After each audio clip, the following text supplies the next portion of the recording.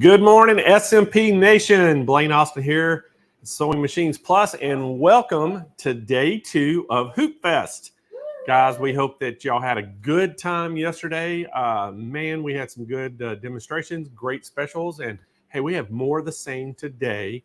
A couple things got to remind you about is we have the contest going on. So, the voting has opened up. So if you submitted a project to win one of the awards, right now the voting is open. So y'all can go check that out. You can go to SewingMachinesPlus.com. On the homepage there, you'll see the Hoopfest banner. Click on the Hoopfest banner. It's going to take you right to the product page for Hoopfest. And I think you can find them. Kennedy, is it right up at the very top? It says the gallery. Yes. You click on that. That'll take you. And you can look at all the projects that were submitted in. There was over 100 entries. So just go check them out. All of it has to do with embroidery. And you can look at the ones that were submitted and you can vote on your favorite one.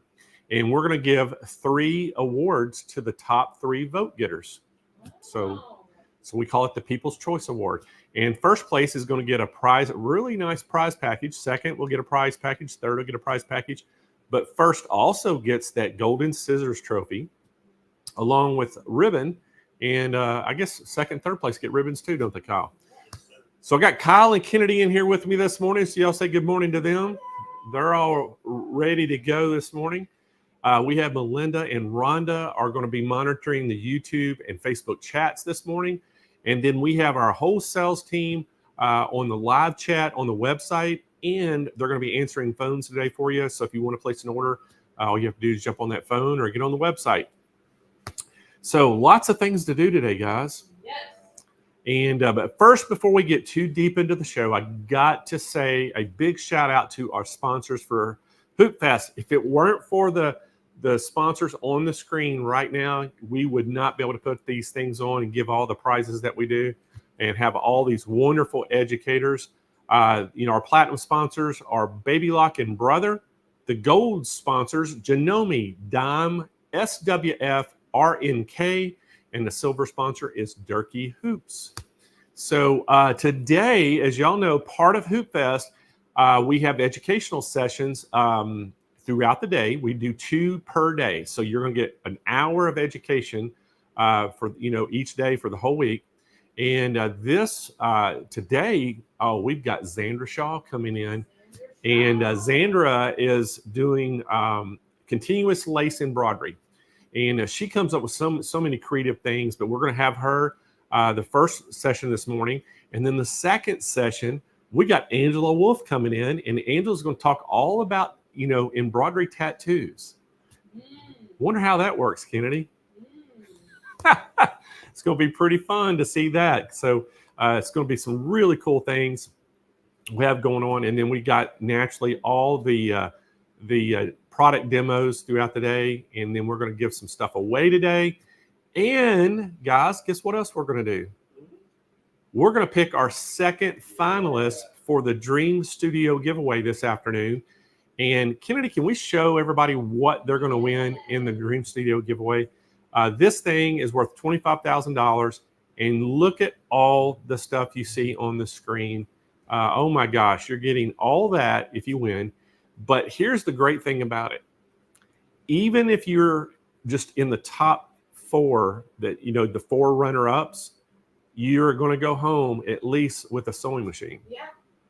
So you're guaranteed a sewing machine, even if you become a finalist. Yeah. So it's pretty awesome.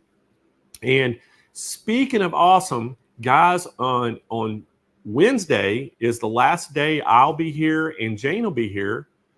Because guess what? We have things we have to do, but we've got 2 co-hosts coming in to take our places. So speaking of awesome, we got our very own Kennedy Cook. What? And Angela Wolf. So Angela Wolf and Kennedy are going to be hosting on Thursday and Friday. So Kennedy will get to do the honors of picking out the finalists on Friday live on air, and you're going to get to see the names. They're going to print the names out. She's going to put them in a hat. You'll get to see it. She'll shake it up, and then she's going to pull the winner out. So it's going to be pretty awesome. So that's happening on Friday. And then we'll announce to the People's Choice who you voted for your choice, and give all the awards out. And it's going to be a lot of fun. But we're going to give stuff away to each and every one of y'all. We'll have a chance every day. Yesterday, we gave some stuff away. Today, we're going to give some stuff away as well. And again, we have great pricing. So here's the thing. If you've been looking for a embroidery machine, sewing machine, or whatever it is, just because you don't see it on the show does not mean it's not on Hoopfest specials. So what you want to do is just give us a call. If there's anything that you're wanting to purchase, give us a call and ask, hey, is this on the Hoopfest special? And they're going to tell you really quick if it is or not. Because we have so many, limited spaces to do the demonstration. So there's so many things that are on sale that we just can't put it on the show because for time restraints. So that being said, is everybody ready to go out there this morning? I want to hear. Where's everybody watching from this morning? Give us a lot of Ohio. Well, I like Ohio, the Buckeye State. My mom is from Ohio. She grew up in Newark, Ohio. So let us know where you're watching from this morning. And I see somebody from Oceanside, Patricia Patterson. Okay. Colorado. Sarah Lamp from Colorado. Oh, well, good morning, Sarah. We got Tanya from Arkansas. Hey, Tanya. Arkansas. That's where I'm from. Tanya is Arkansas. We got Kansas. Sharon Bingham. So from Michigan, am I? yeah, that's Michigan. Yeah. I wasn't sure. I'm looking to see where everybody's from this morning. We got a Detroit. From Detroit. Well, Anita, guess what's happening in Detroit this weekend? What's happening in Detroit this weekend? The Bernina Convention. Oh. So the Bernina Convention is happening this weekend in Detroit. I'm not going to that. Raina and Laura Jimenez, our assistant manager and our general manager of the retail store in San Marcos, they're going to Detroit to go to the Bernina Convention. So they'll get to see all the new stuff. And so we come back, we'll get to let you know. Yeah, they got a lot of new stuff. Oklahoma City, what's that, 100 proof quilter? Yes. I like that. Oh, well, hey, you know what?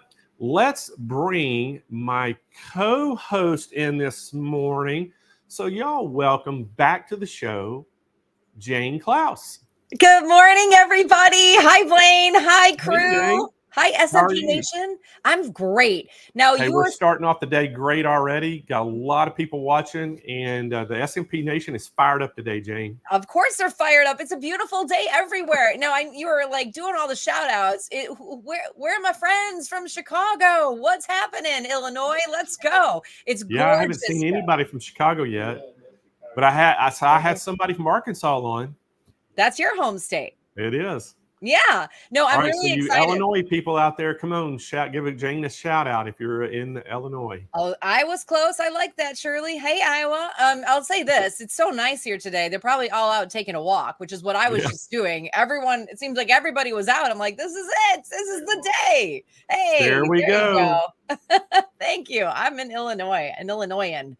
ILLINI. Hi, everybody. I'm so excited for day 2. Don't forget, it's all about presenters, products, and pricing, Blaine. I haven't forgot that since yesterday. That's it.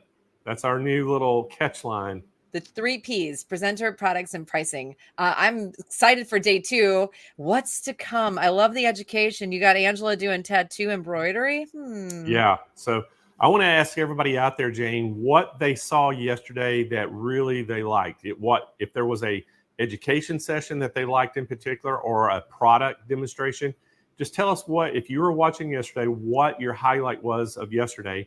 And if you're brand new today, you didn't get to see yesterday, the day's your first day, put a number 1 in the chat right now to let us know that you weren't here yesterday, but you're here today. And we're going to kind of give you we'll catch you up, so to speak, Jane. Listen, and while they're doing this, I'm going to say Shirley's in Lockport. That's close by. And Cindy's in Plainfield. Those are my people. Watch out. I'm going to come over and play with you guys. I'm going to do the show from your house. The what? The painting segment. So the painting segment, Lisa Knight did. Everybody's Kyle saying cool. People are really liking that. That was so much fun. I was floored. I don't know. I was dreaming about that after the fact, by the way. That was really cool. And if you put a number one in the chat and you're wondering what we're talking about, we invite you to go back and watch day one yesterday. Go watch the whole show. Lisa Knight was one of our educators. She's a ambassador for Baby Lock and Dime. And she did an educational session on there. Basically, she embroidered some stuff just in black thread. And then she comes back in with those paint markers and she colors it back in, basically paints. It is beautiful, wasn't it? It was. A lot of the comments were, is that black? Is that embroidery stitching? And it was almost hard to believe that that was just a stencil of the stitching. What a great idea. And I know we are all a like-minded community. And Blaine, I know you guys have fabric markers there. Yes, we have them on our website. I haven't seen this. And I go everywhere looking for crafts and interesting things to do and people to interview. So this had me, and I just love it so much. So I'm going to try it out for sure. But, just what we all need, another thing to put in our lineup of creative ideas. Well, we have Lisa Knight is doing triple duty this week. So she not only as she did the educational session yesterday, she's doing some baby lock demonstrations on some machines. And then she's also doing a demonstration for some dime products. So we have her doing triple duty this week, and she's super talented. She is the original Las Vegas sew girl. Yeah. What a name. I love That's that. So perfect. Yeah. She's great. I'm super excited to have her back too and learn. I mean, how inspiring. Although I will say Floriani, she was fantastic and showing us she had so many great tips and techniques, but that's how it is. And I tell people who are new to the show, Blaine, I tell them all the time, everyone stops me on the street. They ask me, tell me about Hoopfest. What is it? First, I talk about you and how great you are. Then I talk about Sewing Machines Plus. And then I talk about these shows and the idea of learning about the products from the educators or from the experts. Not only are you're getting this great product, but you're also learning tips and tricks and getting new ideas and getting inspired. So that to me is what this show is, along with hanging out with the like-minded people and my friends.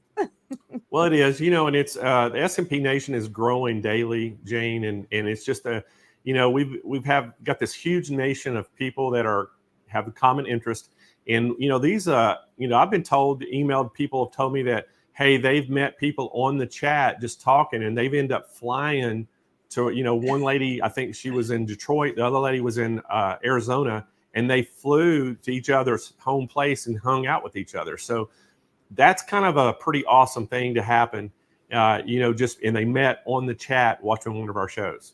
I mean, that's so cool. Of course. And we can see the chat and everyone's they're answering each other's questions. So I feel like I'm eavesdropping a little bit.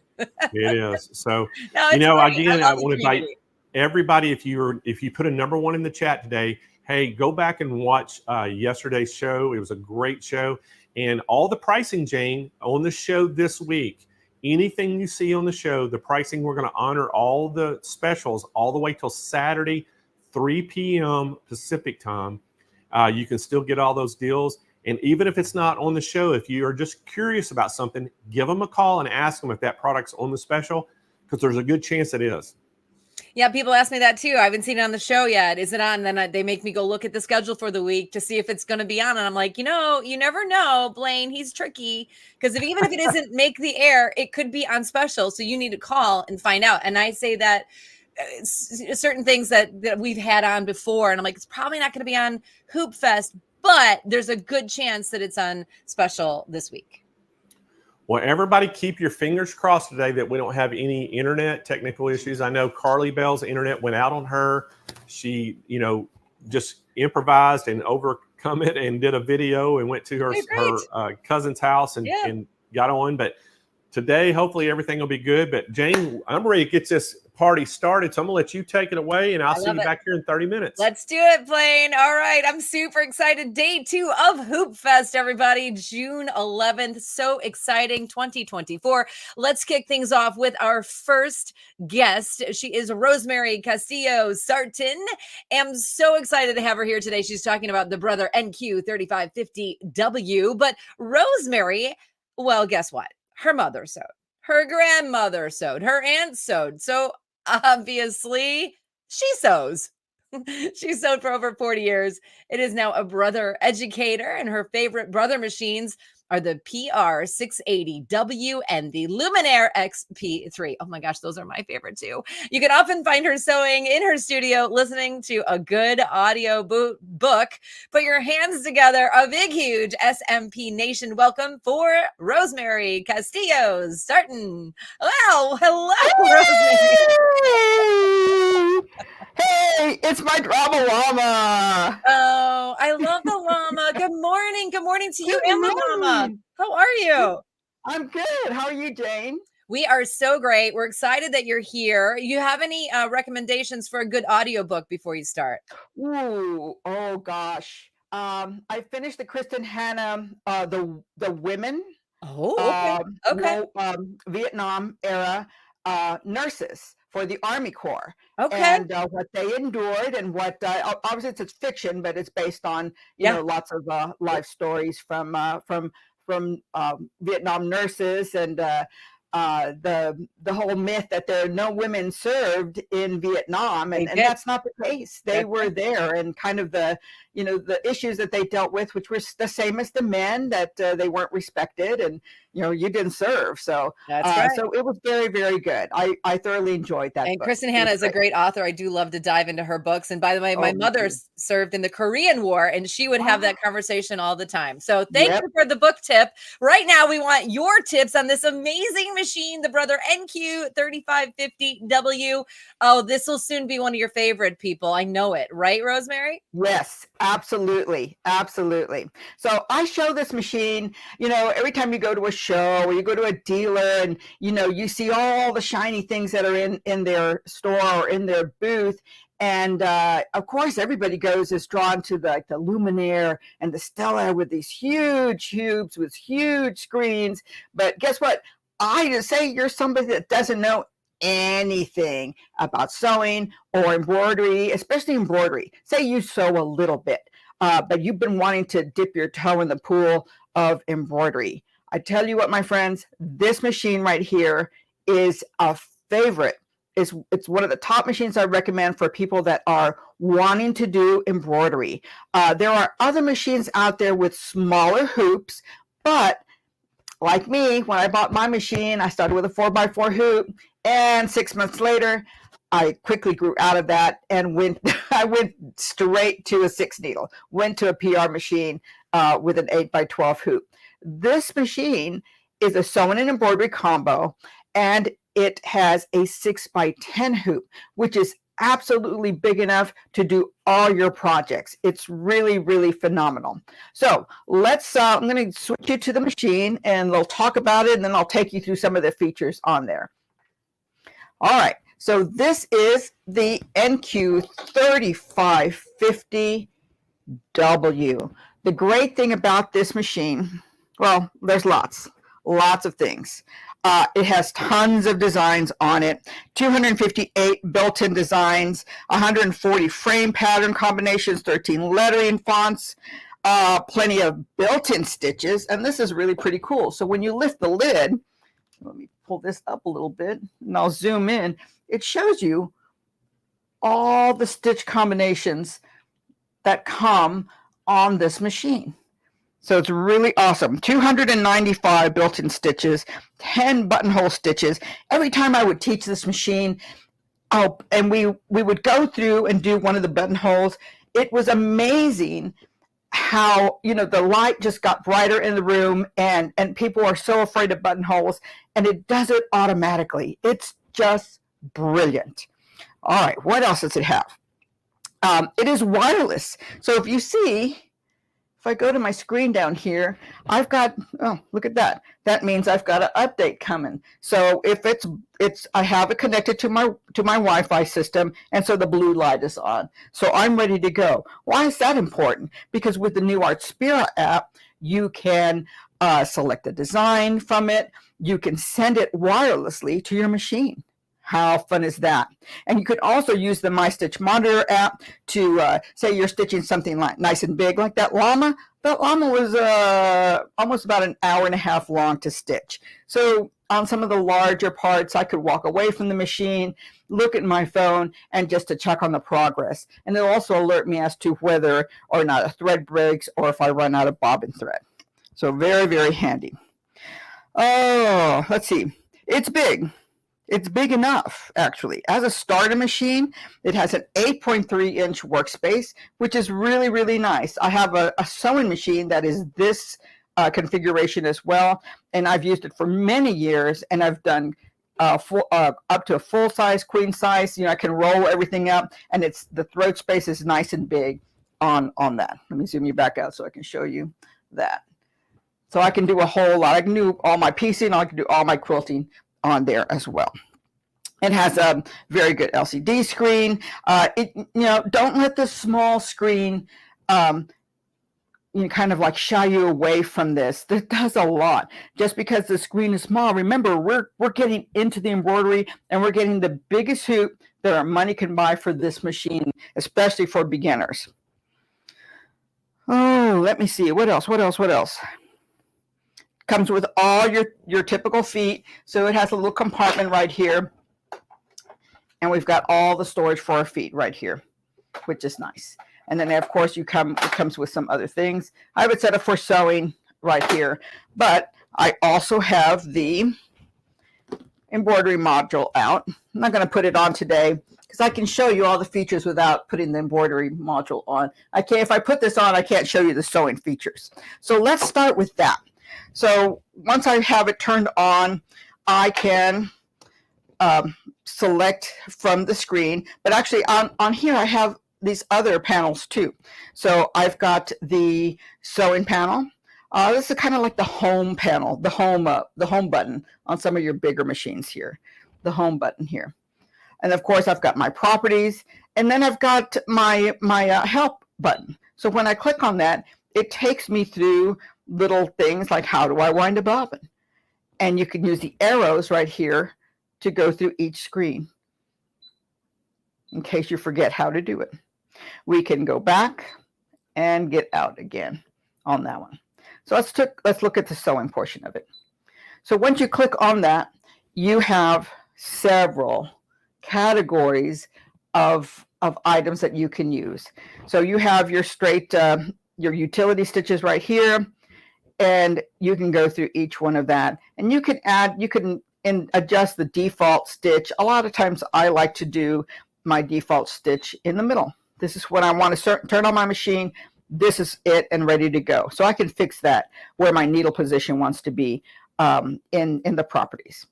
But we've got tons and tons of stitches that you can go through. These are all the big hitters. Close on that. Then some more, not quite the decorative stitches yet, but some more utility stitches on this one. And so I finally did what I tell a lot of customers and students to do when they get their machine, because we don't know sometimes what these stitches look like. So what did I do? I followed my own advice and made a little stitch book of the different ones, and I marked each one. Like some of them are the same, obviously, with 1-01 and 02. They're pretty much the same. It's just the way it's going to stop, back stitch or stay stitch. And I just did one on each piece of fabric and stitch it together. Why is that important? Because it looks like all these stitches here are, yeah, they all have the same. But when we get to our decorative stitches here, so number 6 is our decorative stitches. And I actually I didn't do the first 12, because the next 12 is when it gets really interesting. Because I need to know how big these decorative stitches are. And there are actually 2 ways that you can stitch these out. So say I want to select this one. This is a pretty popular one. And I can select this button right here, and it gives me the properties for it. So I can drop my feed dogs down. I can flip this. I can touch this just to make sure that it's going to end at the end of the pattern. Let me undo that one. my 3 stars and 1 star. My 3 stars is the default that it's going to be on, which means it's going to sew continuously. Great, which is what I have right here. It just kept sewing, and then I decided to stop it. Or 1 star. That is actually the stitch pattern right there. You can decide to stop that. And the other one, I have it at a large size. And all this little samples I have here, I left it at the large size. I can actually make it smaller, which is great. Why is that important? Because I can't change the width or length of these patterns at all, which is awesome. Right here. And let me put this back on here, this one, and go back. So that's those look pretty straight, run in the middle, until we get to that one right there. You look at that one and you go, oh, that would be awesome. That would be really pretty. I wonder how big that is. And you start on your project without testing it. Well, guess what? That's how big it is. That's just one design on the large scale of it. So it's really important. There's some other large designs there. Can you see how you can elevate your sewing, or even just elevate your ready to wear? Throw something on a shirt, a pair of jeans, a pair of pants, just to make it your own. That would be really awesome. All right, so that's pretty much all the sewing portion. Let's go back to here. Oops, there we go. We've got some satin stitch, my elongated stitches. I love those. Those are really awesome. And it has directional stitching too. So not only are your stitching, can you go backwards and forwards, but you can actually go to the side. And what is that good for? Say you have a really tight, a really big project you're working on, and you need to go to the left a little bit, just a teeny tiny bit, maybe an inch, and you don't want to turn your whole project around. Guess what? You can set this stitch and it will travel to the left or to the right. And we have it in the zigzag and in the straight stitch. And that's really awesome. I've used that several times on that. All right, let's talk about embroidery, because we are talking about Hoopfest. So on this one, let me show you the hoop. This machine, this is sewing and embroidery combination. So on this model, you get 2 hoops. You get the nice big 6x10, nice big hoop. Everybody thinks, oh, 6x10, that's not going to be enough. That's pretty good. A lot of in the hoop designers will start at that hoop size. And here's your 5x7. So you get 2 hoops with this one. So really awesome. Okay, so here's your main menu for this one. We've got our fonts, which is great. We have 6, 9. We have a few others that you may or may not use, depending on whether or not you can read it. But these are great, great options here. This is really lovely. So when you click on that, you have your uppercase. Oops, and you just keep using the arrows to make your selections. And as you go through, you'll get to your lowercase. You have a space bar right there. And you also have so say, not only is it going to do it across, but you actually have a return button. So you can do lines of text on this one. So this is really awesome on that. And then you have, they all come in the large. If you want them a different size, after your first letter, you change it to your next size. And then you can change it actually the size in your in the edit button, edit screen as well. So let's get back to here. And these large designs are lovely. And I'll show you a sample. I stitched one out because I had not stitched this one out yet. I have stitched these letters out, and they're just absolutely beautiful. My favorite, this is one of my favorite buttons here, which is the shapes here. So we have 8, 9, 10 different shapes that we can do. So these are great for impromptu frames, for to highlight a monogram, to highlight lettering, putting a small design in there. It's really great. And you have 14, I believe, 14 different styles that you can choose from. And these are lovely. And this, again, I haven't done this yet, but I think I need to do it, is I will stitch all of these out. That way you can see what it looks like. Because I know this one right here and this one right here takes a little while to stitch out because it stops the thread and cuts every single time. So it's a little tedious, but it's quite lovely. All right. Lots of different designs, 14 different designs you can select from. And of course, this has a USB slot on the side right here. And so you can bring in your own patterns from that. And then I'll show you where our llama lives. Our llama lives in the crown right here.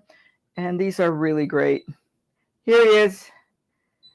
I haven't named the little llama yet. So if you have any suggestions, put that in the comment box and we'll name it. Right now I'm just calling it No Drama Llama. So I think it needs a much more interesting name. But it's great. So once we select that, we can set it. And we have tons of things we can do. We can obviously move it around. We can size it. So say if I wanted just a little bit smaller, I can size it down proportionally just like that. We can rotate it. Obviously, this is a little bit too big for rotate.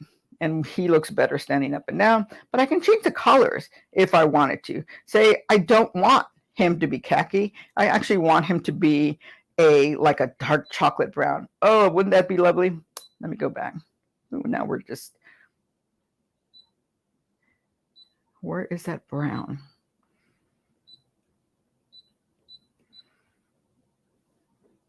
You can go through the palettes and find a brown. No, we can't find a brown. So we'll make him purple. We can make him whatever color we want. We can hit the reset button to change him back to where we want it to go, and it goes back to where it goes. If we want to do the next color, so it gives you the preview right here as to what it is we're going to change, but we go to the next color, you press the thread plus, and that's where we go to next. And you just keep going, and you can just change it as you go along. You can mirror image them. So I don't want it this way. Say I want to make a set and I want it to go this way. That would be really lovely on that. Once, say you spend a lot of time kind of editing this and you've done this late at night and it's time to go to bed. It's 1 o'clock and it's time to go to bed. And you can actually save your progress. So you can actually hit this little button right here with the pocket with the arrow going in, and you can save it to your machine or your USB. If you save it to your USB, you'd have to bring it back into your machine to edit it again. So if this is something I'm working on, I can save it to my machine and come back to that once I've had a few cups of coffee the next day. And there you go. So once you end your edit, you can still move it around in your hoops with this. You can trace it, which is really awesome.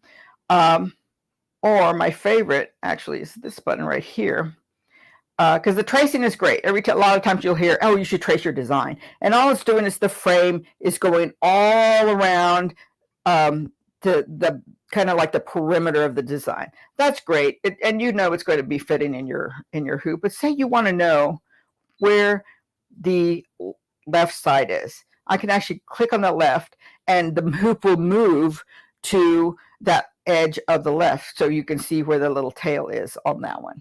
That's a really helpful design, or a helpful way to look at designs is that.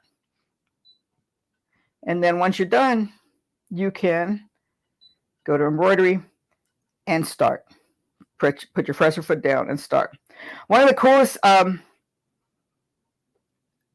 items here in properties, I'm going to go to page 7, embroidery foot auto down. So when you get this machine, it's actually off. And what does that mean? So it means that when you start embroidering, you actually have to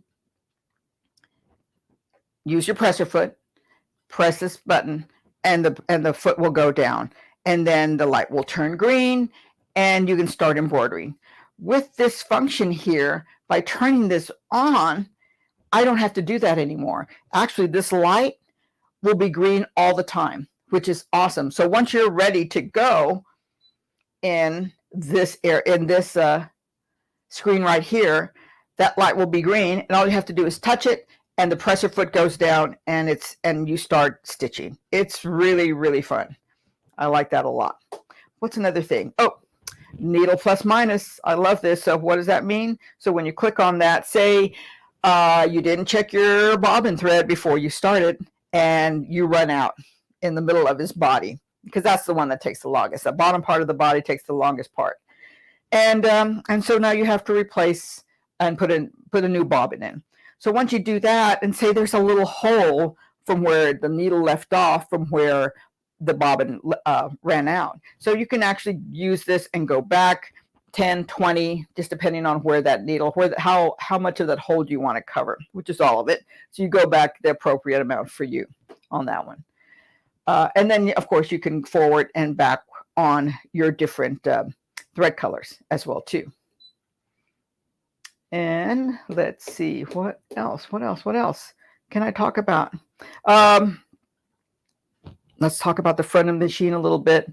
I've got speed setting. Right now, I don't have my presser foot plugged in. Let me... She doesn't want to focus a little bit. I don't have my presser foot plugged in, so I've been using just the button to start my sewing. So I needed to go a little slower on that one. That way I can not make a mistake or have enough time to press the button to stop it. But normally I have it here. I like driving Ferraris, so we're going to do that, and I can use my presser foot to control use my presser foot to control the speed on that one.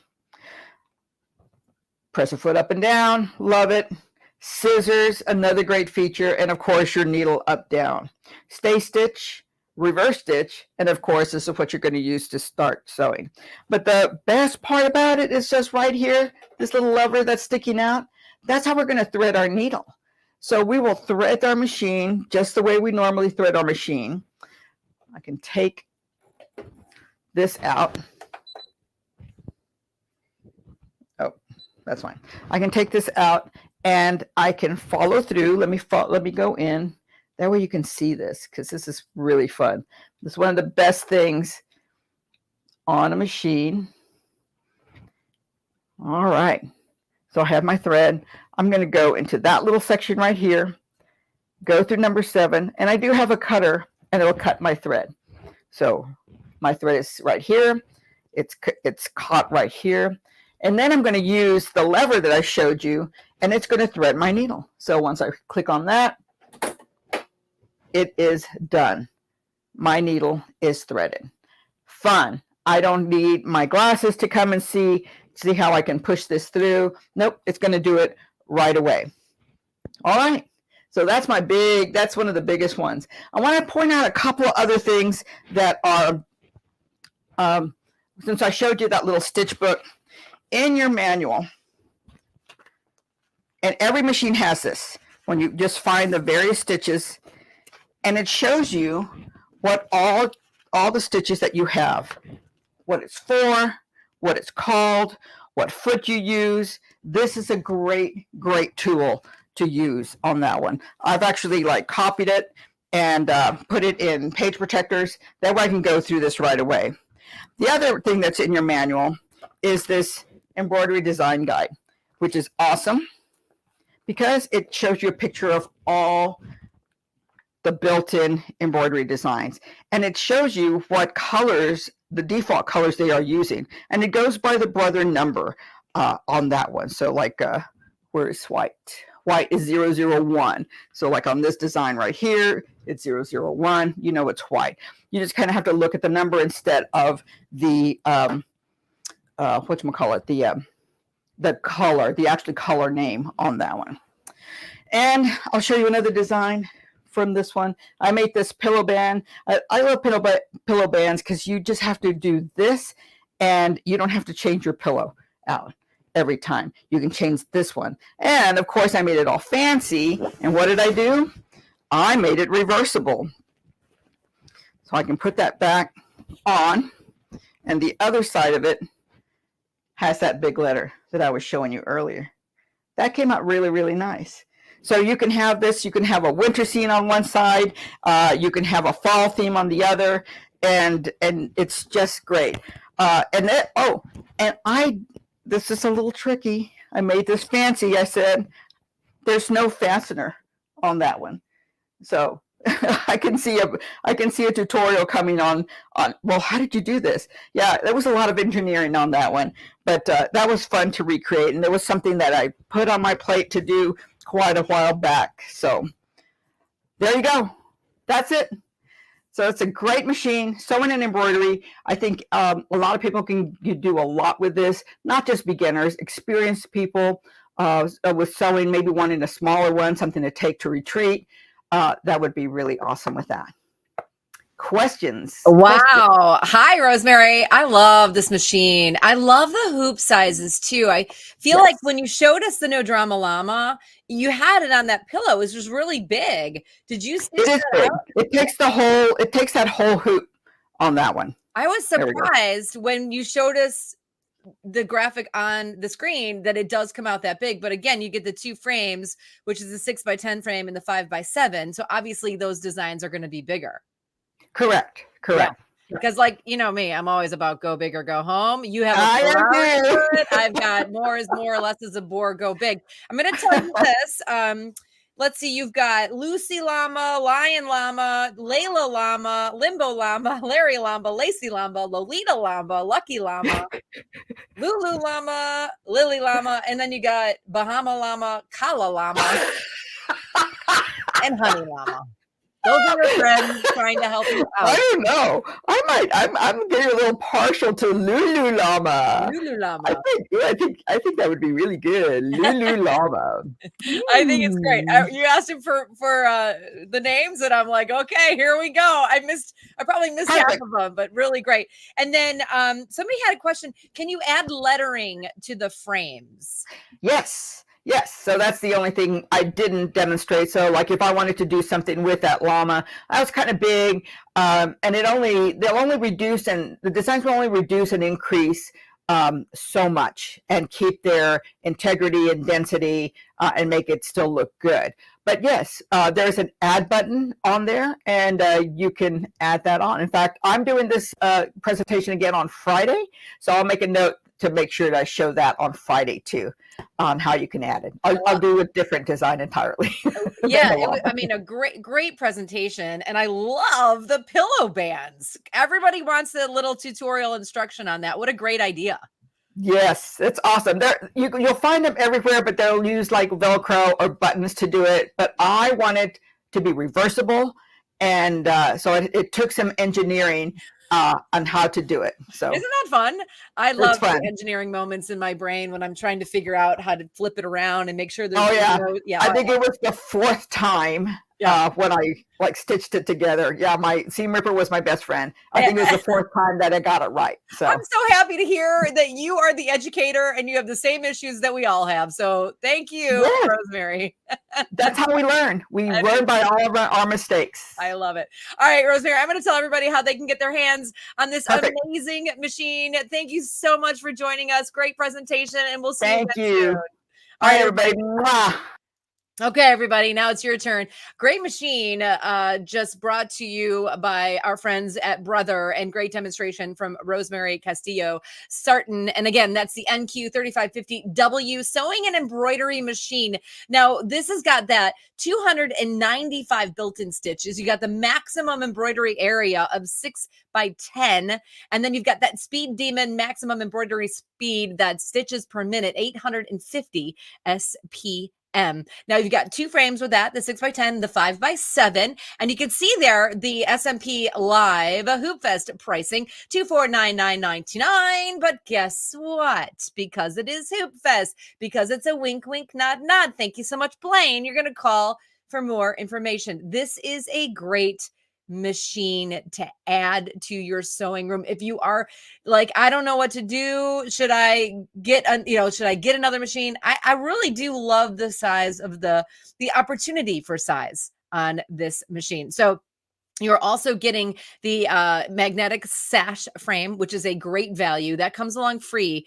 It's a $300, almost $300 off by a penny value when you buy this machine. So 800-401-8151 for the Brother NQ 3550W sewing and embroidery machine. You're going to sew, you're going to embroider, you're going to make all the fun things. You're going to make lots and lots of pillow bands and lots of llamas. You can name it whatever you want. But I think this is a fantastic machine to kick off today's show. 800-401-8151. That was so much fun. Thank you for all the llama names. Blaine, did you have a favorite? I liked them all. That was very creative of everyone. So that was pretty cool. It was really fun. Well, that was a great way to kick off the day, Blaine. Thank you. It sure was. Well, hey, before you go, let's give something away real quick. Right, and I want start of the everybody. Yes, let's do it right now. Everybody out there in the chat right now, if you want a chance to win one of our world famous sewing mats, put the word MAT, M-A-T, in the chat, and we're going to give somebody one of these mats away. There's 13 different colors, 4 different sizes in each one. And what do I always say, Jane? Well, you know what, Blaine? You say if you do not have a sewing mat under your machine, you are doing your machine a disservice. And I truly believe that that is a correct statement by you. So thank you. So, yeah, you know what? Interesting story last night. I'll make this really quick while everybody gets a chance to put the MAT, M-A-T, in the chat. But I had the president of Janome came in with the VP of business development, and our actual district rep came in, and we had a meeting last night, went to dinner, and he was talking about the mats, and he said that he wished they had them for Janome. He said he absolutely loved them, loved the red color because it matches to Janome machines, and we talked a little bit about that last night. So it was interesting, and I told him the same thing. I said, well, you know what? People just don't know these things are so functional. He goes, I can see that. He goes, I can absolutely see how they would help the machines. And his background, he was actually like a service tech. He was in the service side of it, and he's kind of worked his way through the company, been there for a lot of years. Wow. And now he's VP of business development. So very, very knowledgeable and understood the reason for them. So sure, if he was on the service side, it certainly would see these and absolutely know the value they have to save and protect the machines. I mean, I really think they're great. It's hard to, unless you have one and you used it, it's kind of like, really, I don't get it. And then when you get it, when you have one, you're like, I get it. Yep. All right. So we've got it. Yeah. Let's do it. Kennedy, spin that wheel. All right. We're one lucky SMP Nation person's going to get one right now. And we're going to let them have their choice of color and choice of size. Mona Barnes. Mona Barnes is our winner today. Jane, she's watching from YouTube. So Jane, how can she claim that prize? Oh, Blaine, Mona, you need to go to smplive.tv to redeem your prize. And all you're going to do is scroll to the bottom of that page, fill in all the information. Let us know where Blaine and the crew can send your mat out. And the most important thing is to tell us what size mat you need and what color you would like. So pick a color that's your favorite color, and then pick the size that's going to fit. If you're putting it under a bigger machine, an embroidery machine, or perhaps you're putting it under a serger, they have various sizes as well. But that's really important. That is correct. All right. Great job, Jane. Jane, we'll see you back here in about 30 minutes, okay? Sounds good. Bye, everybody. See you later. All right. We are going to our next presenter, and we have a treat for y'all today. We're going to get Baby Lock in the house, and we have Karen Parker going to be in. Now, Karen, she started her sewing in the 1st grade after her grandmother gave her a fruitcake tin to hold her sewing supplies.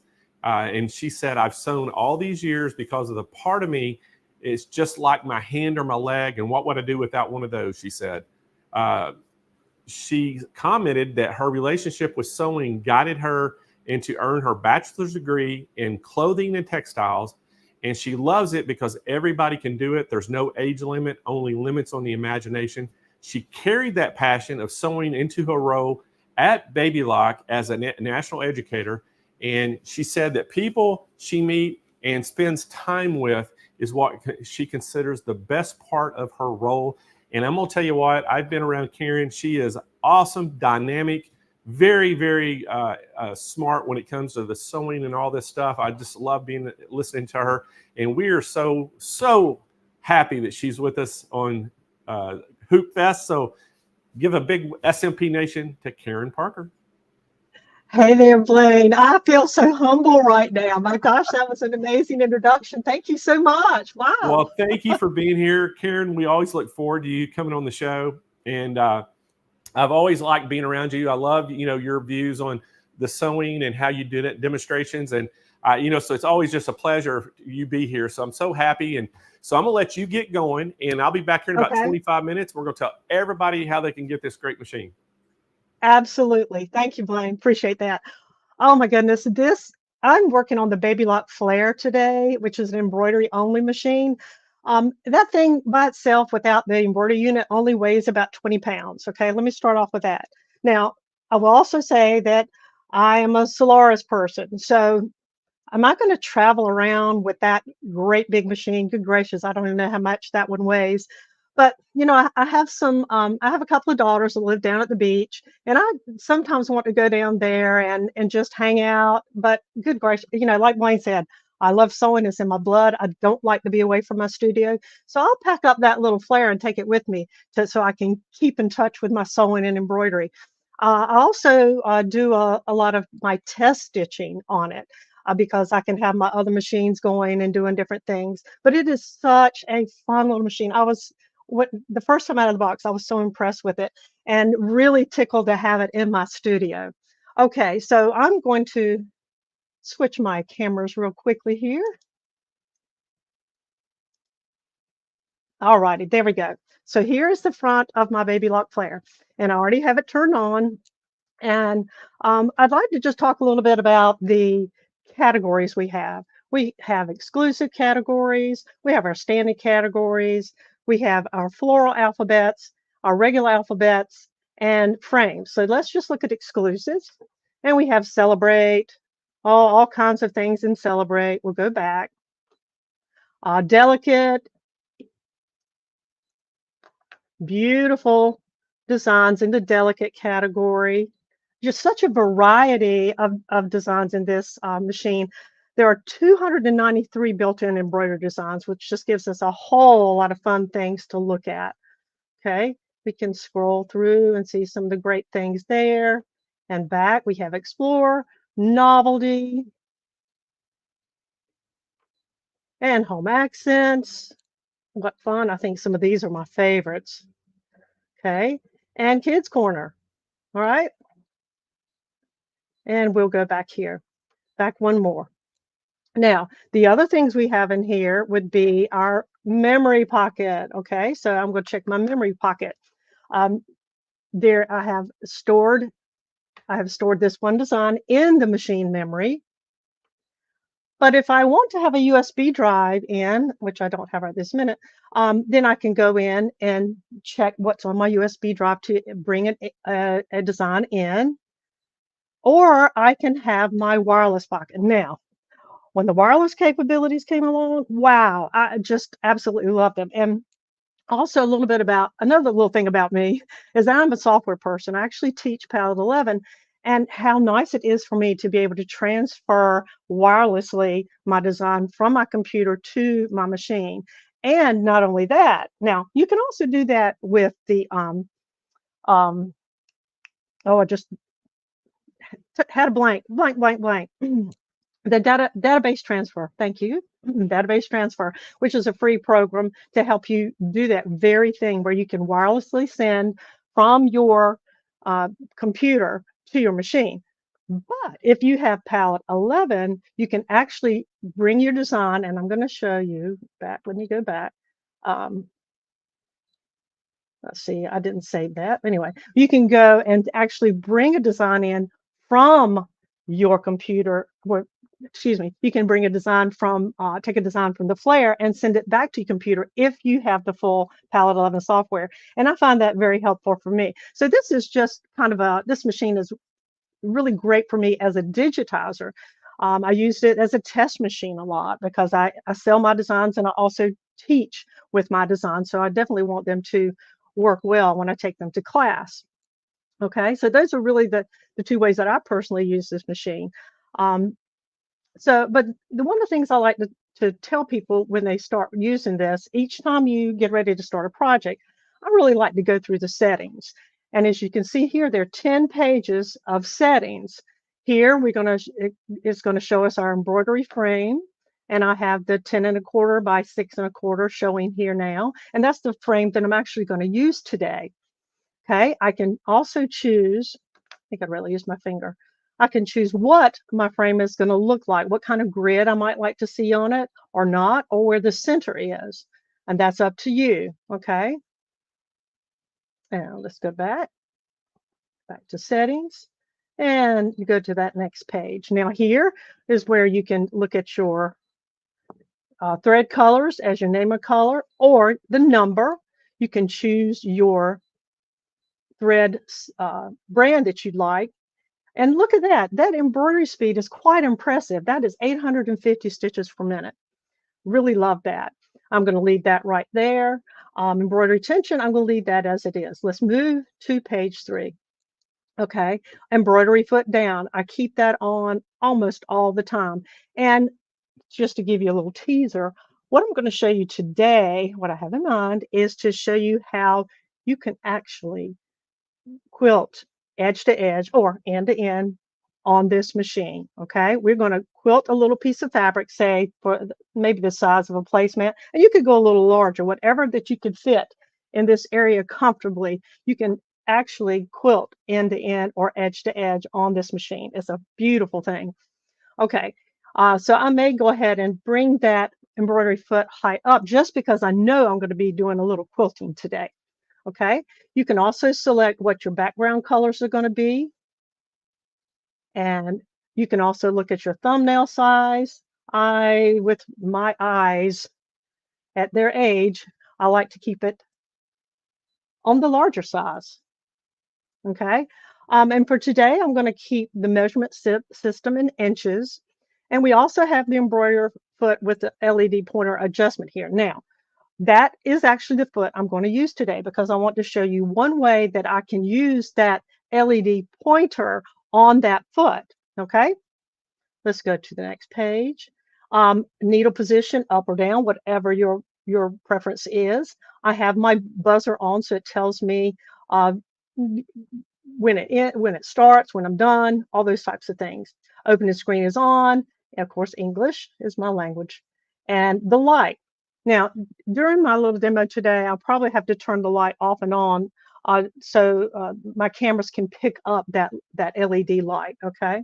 And these input sensitivity, I have actually changed that. That's helped me not having to press so hard on the screen or feel like I am. So that's a good thing to be able to adjust, okay? And page 7, this is going to give me my stitches. Version 1.71, that is actually the most current version for this machine. And let's go back on. This is turning on my wireless capabilities. Okay, my wireless setup and machine name. I never named it. I guess I should give it a nice name. Next page. I could check for updates, but it does tell me that the latest version is 1.71 and that's available, but the new update is installed. So it reminds me that I've already done that. Okay, so I think that's a good idea to go through your settings before you start a new project, just in case you've changed something from when you were working on the previous project. Okay, and like I said, I'm using the U+ foot today, and I'm going to change my camera again. Let's get that camera changed. All right, right there. Okay, now I'm not going to take the foot off the machine right now, but it does plug up in the back. And I just did a little printout of the optional accessories for this machine. I'm telling you, these are some great optional accessories. This one in particular, this U+ foot, it plugs up into the back of the machine. Once you attach it, it plugs up in the back of the machine, and that's what activates it. Okay, but look at all these other hoops that you have that are available. Again, it comes with a 10 1/4 by 6 1/4, but you can also get a 1 by 2. You can get a 5. Oh, it comes with a 5 by 7. It actually works with a 6 by 6, And there's a magnetic frame that comes with it as well. That doesn't come with, but you can have it as well. Now, some of the designs in the machine are end to end, okay? And I'm pretty sure that they were intended for this frame right here, because that's the frame where you would do a long border. But I'm going to take that design today and show you how I would use that as an edge-to-edge pattern, because I mean, quilting, I'm honestly, I'm really not a quilter. I say I'm not a quilter. I quilt things all the time, but I don't have that heart of the quilter because I don't like to piece. So, I mean, I hate to admit that in public, but I do, just to clarify. Anyway, back to the machine just for a second. Okay. All right. So to get to the pattern that I want to use, I'm going to go to this regular category and this one down here at the bottom. Okay. And I'm going to scroll through and see, we see all these wonderful things here. And then we start getting to these, like I said, they're not really edge to edge, but we're going to use it that way. And I really like this number 024. I just think that's kind of fun looking. Okay, so I'm going to set that. And I'm going to also, like I said, use my larger hoop. Now, the size of it shows right here, and it's almost 7 by 4.5, but I could actually make that a little bit bigger and still have some maneuvering room for as I rehoop for this project. So I think I'm going to make it a little larger, and I'm going to size it up until it's, let's see, we can get pretty, you know, because the more, all right, here we go. The larger it is, the fewer hoopings, right? Let's see, I hit something there. Let's see.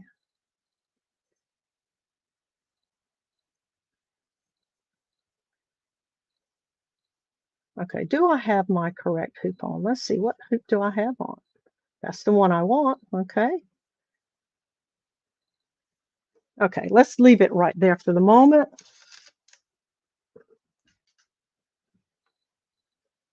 Okay, and the next issue, you know, being a software person, I have ways to print out things that would help me. And I was thinking, how could I show you how you could get this done, how you could see what you're doing, how you can make an accurate placement as you're quilting across your fabric. So what I did was get it the size I wanted it. And if you can see this, I stitched it out on a piece of stabilizer, just a lightweight stabilizer, just so I could have exactly the size I wanted. And then I drew the crosshairs, and I definitely reminded myself where the top and the bottom are, okay? Because that's going to make a difference when you're placing it. But also, this I could use as a placement tool, but I have another thing that I did. I actually took this and I scanned it. I scanned it and I printed it out, or I copied it. And then I took this copy and thought, well, you know, that's pretty cool too. But there's another product that could possibly help you. And this is something I really love to use. And it's something that I, when I teach my quilting and the hoop methods, is something I use a lot.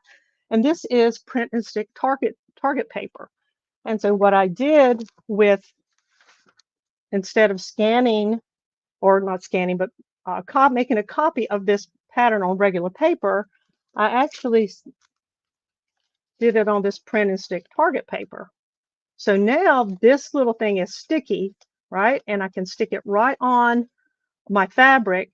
I can line up everything I need to line up. I can visually see where it goes. And I just feel so much more confident about where that position is and what I've done with it. Okay. So let's go. And I'm going to go back because let's see, I'm going to go all the way back just for a second. I'm going to say, okay. And I'm going to go back. I'm going to cancel that. All right, and go to my pocket because I know I have it just the way I want it there. Okay, so I'm going to leave it right there. I had done this previously, and I want to make sure I could get back to the exact size because, after all, I have already printed this out. Okay. So I'm going to switch back over to the camera because I want to show you. Now, this is really just a simple small piece here. I've already taken the time to do a few repeats, just a couple of repeats, so you can see what was going on. And all I did was draw the center of my fabric, and I placed, just to make sure I had it exactly where I wanted it, I placed this down and then hooped it and then stitched it out. Okay, then once I took that out, I was able to come back and place this here. I could see that it fit where I wanted it, and then I rehooped it. And so right now what I'm going to show you is the very next hooping. Okay, having these drawn lines is extremely helpful, and it is a little tricky trying to hoop this while I'm on camera and having cameras around me and all that good stuff. So be patient with me, and I'll get this thing hooped.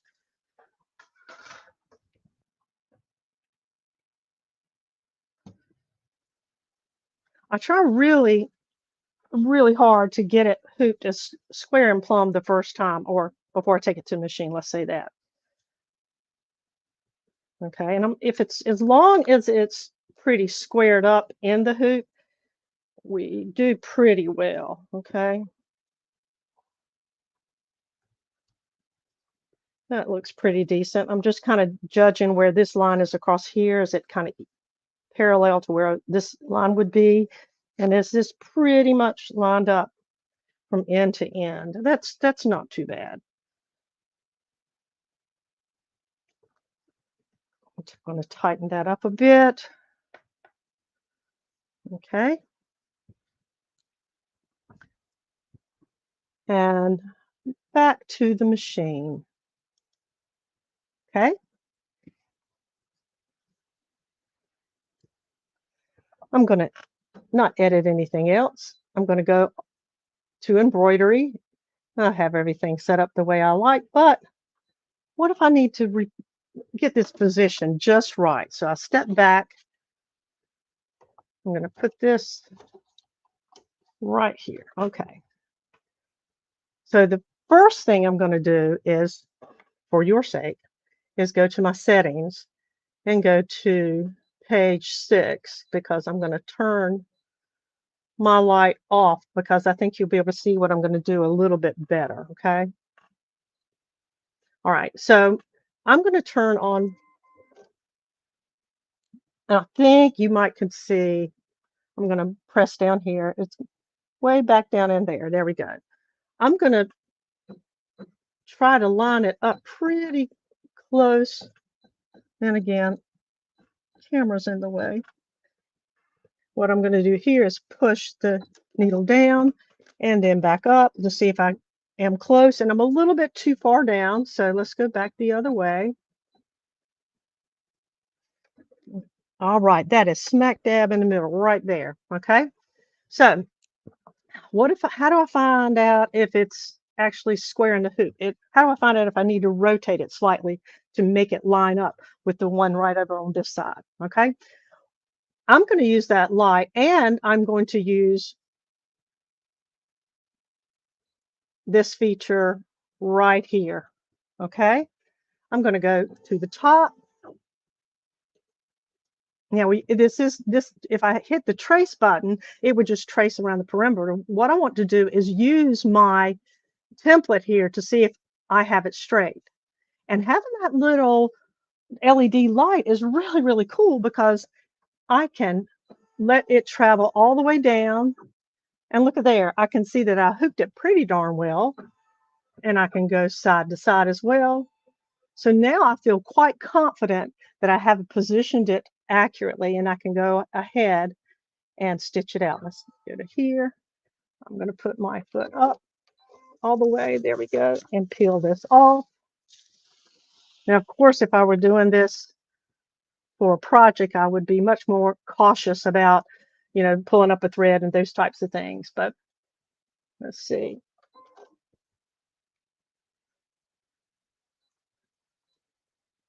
We'll go all the way to embroidery. And this only takes 4 minutes to stitch out. You may not want to watch the whole thing, but I think you get the gist of how you can actually easily quilt edge to edge or end to end on this sweet, sweet, sweet machine. Love this machine. I'm going to turn this off. And there we go. There we have it. Blaine, do we have questions about what I did? Well, you know, Karen, I'm sure there are. I think Kennedy's looking right now. Kennedy, is there any questions out there anybody had? If y'all got any questions for Karen, go ahead and put them in the chat right now, and we'll try to read them for her so she can answer your questions. Everyone's loving it so far. They're loving it. They're loving the demonstration. Oh, does Karen. this machine have a laser light? All right, so Karen, they're asking, does the machine have a laser light? No, but you can use that's why I'm using that foot. That foot has the LED light on it. Okay. All right. Anything And else? I love that foot. I certainly think prefer that's to it. use that foot. Okay. It's a sign of a good Alright. demonstration, Karen, when there are not too many questions. Well, I guess. I hope they weren't bored. I tell you, every time I teach a class, whether it's software, especially with software classes, I should say, they always want to know how to create their own edge patterns in the hoop and how we actually get it on the fabric. So I just thought this would be fun today, just to show you a cool little way to use that, some accessories and some different products. Well, Karen, great job. Thank you so much for being part of Hoopfest, and we're going to let everybody know how they can get one of these, okay? All right. Thank you so much, Blaine. All right. Talk to you later. All right, everybody. This is the Baby Lock Flare. Now, this is an embroidery only, and I tell you what, this machine, Karen is exactly right. This has so many of the top-of-the-line features in this machine for, look at that price, $19.99. But guys, wait, we do have a call-in special on this. So if you're interested in this flare, give us a call right now, 800-401-8151. We have special financing available. We're going to ship it free nationwide right to your doorstep. This machine is Wi-Fi enabled. It has that advanced needle threader. It's that huge 6x10 embroidery field. So that's awesome for this size machine. 293 built-in embroidery designs. It cuts the jump stitches, color sort, push button features, has the 14 built-in embroidery fonts. It has the on-screen embroidery editing. It has the 4.85 times 2.5 color LCD touchscreen. Has a great accessory bundle that comes with it. And then it has that quick set top loading bobbin. This thing is packed full of accessories, packed full of features. So if y'all want to take a look at this, go to smplive.tv. When you get on the webpage, you can look at the very top. We have all the products are on the day show across the top. You can just scroll till you see the flare. Click on it, takes you to the product page. You can read all about it. We have tons of information about this. And again, we have a call-in special. This special is going to be good through 3 p.m. Pacific time on Saturday. But give us a call if you're interested. This is a fantastic machine, and it has a lot of power and a lot of punch for what you're getting in a small package. I tell you what, it's just a great machine. All right, give us a call, 800-401-8151. All right, let's bring my co-host Jane back in. Hi, So, Blaine. Hi, Jane, everybody. Are you ready to go? This thing is awesome today. And you know what? We're going to make a little quick announcement, Jane. Right after Zandra Shaw goes, we're going to do some more giveaways. Oh, I see what you're doing. You're making some time scheduling things here. So we know to stay tuned because there'll be giveaways. Yep, there are going to be some more giveaways. And we're going to give a sewing machine away. What do you think about that? I think that's fantastic. And that's really great news. So we are going to stay tuned and we're going to enjoy all the programming because we want to get into the giveaways. And by the way, Blaine, tell us how we can do that. The giveaways? I'm sorry, I didn't understand what you said. We're going to chat. We need to chat so we can be entered into the giveaways. Yeah, just all they have to do is participate, Jane, ask questions, make comments, and they'll be entered in the chat. And then what we're going to do too, We're going to also tell them to put keywords in at certain times for certain prizes. Great. Okay. I love the keyword process and the activity. So let's go. All right, take it off. I'll see you back here in about an hour. All right, sounds good. Okay, everybody, let's keep things moving and stay tuned because, of course, it's Blaine. He's got prizes for us. But we're going to keep things moving on with our friends from Dime. And joining us is Ashley Jones. Now, Ashley is an educator and an inspiration consultant for Dime, which she combines a professional career in information technology with a personal interest in embroidery, sewing, and quilting to deliver a broad range of knowledge and a straight and in a simple and straightforward manner. Now, she got all this amazing knowledge of nearly every brand of sewing and embroidery machine and embroidery software while she was working and teaching for one of the largest sewing machine dealers in the industry. She is a Martha Pullen licensed teacher and runs her own embroidery business. Wow, what a bio for our friend Ashley Jones. Hi, Ashley. Hey, Jane, how are you? So good to see you again. Nice to see you too. How are you today? I'm doing good. So glad to be here. Excited to share some tips for using our Dime hoops today. I know we always get lots of questions, so I'm going to give them the skinny and hopefully they'll learn something about making hooping easier, but then also using these products to their fullest. Well, it is Hoopfest, so this is a perfect segment, and you're the perfect person to do it, Ashley. Right. Perfect. Okay. I know. Hoopfest about the hoops. So I'm going to let you take it away and tell us about the hoops. Sounds good. Thanks, Jane.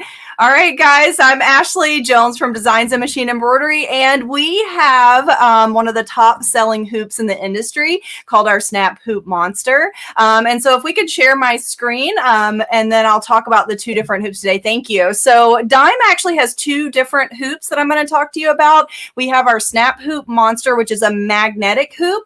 If you've ever had issues with hoop burn, this does not cause hoop burn because it's a flat kind of connection. We're not pushing the inner ring into place.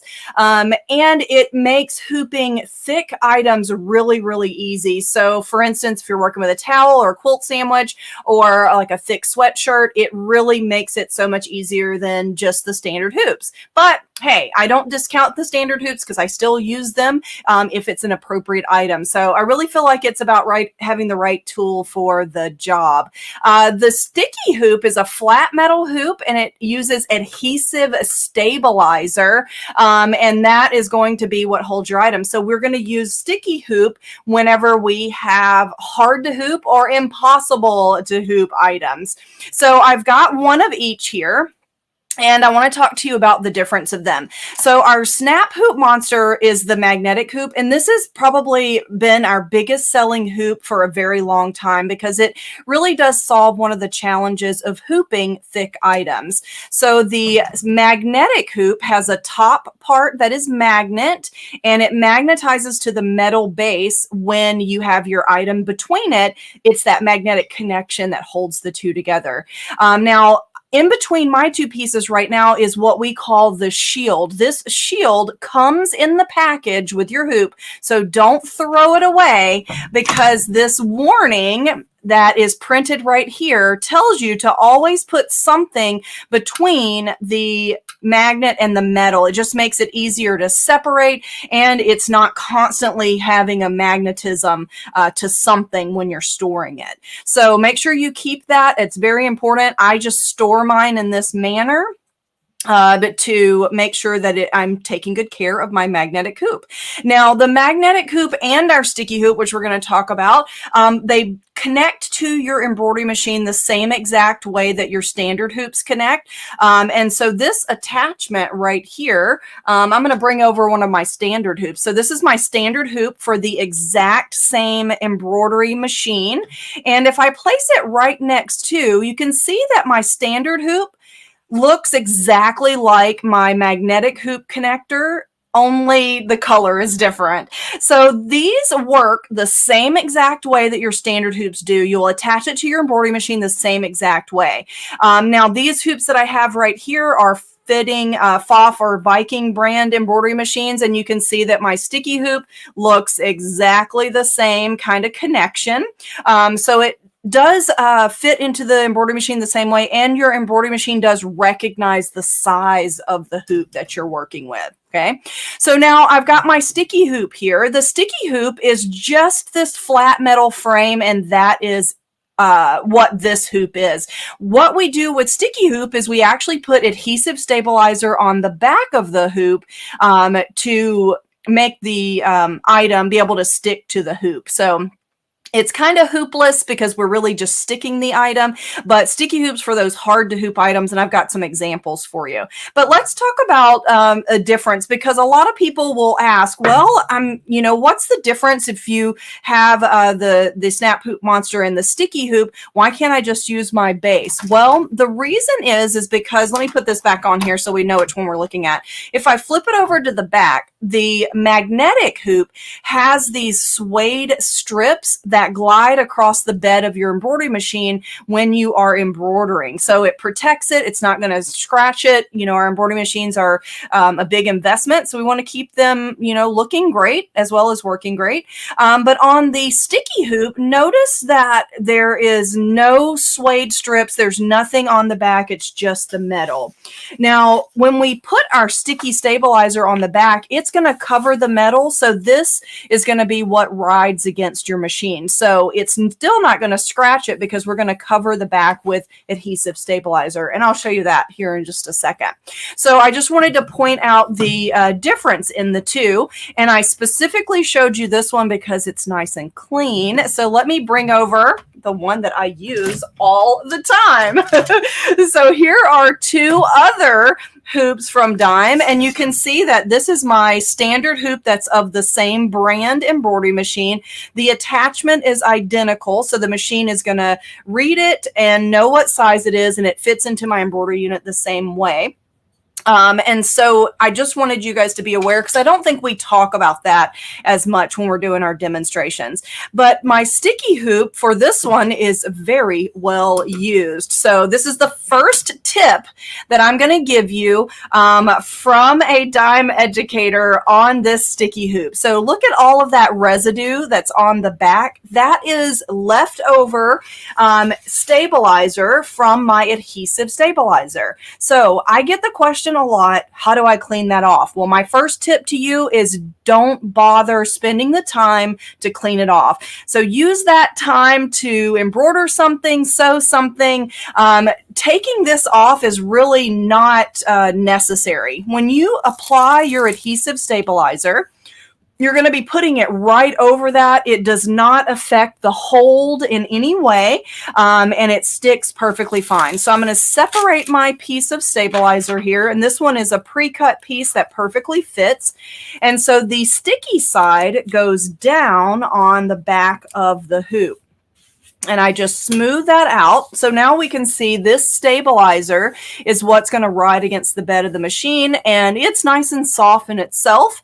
And so it's going to protect the bed of my machine. So my first tip is don't bother cleaning that stuff off the back of your sticky hoop. This is the only reason that we use it. So that's what it's exactly meant for. Now for the sticky hoop, if that residue really does bother you, you certainly can clean it off with some sort of adhesive solvent. Just be very cautious that when you clean that, a lot of those adhesive solvents have a greasy kind of residue that will leave behind. Make sure that's 100% cleaned off of your hoop, or your sticky stabilizer won't stick to the hoop. Okay, so just a word of caution. Okay, so I've got my two different hoops here, and so let's talk about some different things that we can hoop, and I want you guys to join in with some of these items as well. So what if you were hooping something like this? If you wanted to embroider on the top of this little towel that hooks onto a hook, what would you use? Would you use your sticky hoop, or would you use your Snap Hoop Monster magnetic hoop? And so tell me over in the chat which you would use. Now, I'll tell you exactly what I would do. If I'm going to embroider up here, I'm going to use sticky hoop because I can just stick this down right to the hoop. It's not large enough to hoop. So I just put that into place. Now, of course, I've already embroidered on it. And so I would just stick that down. And this actually has 2 pieces of fabric front and back. So I recommend anytime you have 2 pieces of fabric based. Yes, I see everybody saying sticky, sticky, sticky. Yes, exactly. So base those 2 layers together. It'll just hold them as you're doing that embroidery. So, and another tip that I can give you, you guys might already know this, but whenever I hoop and I'm at home and I'm working with, just doing my thing, I like to hoop with the excess kind of hanging over the clip here. That's just going to be able to keep it out of the way, and then make sure you would rotate your design there. So, but a really good question, or really good answers on that. And so when you're working with those 2 layers, just make sure that you base. It'll just give you some extra security. If you don't, it might not be the end of the world. It just gives you extra security. Okay, so I have this little kid's jacket here. This is a denim jacket.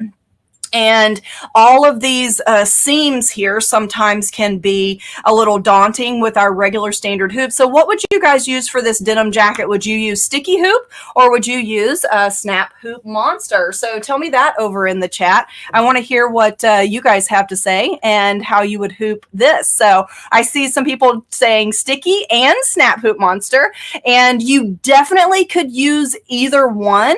But anytime that I cannot use adhesive stabilizer, it's my personal preference, but that's really entirely up to you. Snap Hoop Monster will actually hold through these seams. So let me show you what I mean by this. Okay, so for Snap Hoop Monster, I'm going to separate my pieces here, and I'm going to place my stabilizer over the base. Now, when I place my stabilizer over the base, this is what I normally do. I go ahead and just butt it up to the clip here. If you place it over the attachment, whenever you are putting your magnetic frame in place, you might have a little ripple. So by putting the straight edge of your stabilizer down flat with the base of the hoop, it just makes a smooth surface so that we can hoop. And I see people still saying sticky and snap. I love that. I love that we got both answers. So, and yes, you could use either of those hoops, and I'm going to show you Snap Hoop Monster for me. So I'm just holding my hand on my stabilizer so that as I put my jacket over, it's not squirming around. We'll say that, squirming. And then you would get it into place. Of course, we would mark where we want to do our embroidery. And then you take that magnetic hoop and put it into position. Now, here's a tip on lining up the magnet and the metal. I usually just fill underneath, but it does need to be lined up so that you have that best connection. So I just can feel through here, and I like to just double check that I'm lined up. And then I drop this into place. So I don't lower it. If you lower this down, I've got 2 fingers under there so it can't snap.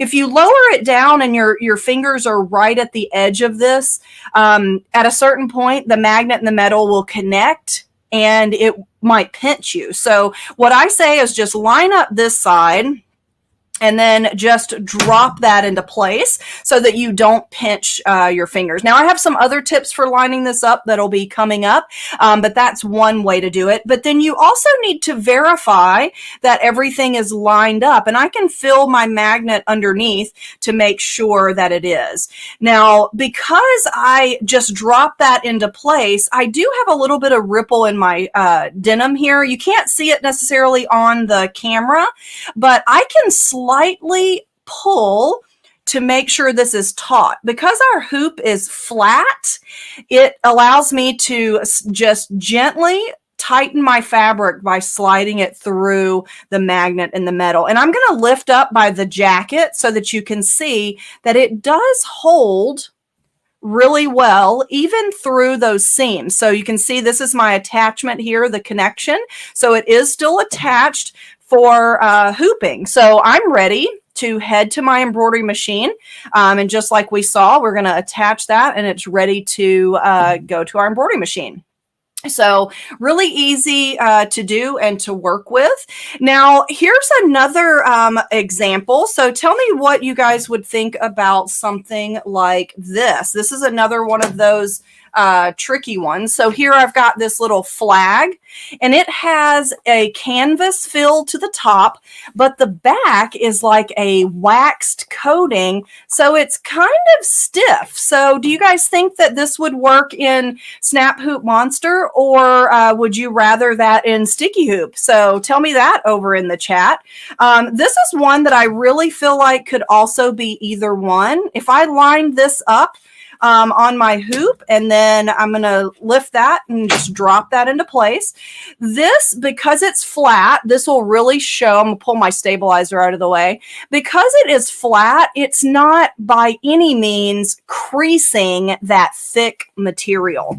So that flat connection means that I don't have to countersink my inner ring and cause any hoop burn to this. So, and this right here is another example. I don't mean to be tricky, but I definitely think that you could do this with your Snap Hoop Monster because it's flat, or you could do this also with your sticky hoop.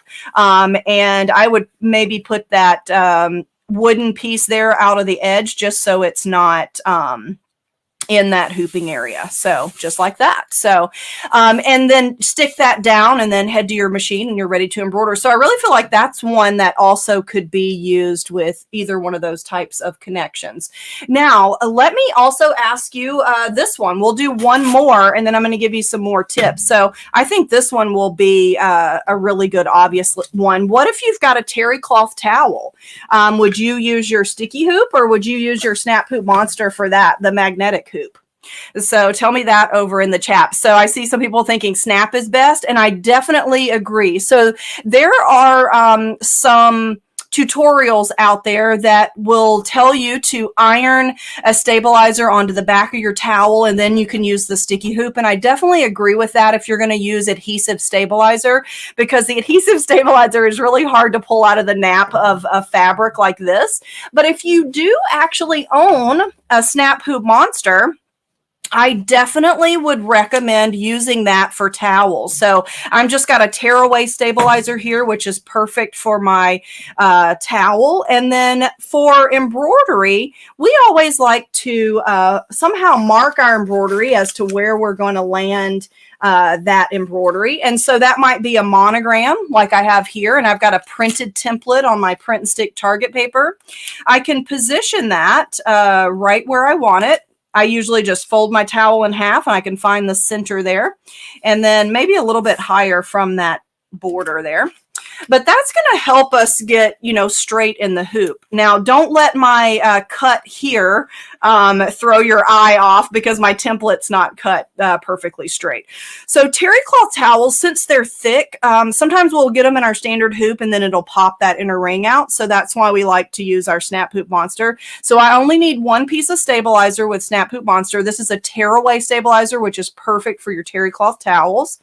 And then I'm going to place my towel down over top and put my magnetic top frame into place. Now here I can line up my magnet and my metal underneath, and whenever I lower that, to check that I'm straight, you can use this border that's running through your towel just to make sure that you're hooped straight, you know, vertically or horizontally. And then even though I'm off-centered of my hoop, I can move my needle to that intersection and then start my embroidery.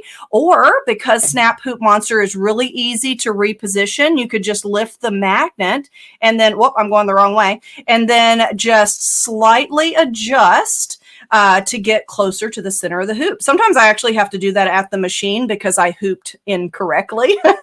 And so that's a really easy way to do that. So make sure that you keep your fingers out of the way. You don't want to get snapped with your Snap Hoop Monster. It's supposed to snap to your fabric, not your fingers. But by doing this and making sure that we're all lined up, we're really ready to embroider. Now, somebody tell me in the chat, there's one more thing that you want to do to a terry cloth towel before you start stitching. So can somebody over in the chat tell me what that last step would be to make sure that you have a perfect stitch out. And I see Cindy says, yes, it hurts when you snap. Yes, it does, Cindy. And we don't want that to happen. And I see, I see so many names I recognize. Marianne, Aretha, thank you for commenting. Yes, a water soluble topper. That topper goes down, you stitch through it. It's going to hold the nap down so that your stitches look really gorgeous. So, okay, so now let me give you another tip here for lining up your magnet and your metal. So now I've got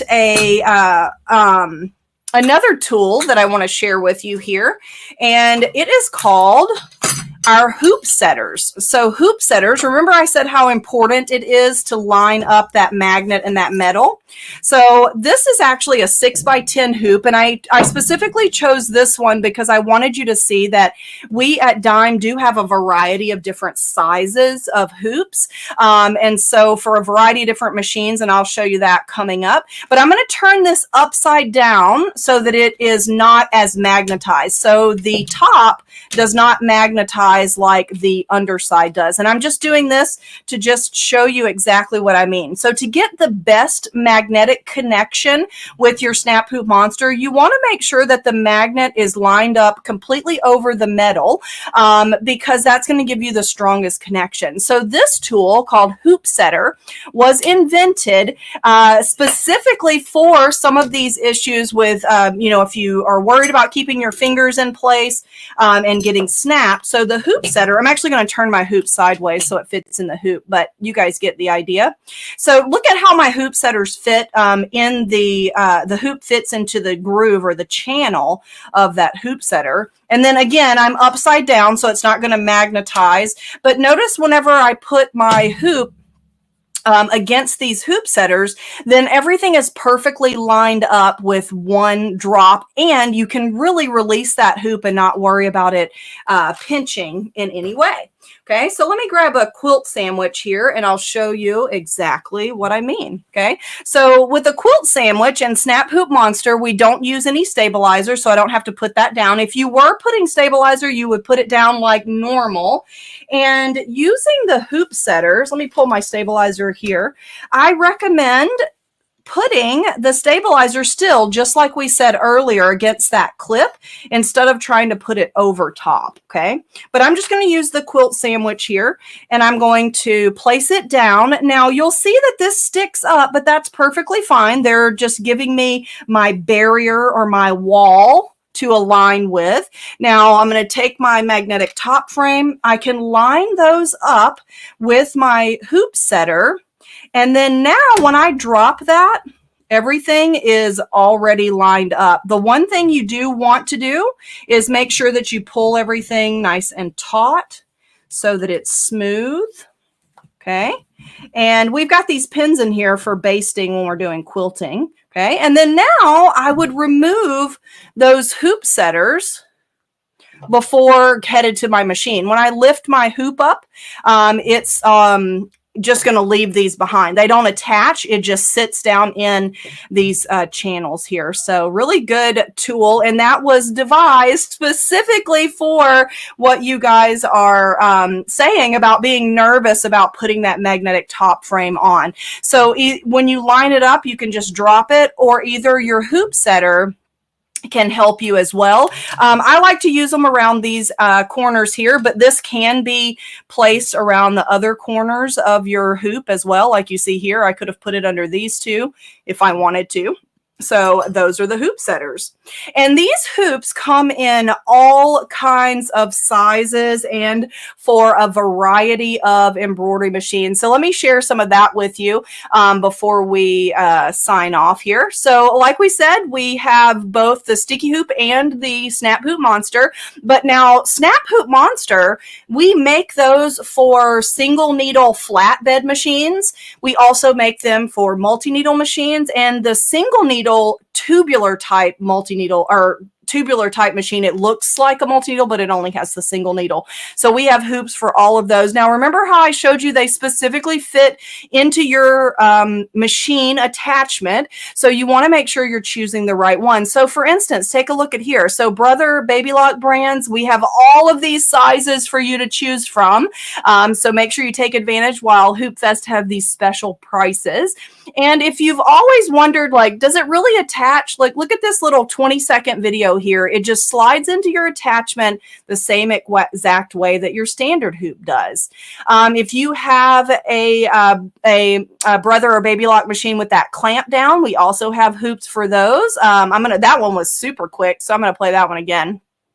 But it just pops in exactly like your standard hoops do for that attachment. So for FOF and Viking, we have these 4 sizes that are equivalent to the square hoop, quilter's hoop, the elite hoop, and the deluxe hoop as well. And these, again, will fit your FOF and Viking machine the same exact way. So when you slide it in, listen for that click, and you're ready. And then you can select your hoop size from your machine to make sure you've got that correct hoop on there. For Bernina embroidery machines, we have hoops that are equivalent to the large oval, the mega, midi, maxi, and the jumbo. And again, I don't want you guys to feel like these are hard to use, because it will attach the same exact way that your hoops that came with your machine attach. So we also have for Janome machines for like the models 400, 500, 550E, those embroidery machines for Janome, we have these sizes that you see here. And for the CM17, do you guys have, if you got anybody that has the CM17 from Janome, we do have 3 sizes that fit that machine as well. So make sure that you check those out and take advantage of those. And then here's a little video of attaching it to a Janome machine. So it has that lever that we lock in place. So all of our Snap Hoop Monster and sticky hoop attached the same way. So we've got 4 sizes for the Brother and Baby Lock multi-needle machines. We've got 3 sizes for the single needle tubular machines. And these, again, they fit into the machine the exact same way the standard hoops do. And for sticky hoop, if you liked sticky hoop, then we have every size of sticky hoop that we also have for Snap Hoop Monster. So I love having both of them. If I need sticky stabilizer, I can just put that right on the back of my sticky hoop.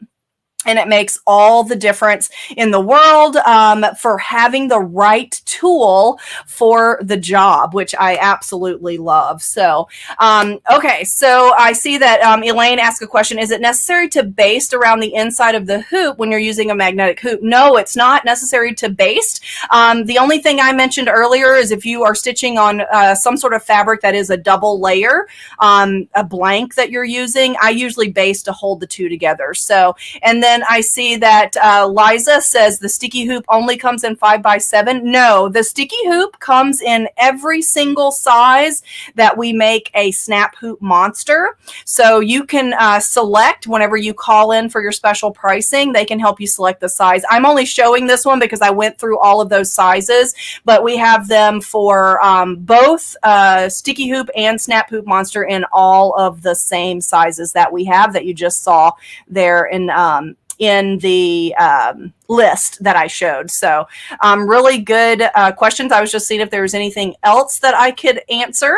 But I do, so it's confusing, but I will figure out how to find the ones I need from our machine. When you call in Sojourney Tracy, it's confusing because you have to choose the hoop that fits your embroidery machine. Just like if you were buying a replacement standard hoop, it needs to be the right attachment. And SewingMachines Plus has phenomenal support, and I know that they can help answer those questions as well. So we only have 1 minute left, and so I will call for Jane because I know that she still needs a little bit of time to announce all the specials. So Jane, thank you so much for having me. Oh, Ashley, that was a great, fantastic presentation. Awesome. I learned so much. I Good. love the sticky hoop, and my favorite thing was you're demoing the different types of materials and what we would use. I run into the knots on the jeans in the jean jacket Yes. so much that I was like, oh, thank God she's doing this. Absolutely. I think just, the message, Jane, is have the right tool for the job, and it'll keep your hobby fun and light, and you won't be stressed trying to figure out how to get something in a hoop that is really difficult. So get the right tools for your hobby. I love it. I've always said, as long as I've been doing this, is we got to use the right tools to get the job done easy, and then you'll be able to be more creative. So use the right tools to get the job done right. And Ashley, you just did that for us today. So thank you so much. I'm going to tell everybody how to get their hands on all of these amazing hoops and all of the products we talked about with time.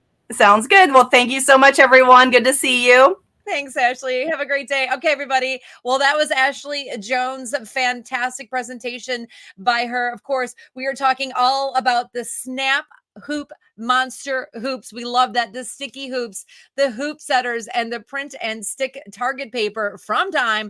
Now, this is a call-in special. So you have to, in order to purchase these products, you're going to need to call in to place your order. So again, you've got all of the products that Ashley was showing us. Now, looking at the price here, it starts at $99.99. That is for the Monster Snap hoop from our friends at Dime. But go ahead and call in, talk to the folks that are waiting there to take your order. Any question you may have on any of the products that Ashley showed. Again, it's the Snap Hoop Monster hoops, the sticky hoops, the hoop setters, the print and stick target paper, all of the products from Dime. They are ready and waiting for you to call 800-401-8151. 800-401-8151 is the number that you will call to place your order for any of the products that Ashley showed us from Dime. I love them. I have so many things that I need to buy today. So let's keep the party going. It's time for some education. And we are going to be hearing from our friend Zandra Shaw. Now, Zandra Shaw is the creator and CEO of Embroidershop.com.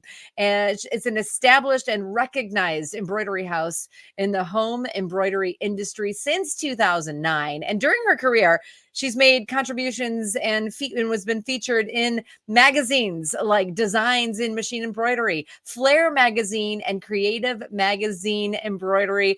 Zandra Shaw is doing our education today, and she's going to be talking about continuous lace embroidery. Now, Zandra lives in South Africa, so she is a long distance away from us, so we have a massive time difference, and sometimes she gets up in the middle of the night and goes live. This time she did a video with her education session. It's about 20 minutes, and she's going to show us how to do continuous lace embroidery, and then when she's done, I'll be here. We'll come back. We're going to do some giveaways, but for right now, here's a video from Zandra. I think this is going to be fantastic education. I cannot wait to learn what Zandra has to show us.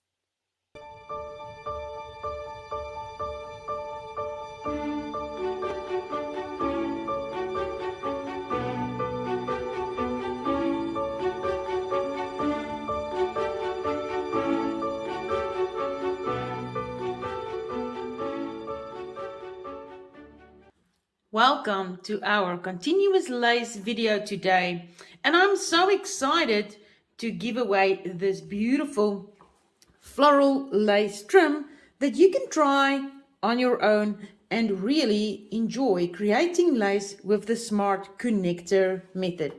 We are doing a lot of lace at the Embroidery Shop at the Hoop Fun Club. I'm Zandra Shaw from the Embroidery Shop. I'm a machine embroidery educator, and you will find me in the classroom every Wednesday teaching the most wonderful machine embroidery techniques. Look at this beautiful piece of lace that we did in one of the Hoop Fun Club months. This is continuous lace, which means you can make it as long as you would like to make it. Lace never goes out of fashion. The beauty about lace is that it is timeless. You can use it on all kinds of projects, from bridal to linens to outfits, and it's so beautiful. What I really like about creating my own lace is that I can choose the color, make it exact match for my project, and that is why I love to make my own lace. We have come up with a method we call the smart connector method. that is connecting lace so you can continuously make your lace as long as you would like. To make it, let's put aside these extra pieces of lace because today we will be focusing on the floral lace trim. For coming today, watching this tutorial, you'll receive this beautiful pattern and you can download it at embroideryshop.com. Simply on the homepage, you will see the download for this beautiful lace pattern. Click on it and download it to your computer. So, how do you make continuous lace? What will you need to make continuous lace? I'm going to show you what you will need, and then I'm going to tell you a few rules that you should always obey when creating lace. The first rule of freestanding lace is never ever resize your lace. This was digitized in a way so that each thread connects onto the other one, holding it into place. Once you rinse your water-soluble stabilizer, this is complete thread. There is nothing else holding this except the thread. If you resize it, you might compromise the shape of the lace, and once you rinse it, it will come apart because it was done in a specific way. The next rule about freestanding lace: go slow. You need to go at the slowest speed your machine can do, simply because the slower the speed, the neater the lace. Because you are giving your embroidery machine time so that the tension between the bobbin thread and the top thread is less when you are going slower. So for a neater, more fuller look, go slow. Sometimes you will see if you go on a faster speed, your lace might even look smaller or skinnier, as I like to call it. Well, if you go slow, you will have a full cream look on your lace. Rule number 3, use water-soluble stabilizer like the Baby Lock Dissolve Away Mesh. This looks like a violin type of stabilizer. This is definitely not a plastic topper. You definitely need to use the one that looks like a violin. The next thing is very important. Bobbin thread need to match the top thread, obviously, because you want both sides of your lace to look exactly the same. This is where a pack of empty bobbins comes in handy. You can wind your own bobbins in the color that you would like your lace to be, and that is absolutely perfect. You will need some embroidery tape, or I'm using the Micropore 3M transport tape, so use any tape that you would like. Now let's quickly talk about threads, right? Personally, I prefer to make my lace with rayon thread. So rayon is a natural viscose thread, and it is softer than polyester. Although you can still make lace with polyester, polyester tends to make puffier looking lace that is looser weaved, right? While rayon thread makes a tighter yet softer lace. But you can use both, but you'll see the difference that I've just told you of one looking puffier and looser versus tighter and softer. You can definitely also use thinner threads like 80 or a 90 weight thread, which is really thin. This will give you very, very delicate lace. Just make sure that your bobbin thread is matching the top thread. You can have a lot of fun with the colors, playing around with some variegated threads, but usually I use the 40 weight rayon thread, but you also can use polyester, right?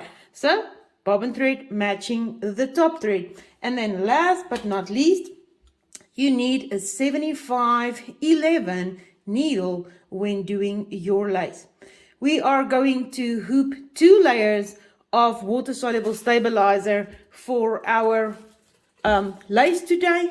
So let's go and stitch our lace together. We will hoop 2 layers of water-soluble stabilizer in the hoop, and our bobbin thread is going to match the top thread, and we'll just stitch it away, and we will connect it with the smart connector way and just enjoy this process. Let's go. I'm working on the amazing Baby Lock Solaris My designs are uploaded on my USB flash drive in 9 different embroidery formats.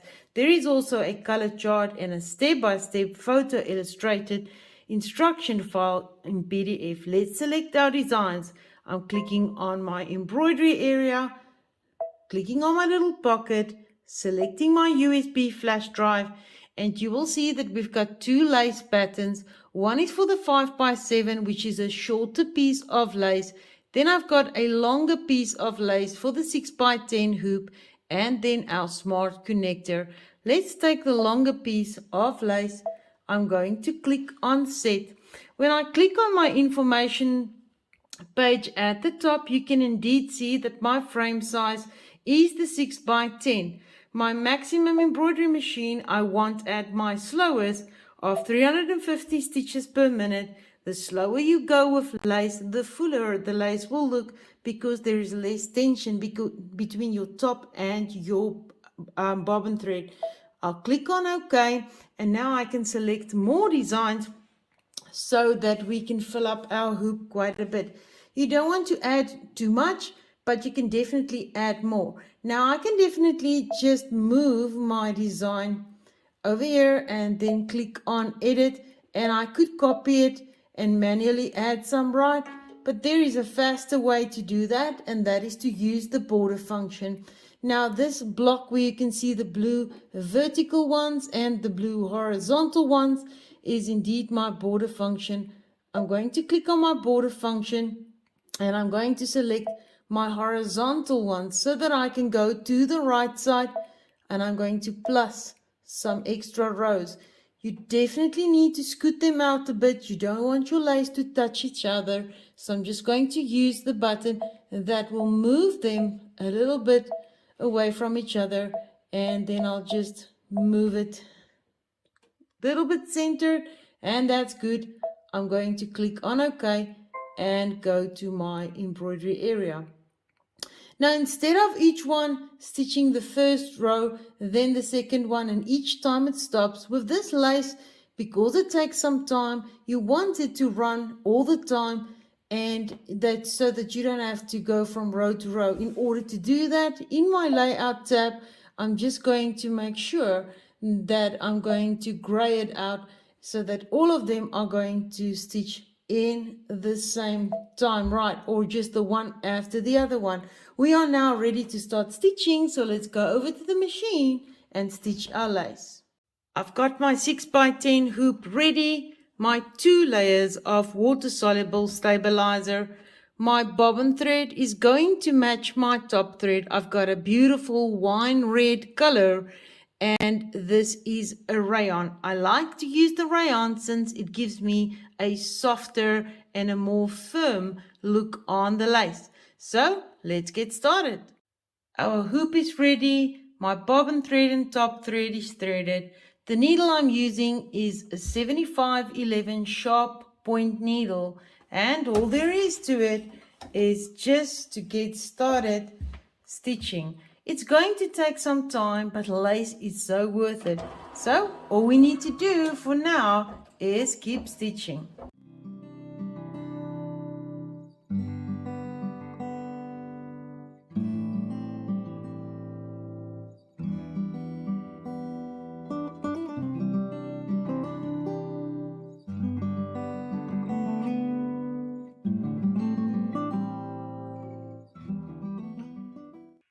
And there we are done stitching out our lace parts, 4 beautifully stitched parts of lace. Let's go and prepare them. We will connect them with the smart connector, and you are going to love the outcome. I've unhooped my lace, and what I'm going to do now is I'm simply going to cut it out. We are not going to submerge it to water right now. So all I'm going to do is I'm going to cut out each one, and then right on the sides I'll just trim closer just like this so that we can connect with ease. I'm going to cut these out, and once I'm done I'll show you. So let's start with our smart connectors. I've got a 5x7 hoop with only 1 layer of water-soluble stabilizer.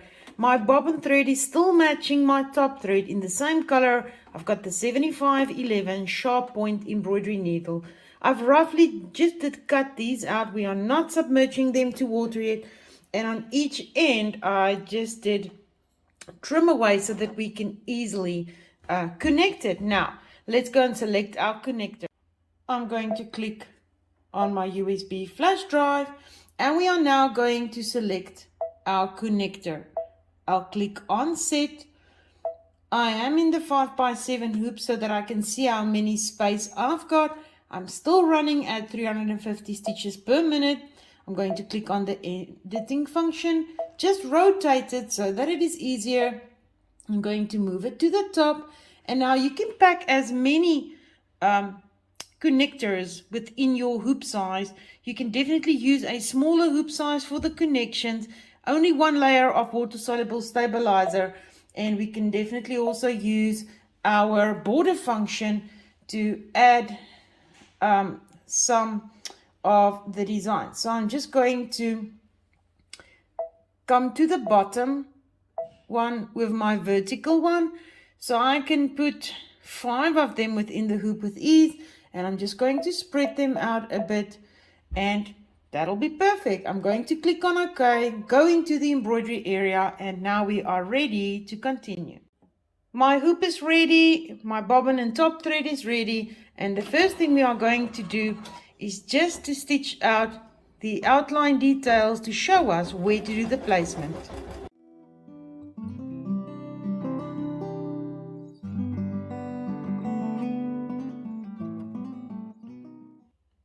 Our guideline has been stitched out, and we can now see how to do the placement for our smart connector to connect our 2 pieces of lace to be continuously, right?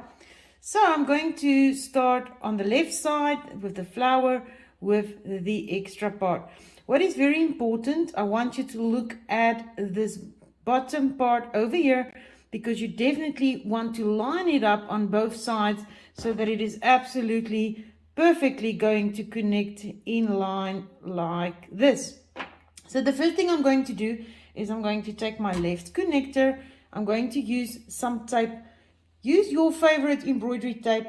I'm just using the 3M transparent pour or micro pour, but use whatever tape you usually use, right?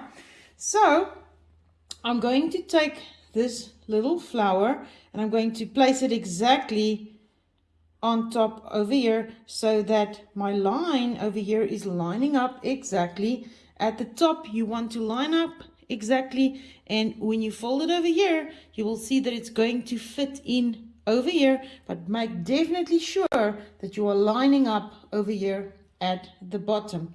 Once you are happy with that, you can now take your piece of tape, and to the side you can just tape it into place like that.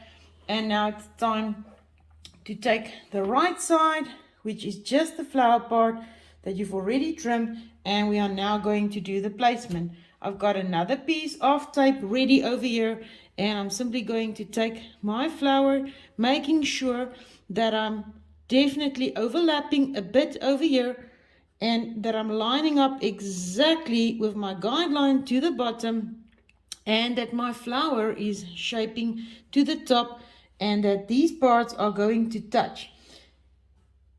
Once you do it, you will exactly see where to line it up like that. You want to make sure it's lying into place, because if it's not into place, it will then not connect the way that it should. So that's going to be a perfect connection, and we will now go. We are ready to do the smart connector. I'm going to use my mermaid tool to help me hold it into place, because you definitely don't want to get your finger under the nail. So I'm just going to run my connection step, letting my mermaid tool hold it into place, and we will connect.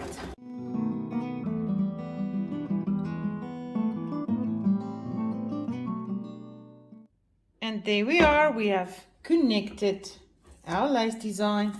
I'm just simply going to remove my piece of tape, put it aside. I'll use it again on the next one, and all I'm going to do is just pick it up like this and just around my connection stitch, I'm simply going to just cut it loose.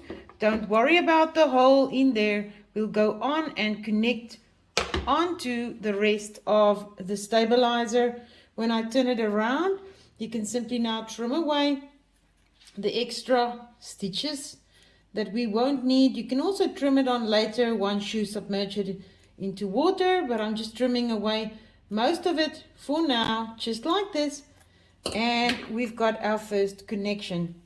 I'm just going to go and connect the others, and once I'm done, I will show you.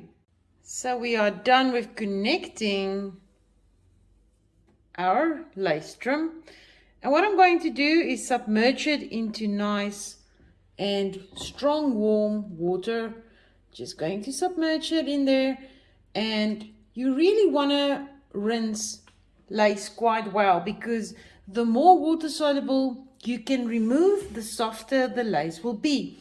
To make it softer, you can also add some hair conditioner or a bit of fabric softener to really rinse out all of the glue. So I'm just going to let it soak in here for a while, because I would really like it to rinse well. Once I'm done with that, we will put it on the towel, but let's let it soak a bit. After I thoroughly rinsed it, I'm just going to kind of like shape it a bit so that it stays in shape with my hands like this. And what I'm going to do is just pat it onto a towel, and I'm going to let it dry. Before you let it dry, I would like you to cut off any parts of threads that might still be sticking out like this. You're going to cut it off, place it on a towel, pat it dry, or not pat it dry, but pat it to dry onto a towel. And once it's dry, you can then press it with an iron through a pressed cloth, and you are done with your lace. I'm going to let it dry, I'll press it, and we will look at the final results. And there we are done with our piece of floral lace trim. It is continuously connected. And now what you can do is you can sew it on using the same color. You can use invisible thread if you like. If it's somewhere that you want to glue it on, you can definitely do that. But what a fun process. Go check out all of the other lace patterns we've got at the Embroidery Shop and the Hoop Fun Club. Go and download this design pattern from the Embroidery Shop and create some lace. Well, I have made mine. Now it's your turn to make yours.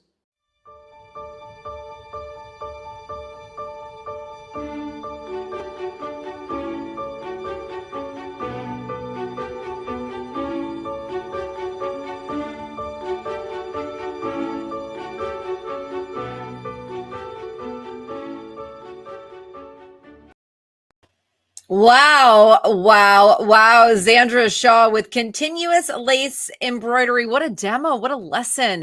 That was so cool. And guess what? We've got a very special treat for you. Zandra is actually in the house with us. Hi, Zandra. Hey Jane, thank you so much for having me here at Sewing Machine Plus Hoopfest. I'm thrilled to be here. It is so wonderful that you're here with us. We loved your video and that demonstration. Now, because everybody thought you weren't going to be here, they're holding on to their questions. So I'm going to ask everybody, if you have a question for Zandra, put it in the chat. We'll ask her right now while we're chit-chatting. And while you're putting those up, maybe we'll have Kyle and Kennedy put some of those on the screen when we have some questions coming up. But Zandra, I wanted to ask you, that technique is just so great. When did you start making your own lace? And when did you realize, wow, I'm really good at this? Well, let me tell you, for a very long time, we did not actually try lace, simply because it was something I could never find lace that was actually looking exactly the way that I would like it to be. But then for one project, I actually needed lace for a specific color, and I couldn't find it. And then the idea came up, why don't you create your lace and then continuously keep on connecting them to create something beautiful. And we fell in love with lace. And after, we did the first one, we never stopped. Currently in the Hoop Fun Club this year, we are running a special. We call it the Amazing Lace because that's exactly what it is. So we are so in love with the Amazing Lace, and we enjoy to do it quite a bit. So let's look at the first question we have right there, and then that was, are larger lace pieces easier to piece? Well, not really. It could be a smaller piece, it could be a larger piece. Because of the smart connector way, it's always going to stitch out the exact guideline for you. And with all of these, it comes with a step-by-step photo illustrated instructions and wonderful written instructions where you can't go wrong. It will show you exactly which one to place, from which side, and you are just going to connect it. So there's really not a big difference whether it's a large piece of lace or a smaller piece. The smart connector will just make it absolutely perfect.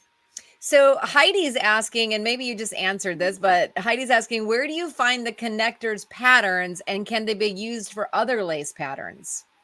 So unfortunately, each smart connector comes with a specific pattern, right? It was exactly designed. It will stitch out a part of the lace, and each side gets stitched out so that you know exactly how to place it on that. So it's not a standard pattern that you can use like for any piece of lace. This is like the smart connector lace method, and you need to have a pattern like this. So the connector comes with each specific pattern in order to be able to join it. Can you hoop several sets and connectors and do one long string of lace? Absolutely. You can make it as long as you like. The thing is, if one of our clients did make like for a bridal veil, and she just kept going, and that is such a beautiful piece. I mean, if a mother is creating a veil for her daughter, that is something timeless, right? So you can go on forever, right? As long as you would like. The thing with lace is just, it takes time, but it's so worth it because you have created your own lace in your own color. And that's the most beautiful thing about it. And lace never, ever goes out of style. It never, ever goes out of style. Somebody was asking, will the lace shrink? So no. So with shrinkage, it is, if you're going to take hot boiling water, right, and you pour it right onto the lace, yes, you will have some shrinkage. But if you are going to work with lukewarm water or strong water, no. You can shrink it with an iron if you're going to apply heat straight onto that. But just for normal wash and wear, absolutely not. And then there's this question on the screen. Was it just regular Scotch tape that you used to tape it down? Or was it specialty tape?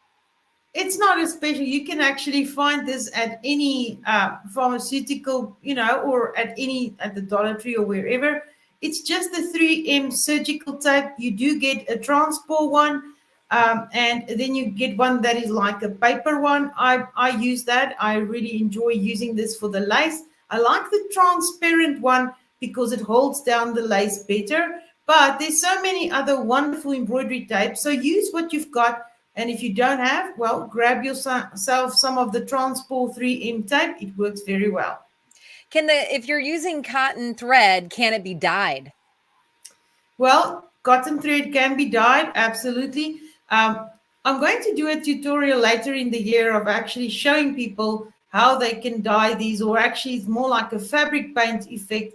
So the sky's the limit with these lace once you start playing with cotton threads, right? And the beauty of cotton threads is that you've got the different thicknesses. You can come from 12 weight up until 90 weight. So it's a whole process. So absolutely, they are dyeable. Zandra, really amazing. Two other questions. Well, somebody commented, Susan said she does 2 yards at a time, which is great. I love that. And then everybody wants to know what time it is where you're at. So at this very moment, it is 7:30 at night. It's not that bad. So I'm not sleeping, but I'm almost never sleeping. I'm always embroidering. So to me, time really doesn't matter. Wow, we are so happy you're here. What a great demo that you did for us. And I'm imagining all of your demos are just that great. Where can people find more if they want to see more of your demos today or after the show? Sure. So I would love to invite everyone. We've got a club we are running with Baby Lock. It is 100% free. Each month we do an amazing project. It's called BeyondTheFrameEmbroidery.com. If someone would please be so kind just to put that in the comments. I'm sure many of my wonderful customers is watching right now. It is BeyondTheFrameEmbroidery.com. Sign up for this free club. Each month we are doing very nice little projects. It's going to stay free. We do a video. We do the written instructions, the downloads, and each month we've got a webinar. They can also find us at the Hoop Fun Club, which is like machine embroidery on steroids, right? That is where we do all the fun stuff. And then our regular website where we've got wonderful designs and all these really fun webinars. Each Wednesday, I'm in the classroom with one of these classes for a very small fee of $5 per class. So they can find us at theembroidershop.com. Now, embroider shop is like embroidery without the Y, the old-fashioned SHOPPE.com. Very good. Zandra Shaw, thank you so much for hopping on and joining us and answering all of those great questions. It just all sounds like a lot of fun, anything that you're doing. So we will follow you. We will jump into all your classes, embroidery shop, .com. Everybody say thank you so much to Zandra for joining us today. We'll see you again soon. Thank you so much, Jane, for having us. And thank you, Blaine, and everyone at Hoopfest. And I hope you are going to have an amazing time for the rest of this festival. Thank you so much. We are learning so much, especially from you, Zandra. That was great. Blaine, I'm going to bring you back in because I know that was a special guest, but we also promised everybody a giveaway. Do we have to wait? We did. No, we're going to go ahead and do it. Yeah, that was a great surprise, Zandra getting in. And we were afraid it wasn't going to work out with schedules, but hey, she made it happen. So we were super excited. And so, yeah, let's give something away, Jane. So what I want to do, everybody right now, in the keyword, just write sew, S-E-W in the chat, S-E-W, sew for the keyword. And we're going to give away a sewing machine. We're going to give away a Brother 700 away. And so one lucky viewer out there is going to win that. You see it right there on the screen. This is the Brother SE700, $499 machine. Great travel machine, Jane. Very lightweight. It's got that little, this is a 5x7, correct, Kennedy? 5x7 5x7 embroidery area on this. So it's a sewing and embroidery machine, right? So yeah, it's great sewing and embroidery machine. Great with size. a 5x7 embroidery area. So it's a great size, and real lightweight. So, all right, we're going to give everybody just a few more. I'm so excited for this giveaway. How fun. Put the word sew in the chat right now if you want a chance to win this. And we're going to just give you a few more seconds here to put it in. And we will make a drawing for it. And then we're coming up, Jane, we're going to have SWF in the house, and we're going to talk all about the 12 needle coming up. So, okay, cool. Because yesterday you did the 7 needle. World premiere of the 7 needle yesterday, and now we're going to talk about the 12 needle. And the 12 needle has been one of our most popular multi-needle machines for a while. This thing is just, for the price and being such a workhorse, 12 needle machine. And SWF, just for people out there that I don't know, it's at an industrial company that basically makes the industrial embroidery machines, and they started making some for the consumer. So it still has all those industrial heavy-duty motors inside of it, so it lasts for a long time. So that's awesome. These things are great. All right, Kennedy, I think we've waited long enough for everybody to get the word in. So SEW. Let's do Kennedy, it. Spin that wheel. Here we go. This is exciting. It's for a sewing machine. It is. Midday break with a great giveaway. Blaine, thank you so much. Here we go. Who won, Jane? Thu Van Lee. Thu Van Lee is the winner watching us on YouTube today. Thank you so much for joining us on Hoopfest Day 2. Now, here's what you need to do to redeem your amazing Brother sewing machine. Go to smplive.tv, scroll to the bottom, fill out all the information, and they will ship that machine right out to you. What a great Tuesday you are having today. Yes, Jane, and they have 30 days to claim that prize, or Kennedy's going to put it back in the prize closet. And again, we're going to ship that nationwide absolutely free to them. That is the SE700 by Brother. That's amazing. What a great little machine. I'm It so is. jealous. I'm going to go use my machine right now. All righty. Well, Jane, we're going to take off. I am going to see you back here. I think you got a long break here, don't you? About an hour and a half. I do. I'm going to go make something. All right. Go make something. And we'll see you back here in an hour and a half. Bye, everybody. See you soon. All right. All right. So guys, we are going to talk all about the SWF 12 needle today. And we have Garrett McMinn. He's going to come in and he's going to talk all about this. Now, Garrett is, he started out in the service department at SWF. He's, kind of moved up through the ranks, and he is now the sales manager at SWF. It's a pleasure to have Garrett on the show. So let's go ahead and get going. So Garrett, welcome to the Hoopfest. Hey everybody at Hoopfest. Sorry I couldn't make it this year. Unfortunately, I had a trade show that overlapped with this year's dates on Hoopfest. We wish you all the best, and we'll hop right into it. I'm Garrett McMinn. Work for SWF. We are the sole distributor of SWF embroidery machines in the U.S. Blaine and them at Sewing Machines Plus, they've been selling machines for about 5 years now. They've done a great job, and we are excited now that we're introducing a new machine to our lineup for them to sell. Currently, they have the MAS 12 and the MAS 15. We are now adding, this is the Sunny 22, which is a 7-needle embroidery machine. We're very excited to have them on board, and we're very excited to show you guys this machine. So we'll get right into it.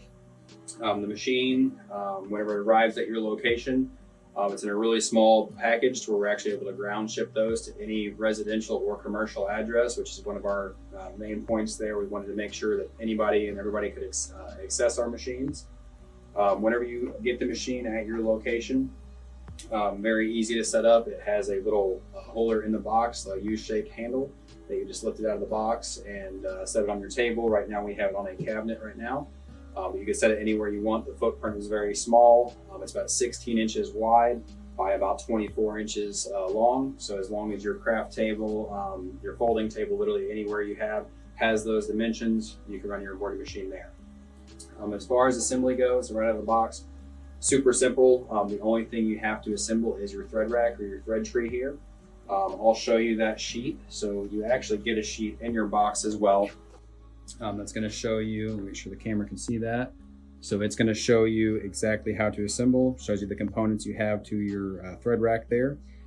Does not take long at all. It shows you where each component goes. So each arm of the thread rack, the thread tree, and the base tells you how to mount it. There's that little U-shaped handle that you would actually remove once you receive the machine and place it on your table. So very easy setup there. Once you get the thread rack on the machine, the only thing that's left to do from there before you actually run your machine is going to be to thread it up. So super simple thread path. I'll walk through it real quick and then kind of pull you guys in closer so you can see in depth how everything goes. So basically through the thread rack, like we just assembled, it comes down here, you have one clip to go over, and then through these tension discs right here, it has a tension set right there to where you can tension it as you thread it as well. You have one eyelet here to go through, and there's a set of tension discs, an eyelet, and we'll come down around, go through the presser foot or the take-up lever, then down to the needle, do the needle and the presser foot. Very simple. The really cool thing with this machine, like I said, once you get it out of the box or you receive it, it takes our average customer 30 to 45 minutes to fully assemble and then start the threading and be able to start running. So I'll pull you guys in closer so you can see. Actually, before I pull you in closer, I'm going to show you the hoops that you get with the machine. So it comes with three hoops, and basically the first hoop is going to be a 2-inch by 2-inch hoop there. I'll pull it in real close so you guys can see it. So this is perfect if you're wanting to run like socks, really small left chest logos, anything with like a fine detailed placement. You can use that. And then we also have a 5 by 4-inch hoop here.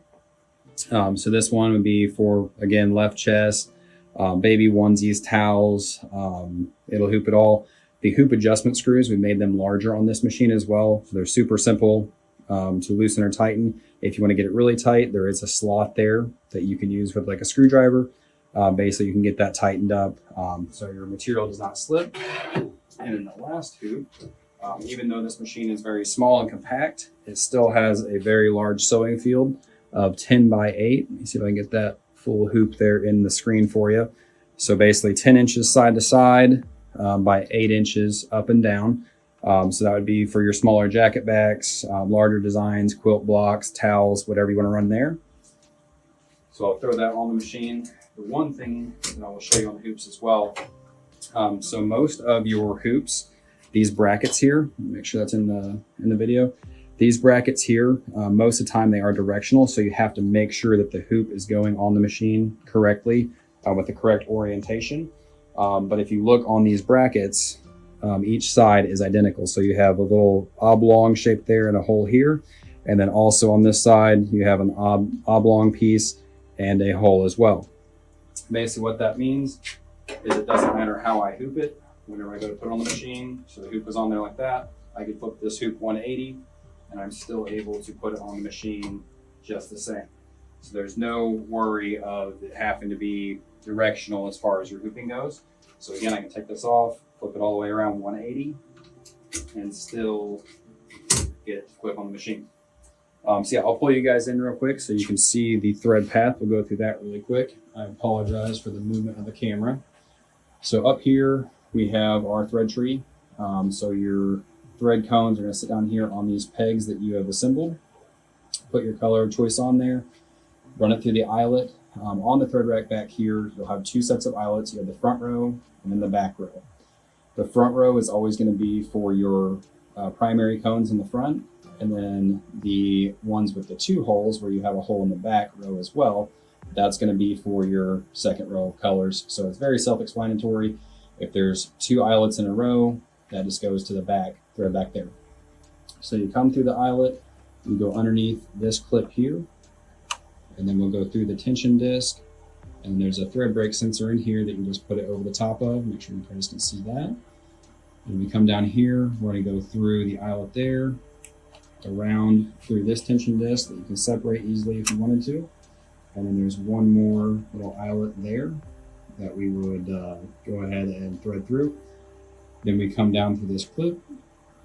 We'll go down to the right in this slot here, and back around, and through our tick-up lever, and then straight down through this hole, and then to the needle and through the press foot. So very, very self-explanatory, very easy. We have videos on all of this as well. The other thing I want to talk about is the control panel. So let me get this video set up, this camera set up to where you guys can view the control panel very easily. That way you can see exactly what I'm doing in real time. So with this control panel, it is an 8-inch LCD full color touchscreen display. Makes it very easy to read everything, see everything that you need to do. Your design is displayed with the measurements and stuff. You can touch the screen to change it from millimeters. You can change it to inches as well, depending on what measurement you're wanting to use. Most people in the US use the inches. Like I said, full color touchscreen display. It has a 40 million stitch count capacity. So basically it'll load up designs all the way up to 40 million stitches before you start to exceed that memory. If you ever do start to exceed that memory, it's very simple to delete the unwanted designs or past designs that you've ran that you don't need in there anymore. The other cool thing, this comes with 150 pre-made or pre-digitized designs already inside the control panel. It also has a text feature, so you can type out whatever you want. If you want to put a name on a shirt, a number on somebody's shirt, whatever you want to do, you can type that out. And it has 16 pre-digitized different fonts in there for you as well, with the various range of sizings that you can select from for bigger lettering or smaller, which we'll get into that fully in depth. It also has a photo stitch feature and a freehand stitch feature, which basically the photo stitch makes it to where you can upload a photo to your control panel, and it will digitize it, and you're able to run a picture that you upload. Again, this is not a foolproof digitizing in the software, so if you have a really intricate design, like this butterfly perhaps, you want to get that digitized or send it off to someone that can digitize it for you. But it's still a really cool feature for those photos that you want to try and digitize in the control panel and run yourself. And then the freehand stitch is basically anything you want to draw on the screen. You can draw it and the machine will run it. So like I said, we'll get all into that. I just want to kind of give you a brief overview. So this is the home view or the layout of the control panel. Very simple. You have your design button down here, settings, needles, and frame. And then you have the machine button, which we'll get into later. That will be more for the technical side of it. So to begin with, if we go to the design button, I'll select that. So the design button, you're going to have all different options in here. So the user, this is where all of your pre-digitized designs are already at. So you got some hearts, a ladybug, you got just various designs in there that you can choose from that are pre-digitized and already in the control panel. And then if you're wanting to input a design, this machine, it is USB as well, that you can see on here. You can upload a design via USB, or it does have a SWMS, is what we call the software. It comes with the machine as well. It allows you to direct connect your machine to Wi-Fi, which basically then you can upload your designs straight from your computer without ever touching the USB. It also allows you to go into the control panel and change the colors of designs and basically do all of your work before you even send it to the machine in your computer. So very nice for that. We'll go into the design button. This is all of the designs that we have previously uploaded in the control panel. But let's get right into the text feature. Actually, that's something I'll show you guys. So you click down here to the SES button. And then you'll see down here we have 3 different options. So this is going to be our photo stitch, this is going to be our freehand stitch, and this is going to be our text. So if we wanted to type something out or do a number or a letter, whatever we want to do, we'll select that. And then here are the different fonts. Like I said, there's 16 different fonts to choose from. And then there are some other languages down here as well. But let's just say we want like a blockier font here. So we can choose the font. And then also you can choose the size of your font. So 6 is the default for the machine. Or we can choose 1, which would be very small. Or we can go up to a 10, which would be a very large as well. So we'll stick with 6, which is the factory default. And then from there, this is just like texting on an old phone. Basically, if you wanted to hit, like let's just say we want to spell boy. So on this, we'll hit A, B. So we'll hit the ABC button twice, which is the second selection in that button. So we have a B now. If we want O, we'll hit that button 3 times. And you can see it's spelling the word up here for us. And then we want a Y. So we'll go down here and just hit it once. So now we have that spelled out. That's exactly what we wanted. Our size is selected. From there, we'll hit the arrow to go over. And then this is where we can select the position of our design. So we can move it around if we wanted to in the hoop. You can also incorporate designs together. So like if we wanted to do, let's just say it's a gender reveal or something to where you have like it's a boy. If somebody wanted to use the freehand stitch, and you can select the size of your paintbrush that you're drawing with. You could literally, you could do a smiley face. I'll grab that for you. So do one up there.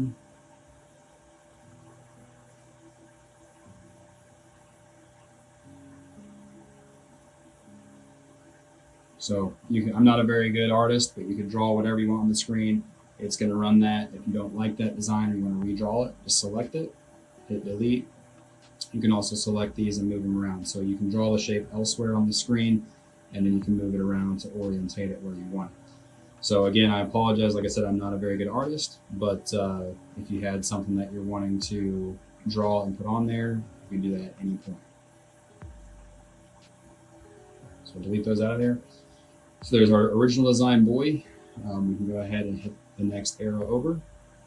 And then it's telling us it's converting it to a stitch. So the lettering that we selected is now converted to a stitch. This progress bar is all the way over. We'll hit the X. And then you'll see up here that the design has now been updated in our control panel, so it is there for us to run. So we can go ahead and select it. And then we'll hit the check mark over here in the top left. It's going to go ahead and pull us over here. It's going to ask us if we want to frame center, which it's always going to ask you. You can hit OK on that, and this is going to move off screen, but I'll show you guys later. The machine's just going to move around and find the frame center for us.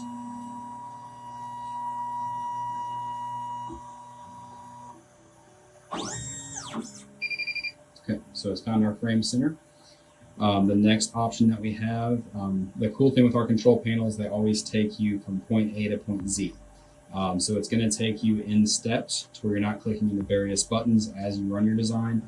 It's going to take you to each individual step. So we've loaded our design, we've selected the one we want. It pulls you right to your outline and trace screen, where this allows you to go ahead and select and make sure your design is going to fit inside the hoop. So basically outline, what that's going to do, and you can see the little icon there, it follows the exact contour of the design. Trace is going to draw a box around the design. So there's no right or wrong answer to which button you want to use. Outline is just going to give you more of an accurate gauge of what your design is going to be doing. And then trace is, like I said, it's going to be doing a box around your design. So an easier, basically easier way to explain it is if you're tracing or outlining the state of Florida with the panhandle, or basically if you're doing the state of Florida, you have like the panhandle that comes down. If you do a trace, it's going to come all the way across, down, and to the side and make it seem like one big box. If you're doing outline, it's going to trace the state of Florida and follow it along, follow the panhandle, come all the way down and around, and it's going to give you the exact gauge of the state of Florida. So, like I said, outline is just a little more exact. There is no right or wrong as far as which one is used. It's just a personal preference. I'll select trace here just to do this one because it's simple. And again, this is going to move outside of your screen, but I'll show you guys here in a minute what it looks like. So all we do is hit this play button, and then it's going to say warning. It's going to trace, and it says, would you like to start? So that's another thing. We're always key on safety. So basically, in case you accidentally hit that button and you weren't ready, our machines always give you kind of a warning or a second button to hit to make sure that was the setting you wanted to confirm. So we'll hit OK here.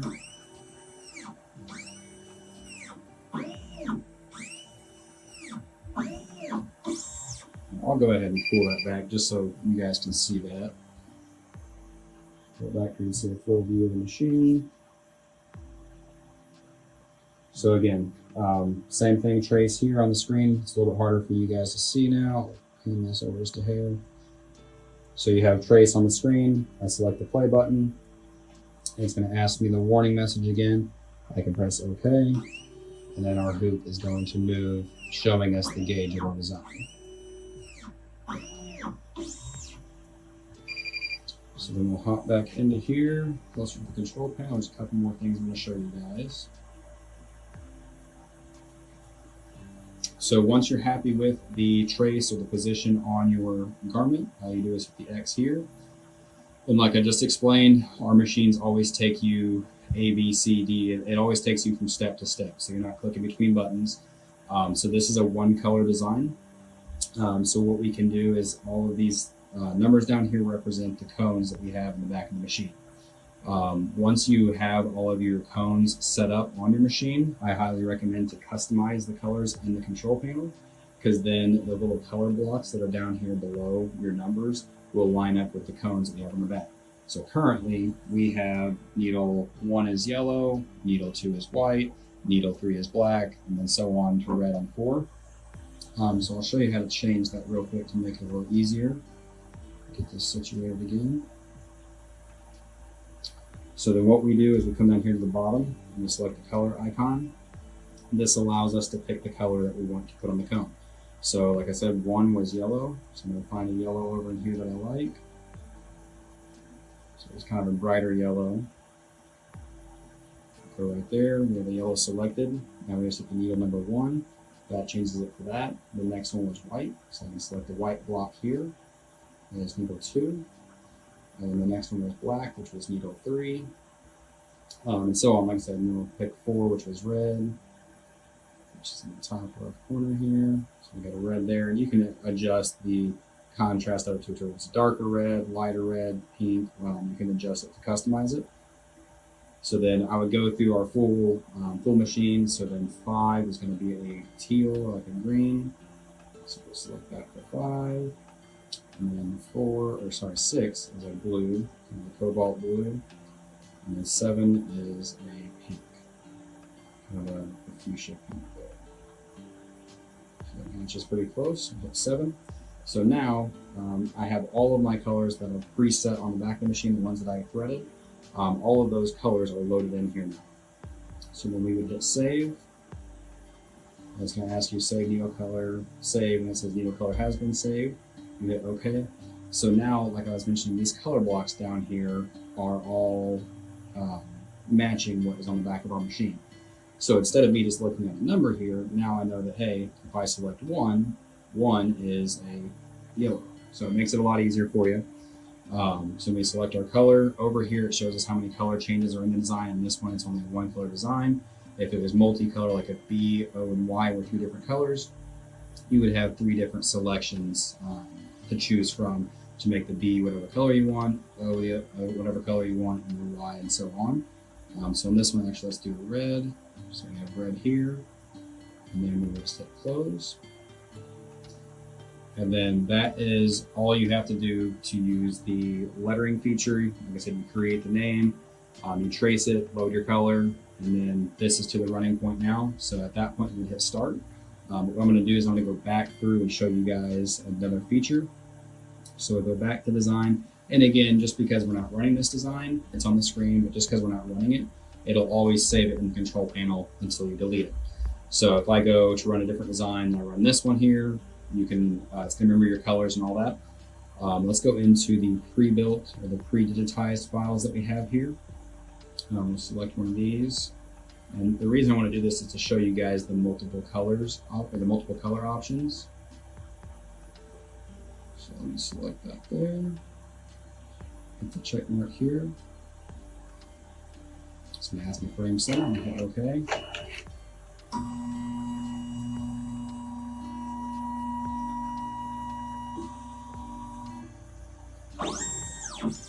And then also on this screen, actually, sorry, I'll go back to that. So we're good with the position. Let's go ahead and use our trace. And I'm going to back this out for you guys to see it. Make sure I get the full machine on the control panel where you guys can see what it's doing. Okay. So then we're in the center of our hoop. I'm going to select trace. Actually, let's do outline this one so you guys can see the difference. So hopefully you can see that screen. I think you can clear enough. So with the trace, it shows the box around the design. Whenever the design's actually not that huge, it still shows the box. So in this specific design, since it's kind of an oval, it's a ladybug, but since it's kind of an oval and it has little legs sticking out, if we select the outline, it's going to follow the exact contour of our design on the material. That way it shows us more accurate gauge. So I have outline selected. I'm going to hit the play button. It's going to ask me for safety. I hit OK. And this does do it quite a bit slower as well. So you get a more accurate gauge of what the machine is doing.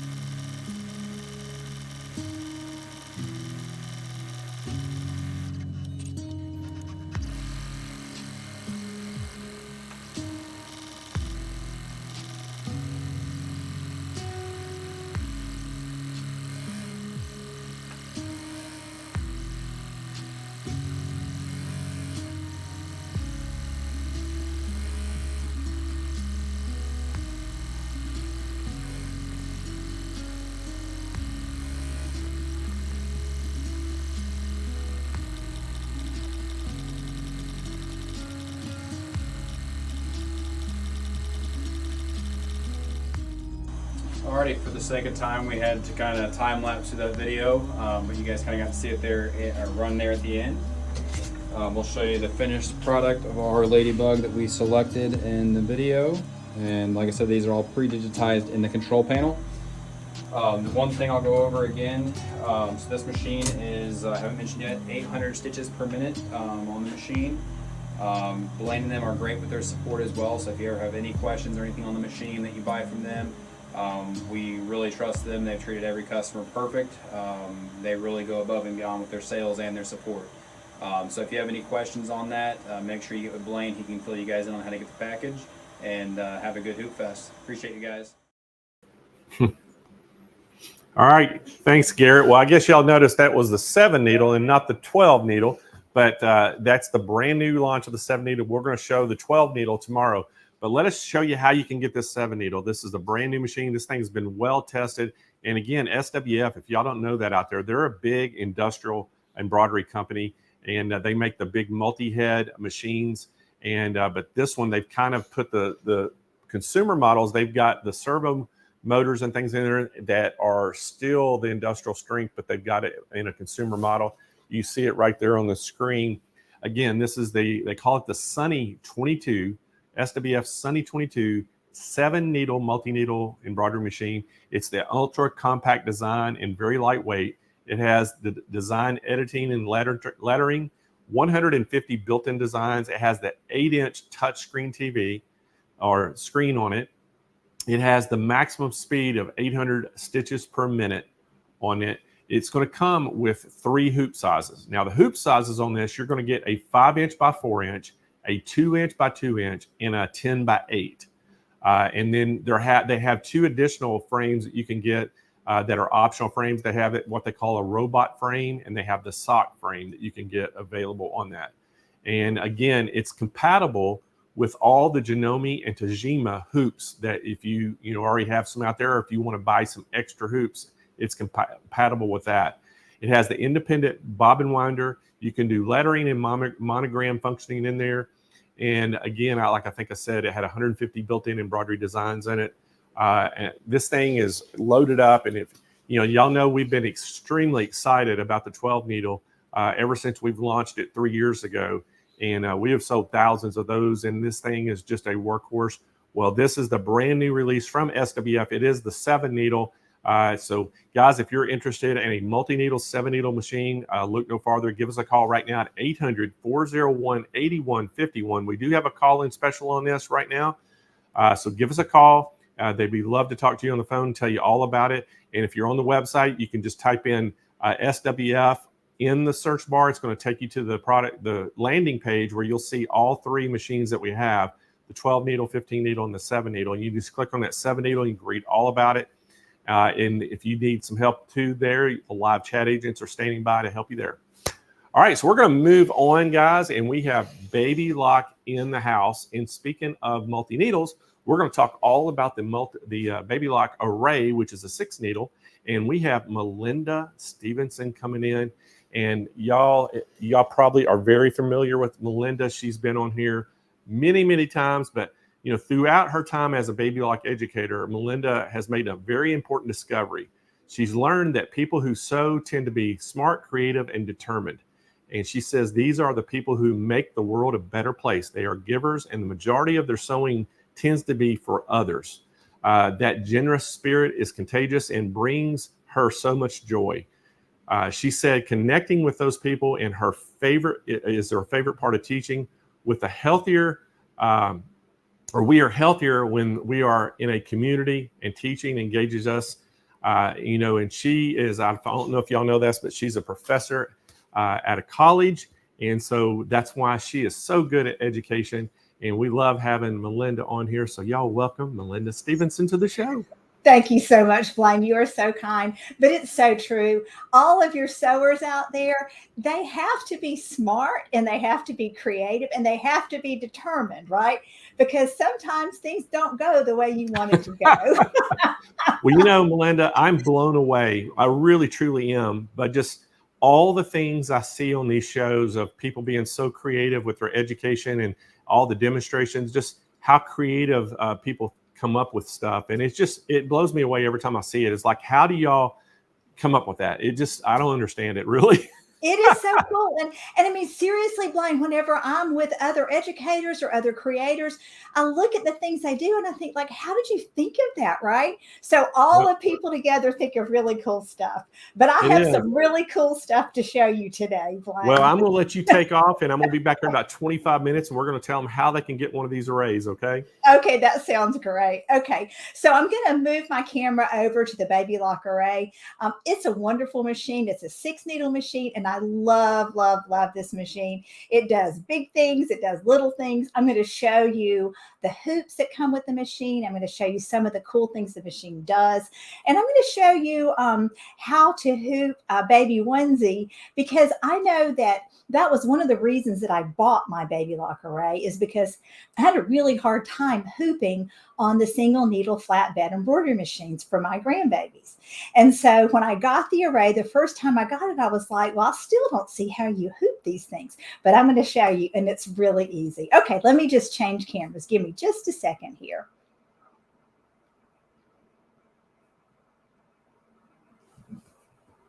Okay. All right, so what we have here is the home screen for the Baby Lock Array. All right, so give me just a second so I can get my camera situated. All righty. Okay, so included in this machine, when you purchase it, you're going to get the ability to use the Intuition Monitoring app, which is a free app that you can download from Baby Lock. I'll show you in just a little bit how to use that app.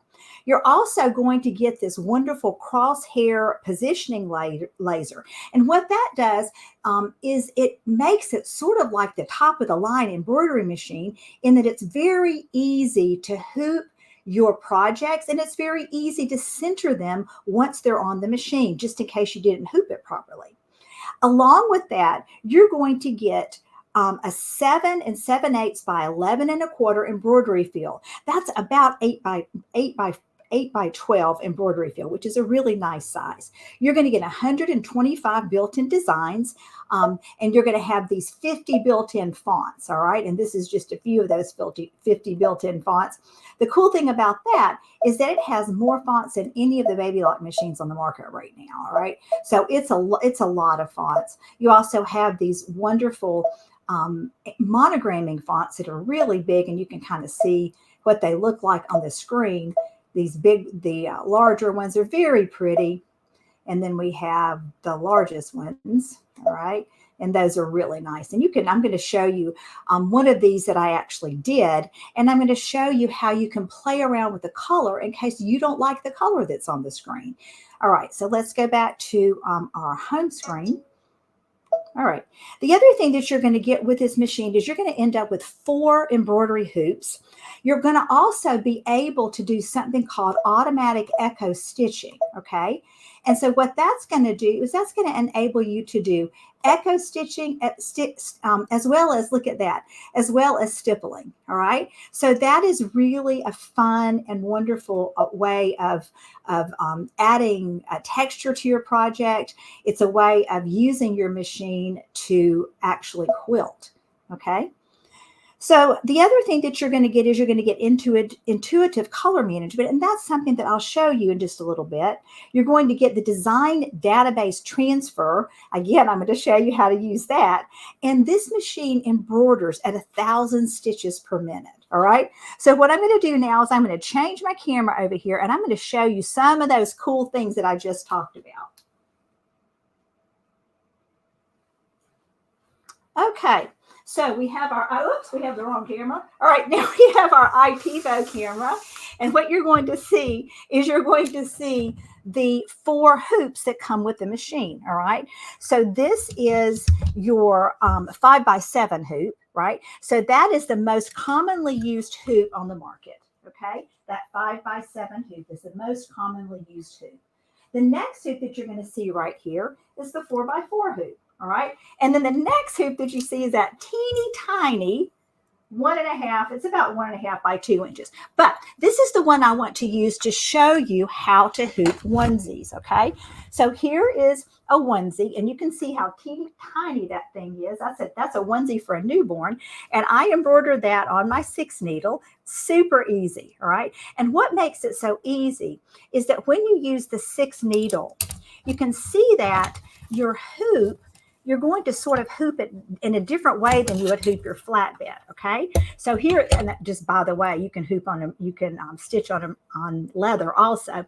But what happens is you put your hoop inside, and then you pop this down into that hoop. All right. So you're not having to do any of that crazy finagling of turning your fabric inside out and all that kind of stuff whenever you're hooping a onesie. So here is a onesie that I've just hooped. And I'm going to show you how it goes on the machine. All right. So here's the onesie. And you can see that I've just put a little cross here right there. And I'm going to show you on the inside of this onesie where the hoop goes. See, it goes right there. So I just slid that inside my onesie, and then I pop that on top of it. And then I'll pop it into my embroidery machine. Okay. That's very, very easy. The other thing that I want to show you is I want to show you how this wonderful app that we have works. All right. And this is the Intuition Monitoring app. All right. So let me just show you whenever what it does is it monitors your stitching. So you can be cooking, or you can be, cleaning a room, or you can be outside just enjoying a beautiful day. And what happens is you get this wonderful Intuition Monitoring app. And let me see if I can get this perfectly centered on, let me turn this light off, make that a little bit easier to see. Okay. All right. All right. So you can see this embroidery app. All right. So what I'm going to do is I'm going to press start. And what happens is as I'm embroidering, it shows me that I'm embroidering. It shows me how many minutes I have left to the embroidery. It shows me what color I'm embroidering. Okay. And also I can go and look at the thread colors that I need to change. So I can see that now, of course, with a 6 needle, you don't need to change any thread colors unless you have 7 threads. And if you happen to have 7 threads that you're going to need, what this does, the Intuition Monitoring app, is it stops and it shows you that right there, I'm going to have to change my thread. And the thread is so easy to change because all you have to do is tie a knot, clip your thread, tie a knot, and then pull it through. And you've got that machine already rethreaded. You don't have to go through the entire threading process. Okay. All right. So let me show you this other app that we have. And this is an app that enables you to transfer your designs from your computer straight to the embroidery machine. All right. So here we go. I'm going to pull this app up right here. Okay. Let me get my computer. All right. So this is my design data transfer database. Okay. Design database transfer. All right. And so what you can see right here, let me just make sure you can see all that. So this is a free design. When you open, a free app, whenever you open this app, all you have to do is it's going to open directly to your folder that has all of your, designs. And all you have to do is you have to choose your design, and you have to just touch that little arrow to make it go down. And then you're going to see right there, it tells you transfer it to your machine. And now what it's doing is it's transferring, and it happened that quickly. I'm going to touch OK. And then I'm going to change my camera so that you can see on the machine where that design actually went. Okay, so let's look on here on our machine. And what we're going to do is we're going to go to our home screen, and then we're going to go here and look. There the design is. It showed up right there, and it's that got a little bright, didn't it? There we go. You can see that design. Okay. Now, of course, you can also transfer your designs via just a regular flash drive or a regular jump drive. And you can see right here on the side of the machine that it gives you 2 spaces for your flash drive. But you could also, if you want to, you could also connect your machine directly to your computer. All right. Now, using that design database transfer and also using Palette 11, you can connect your 6-needle machine to other 6-needle machines. So let's say you have a business and you want to have your machine stitching together, and you want to have, let's say it's a baseball team and you've got different names that you want to put on there. You can simply program your Palette 11 software to control those machines, and it will do that. It's a really, really wonderful thing. Okay. All right. So the next thing that I want to do is I wanted to show you how easy it is to center your designs. Okay. So here we go, getting ready to center our designs. So I'm going to go to my home screen, and I'm going to see if let me turn the light on to my computer, to my flatbed, so that you can see some of the markings I have on here. It's kind of hard to show this on camera, okay, but okay, so you can see right here that I've done some markings, right? So I've got a straight line. So I'm going to pretend like I am embroidering a pocket, okay? And I've already hooped it, and I want to make sure that my name goes right across on here, and I want to keep it perfectly centered. And let's say that I didn't exactly hoop it straight.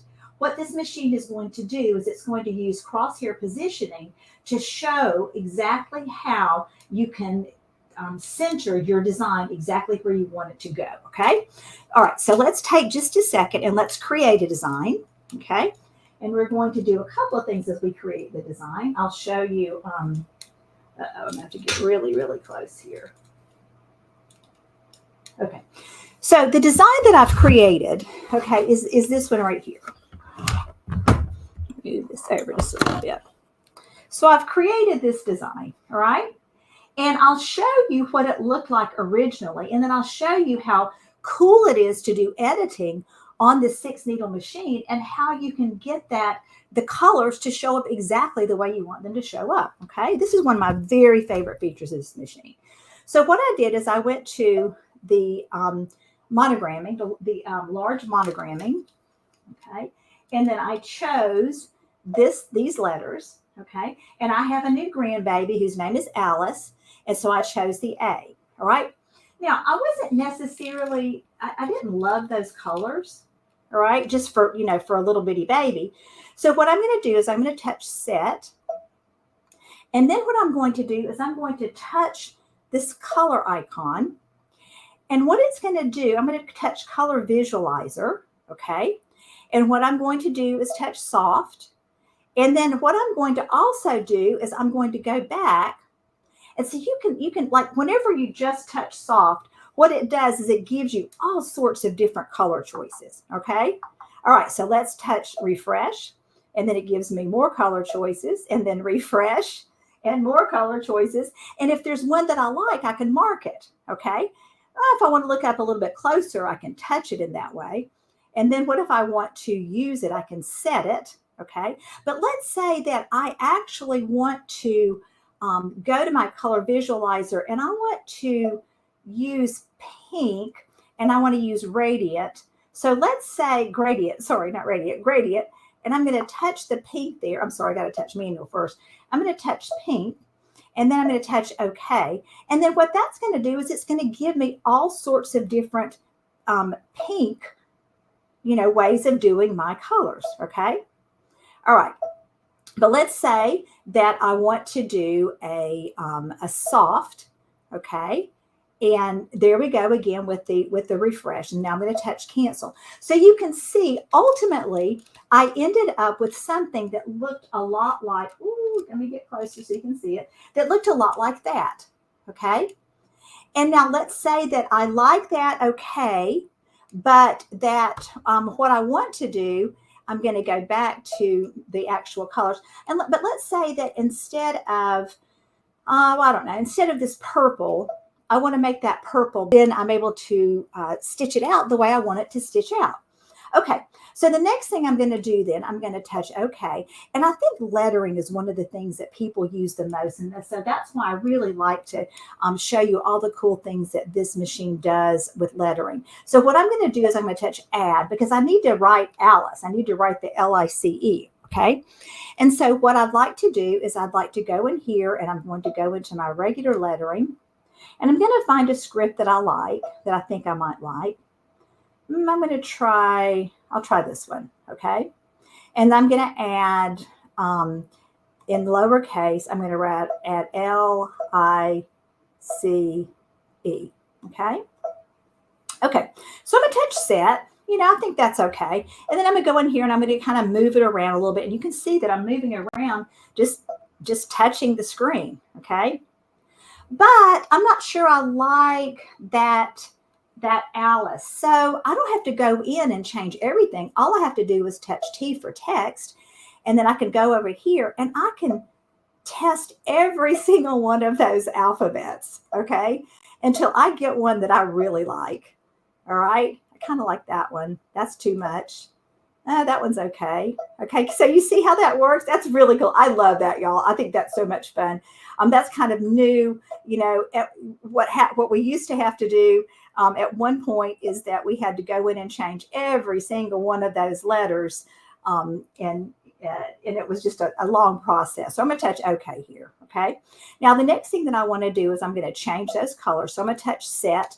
I'm going to change my color so that I've got the same color on my, ooh, that's not the same color, the same color on my Alice as I do for the rest. Okay. So now what I want to do is I'm going to, just for the sake of this, y'all, I'm going to go ahead and erase that big A.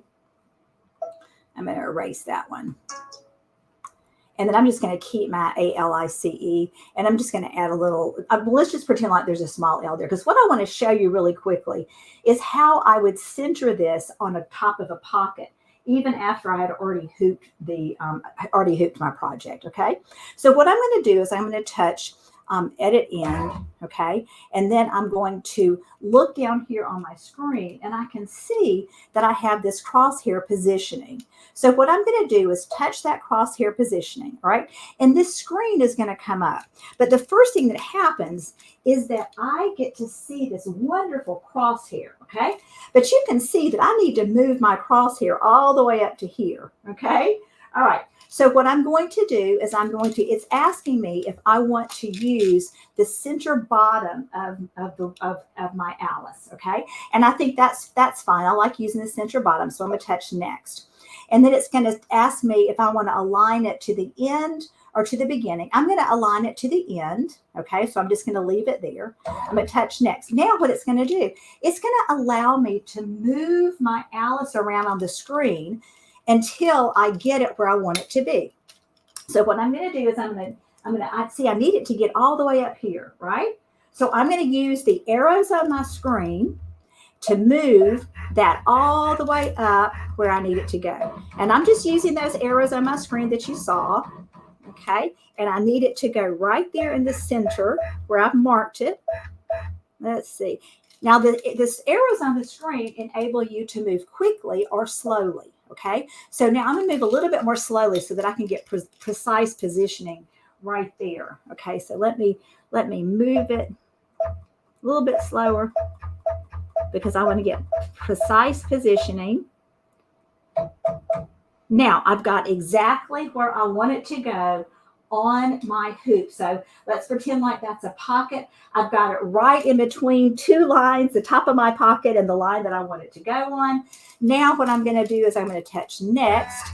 And I know that that one is okay because I've already set it. But let's say that it was crooked, then I would have the opportunity here to move it up or down if I needed to. Okay. So now I'm going to touch set and look at that. It's moved on the screen exactly where I need that to be. Okay. So y'all, that is so revolutionary for a machine that doesn't have a camera. You know, in our top of the line machines, we have a camera that will do exactly that same thing. But with this machine, without a camera, you actually don't really need the camera on this machine because it's able to do what you want it to do. All right, so now let me show you one last thing before we move over there so that Blaine can tell you how you can purchase this fabulous machine. I just want to show you how easy it is to change the hoop. So I'm going to pop this off. Okay, so there's my large hoop. And then the next thing that I'm going to do is I'm going to loosen these screws. I've got 2 little screws here that I need to loosen. Okay. I'm going to loosen these screws. I'm going to push the hoop all the way in as far as it'll go. Okay. And then it's telling me I have to change to a larger frame because it thinks I'm doing the original thing. So let me go home. Let me move it back out first. See, it's a smart machine. It knows that I can't do what I was just doing on that hoop. So I'm going to have to go to my home and erase that. Okay. Now I can move my hoop over. All right. So here we go. I'm going to tighten both of these screws. Okay. And then I'm going to put my little onesie in. Okay. So here you can see, here's my onesie. And I'm simply going to open up the neck, slide the neck into the bottom of the machine. Okay.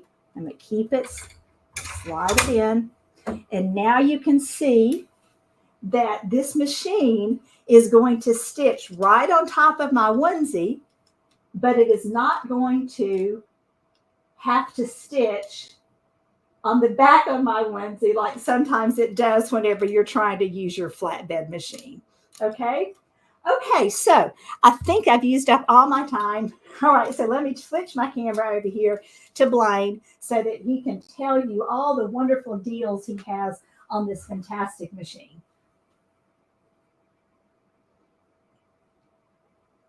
All right.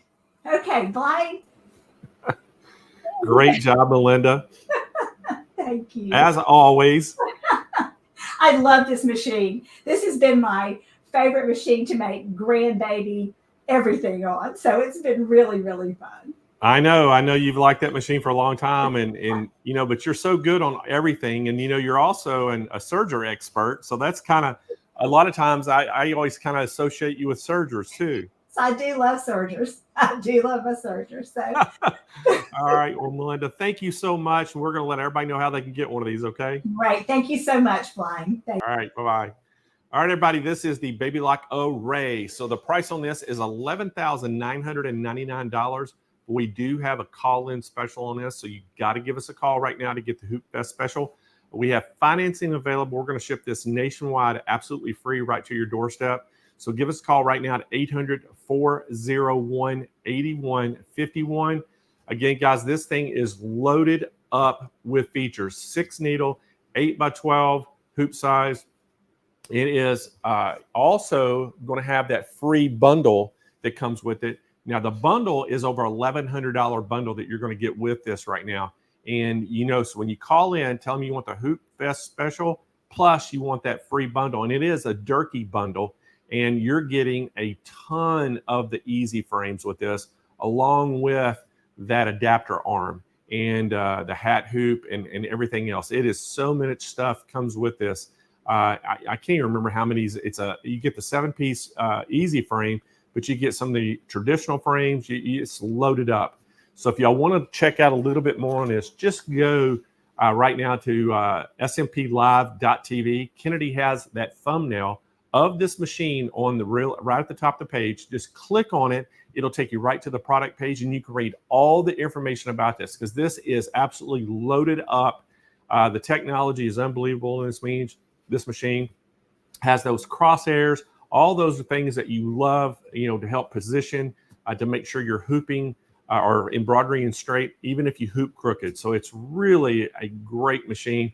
So give us a call right now, 800-401-8151, or reach out to one of our live chat agents on the website, and they can take your order as well.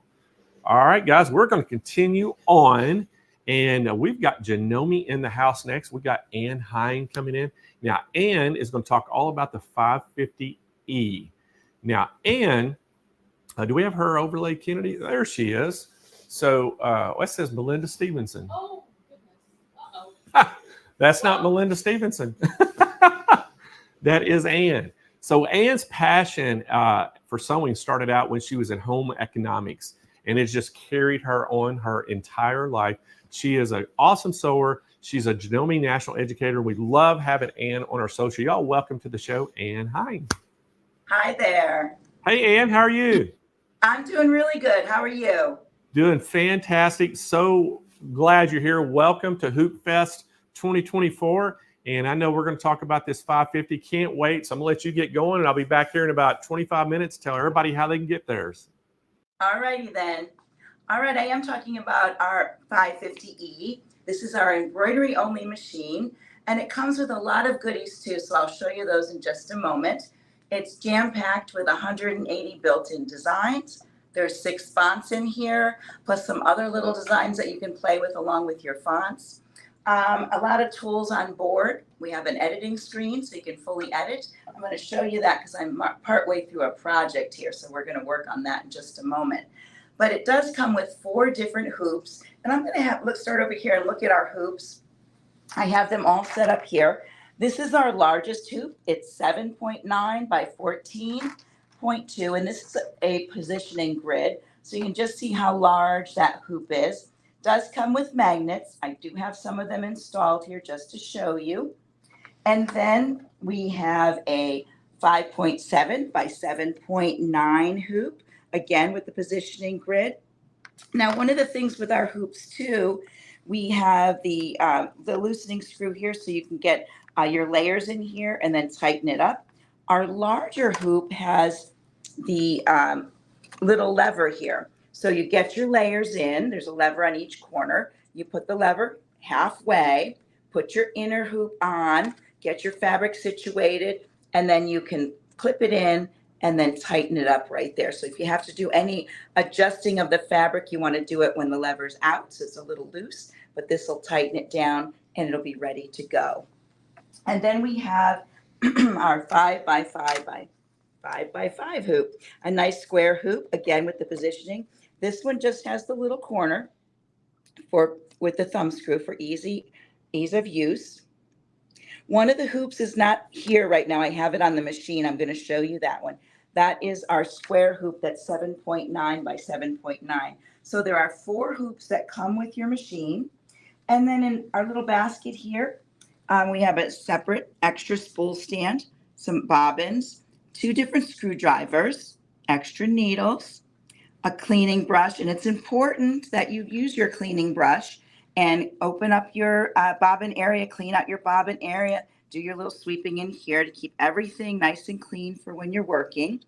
There are 2 bobbin cases. Now you're wondering why would there be 2?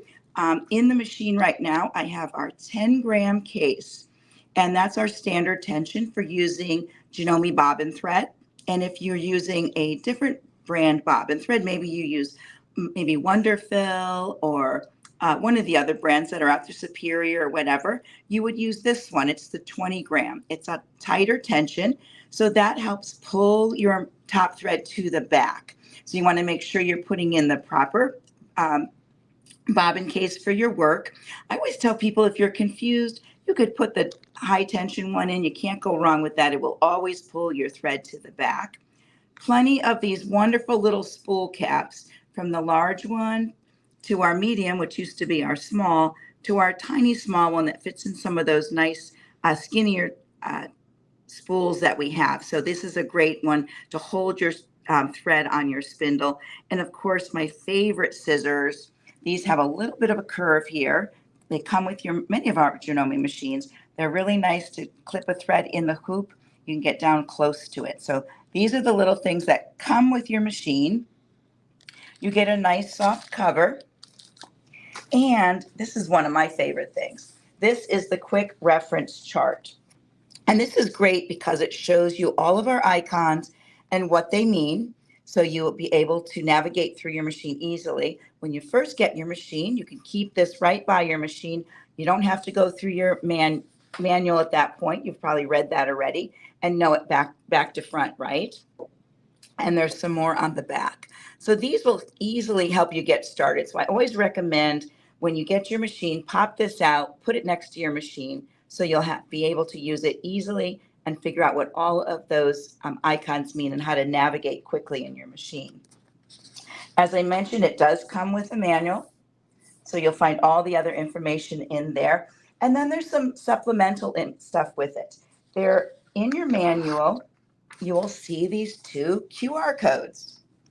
And one of them is our instructional video. We used to put these in as a CD, DVD, but now they're a downloadable QR code. And then there's also one for Embroidery Editor. Now, Embroidery Editor is our separate embroidery editing program that you can put on your PC. It's very similar to what's on the screen of your machine, but now you can use it on your PC where you have a little bit more room to edit, and you can merge designs, you can add lettering, you can bring in your own designs, not just the ones that are built into the machine. You can resize, rotate, all of those things, all in the embroidery editor. When you're ready, you can go ahead and send it to a USB stick and take it right over to your machine and open it up there, and then you can stitch it out from that point. So those are the two QR codes, but that's not all that you get. They also have included this, and this is called AccuStitch. Now, AccuStitch is a program where there are some set shapes and you can apply decorative stitches, kind of like it looks here on the front. Decorative stitches that you normally would see on your sewing machine, they are here in the AccuStitch program. So you can bring them in through the program and create different shapes and stars and flowers and things like that. You can resize these much bigger than you can on your sewing machine. So I really like this. Also with this, you get a program called Stitch Composer. So just in case there weren't enough decorative stitches here, you could use Stitch Composer, and I'm going to show you some of my samples. You could use Stitch Composer to create your own stitches that you can then bring into the AccuStitch program. So I have this little my X and O's up here. I've used these little flowers down here in my program, a little bit of my little bird.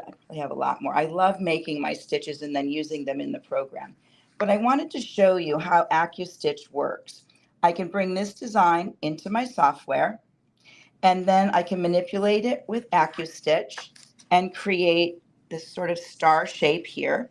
And I took that star and I copied it across it up and down my hoop so it filled my hoop. And then I added a little extra little heart in there that I had from some other graphics that I have. So I could make this fabric for the back of my pillow. So this is one of the things I love about AccuStitch. Not only can you use the designs that are built in, but you can create ones that are particular to a project you're using or to make it more personal to something that you're working on. And it's a lot of fun to play with. I mean, this is a really pretty big stitch I have in here. So I probably couldn't get that in my sewing machine as nicely, but it's fun to stitch them out in my embroidery machine, and it's a lot quicker too. All right, so let me see. There's one other thing. We're going to come this way.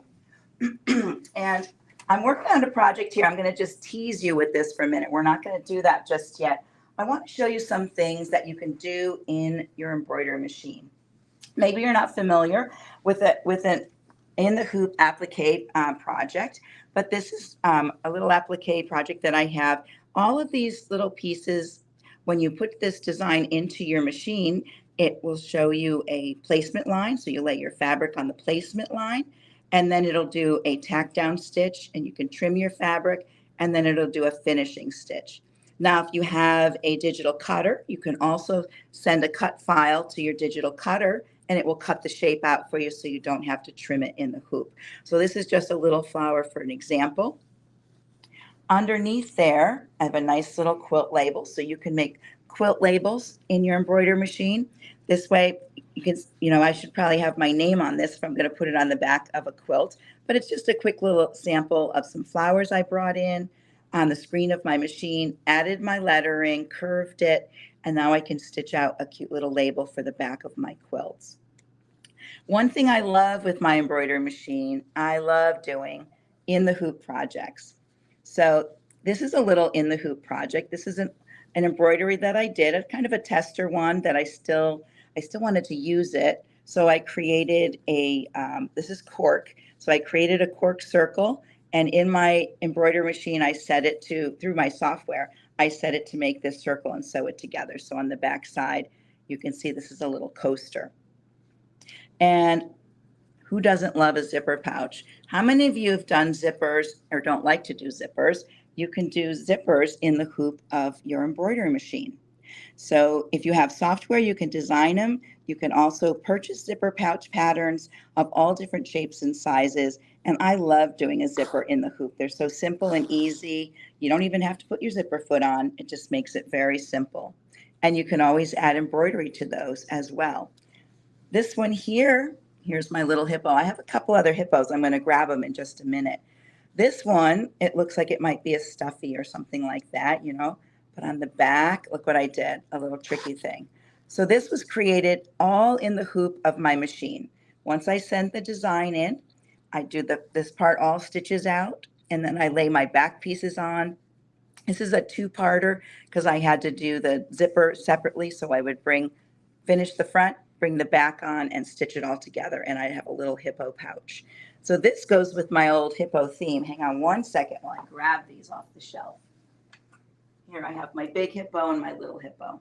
So all of these you can do in your embroidery machine. It's not just about doing monogramming and lettering. And as one of our educators used to say, it's just not those flowers, you know, above the pocket. You can do lots of fun things. So these are little stuffies in the hoop.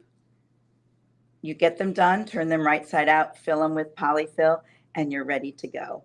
So much fun. You can purchase patterns like this. You can create your own with extra software if you have that. Lots of things you can do. So let's step over to the front of the machine so I can show you a bit of that now that we've talked about some embroidery things. So as I mentioned, there are 180 designs that come built into the machine, plus our limited edition machine comes with a USB stick with an additional 30 designs for our large hoop. And I'm doing this little face thing, but I'm going to come back to that because I want to show you where the designs are. You're going to come to your little house up here. And then our designs are located right here under the flower. Or if you're using a USB stick, you would go to the folder. And you can look at designs by category, by this tab. And here's all the categories. And then you can pick some of those. This flourish alphabet is so beautiful. I'm going to pull up this little G here. And you can see when that comes on the screen, it gives the information about my design. So it tells me everything I need to do, which hoop I should use, how many colors, all of that. I have some tools under here. So I can look at my color list. So I know what colors to pull up out of my threads. And then under the needle, it tells me how many stitches are in each of those sections. Lots of great information on the screen of your machine. We're going to go back to designs. There we go. Here's our alphabet in here as well. But you can also look at designs by hoop size. So say you wanted to use our largest hoop, you could just select it. And all the large designs would be in here. Now, these ones here are very cute. These are our built-in monsters. They're little stuffies that you can do. These are some great quilting designs. Oh, there's only one page. I'm going to pull this one up so you can see it. These are great to do on a quilt, or a lot of times I'll use these for stitching on a whole fabric, and then I'll cut it up to make zipper pouches and things like that. It gives lots of great texture to my quilts and my projects that I'm working on. It is a two-color design. You can see that up there, and it wouldn't take much time at all as it's 9 minutes. I have my machine set at the fastest it can stitch at 860 stitches per minute. And then let me see, one more thing I want to show you in here. We're going to go to our edit screen. So I'm going to go back to my home. I'm going to go to the edit screen. I'm going to delete this because I don't need to work with that one. But I'm going to go bring in a different design. So back to my home, back to my flower. Let's go here to my different groupings. I'm going to go to favorite designs, and I'm going to bring in my rocket ship, and I'm going to put him down here in the corner. Or I could use these arrows to move him around. And then I think I'll add some lettering. Go to my lettering tab. My fonts are located in here. I'm going to stick with Gothic, so I can close that. I can make small, medium, or large letters, or upper and lower case. And then I think I'm going to, let's see, we'll type in here, let's see, a little boy's name. I'm going to start with an M. I'm going to go to lowercase.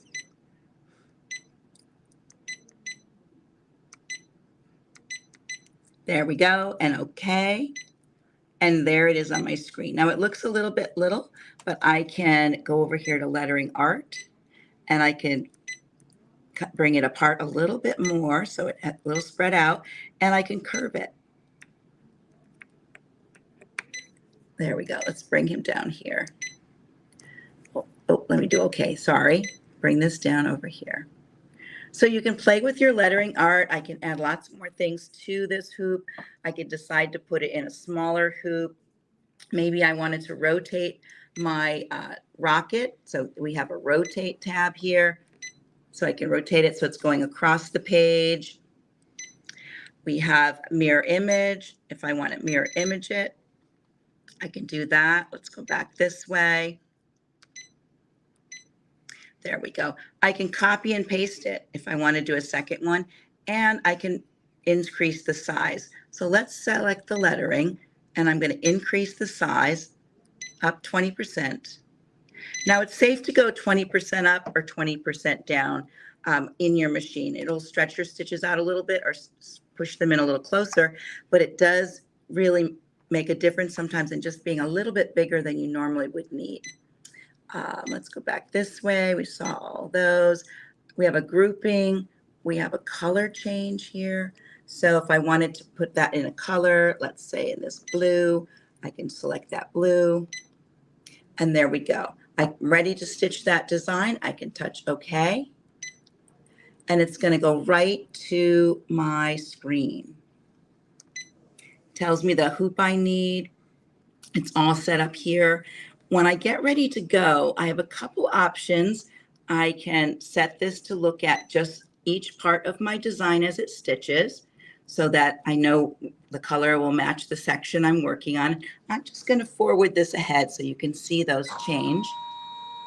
This is really handy if you're doing those applique projects or in the hoop projects. You like to see a section at a time. So I do like to show how easy it is. Your machine will go through those sections, and then we can put it on the full look right there. This tab here is basting, and I'm going to talk about that in just a moment. We can reposition, and once we get our hoop ready to go, we can tweak it just a little bit more if we're a little bit off center. We can change our tension here, and this will move our hoop forward or backward for ease of getting something into the hoop. Now, I didn't mention this little tab here. If you are stitching this and you needed to go back or forward, you could actually put in a stitch number instead of touching the tab and scrolling by 1 stitch, 10 stitch, or 100. I could go back or forward in my design. So maybe I want to go up to stitch 10,000. And okay. And it moved it ahead in the stitches. I have the little cross here to follow around as I'm stitching. So lots of onboard features for you to use. This area right here is our set mode. This is really where you can make the machine do what you want for yourself. You can be the master, the mistress of your machine by using your set screen. You have common settings, such as if you want to work in inches, your screen contrast, things like that are all in here. So quiet mode, lights, thread sensor, things like that are all in this part. Under the embroidery settings, you have this one here. This is very, I think, important. I like to have the least amount of thread on my bobbin when I'm working. So it will alert me when it gets this low. It does have a bobbin alert on it, which is really nice. And then there's some other things. If you do any quilting in the hoop, you'll want to use 1 stitch stop.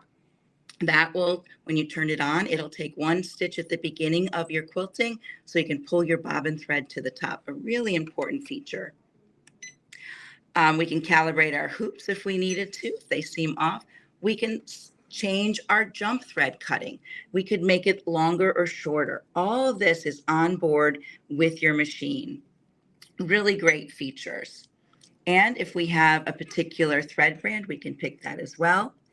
And I usually leave it on retain original color because then if I'm using a designer's design, it will pick up their thread colors and then I can match them to what I have in my thread library.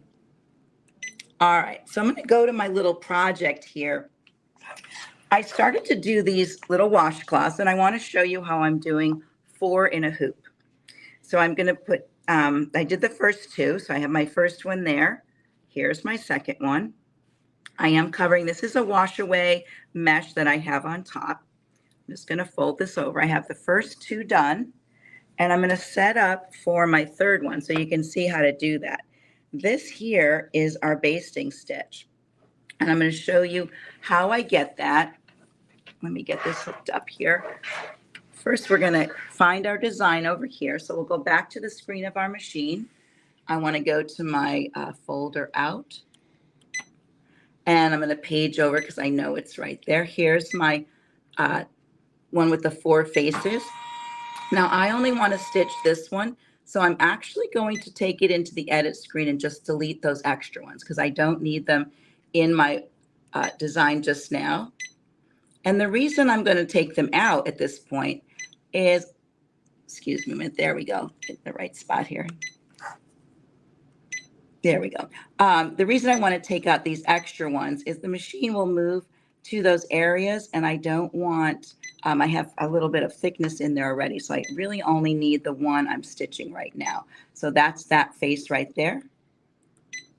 There we go. Now, how do I figure out where that's going to be? I selected my basting stitch right here, and it will stitch this basting right here. So now I know where to place my next washcloth. And that's what I'm going to do right now. So I know I need to put the hem of it right along here and the edge hem right along there. So that's what I'm going to do. It's wrong side down. Layer that in here.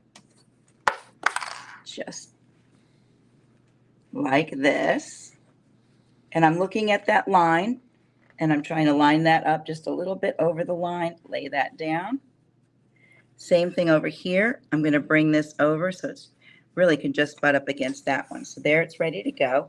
And now because this has a little bit of nap, I'm going to add a little bit of wash away stabilizer.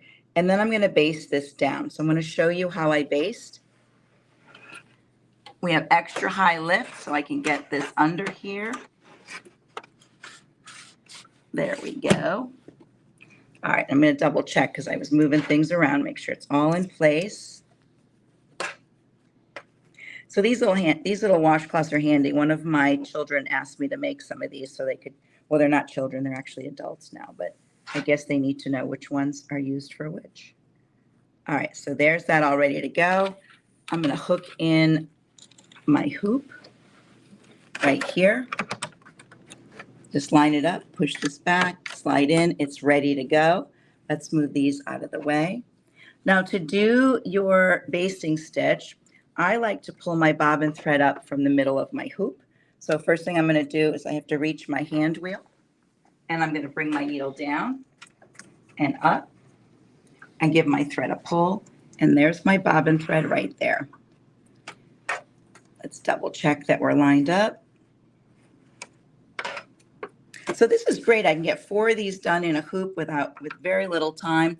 Once I'm ready, I can put my foot down, and it's going to travel to this position right here on my towel. So it'll be somewhere down in this area when it starts. So I'm going to pitch the start button here. There we go. This will hold everything down.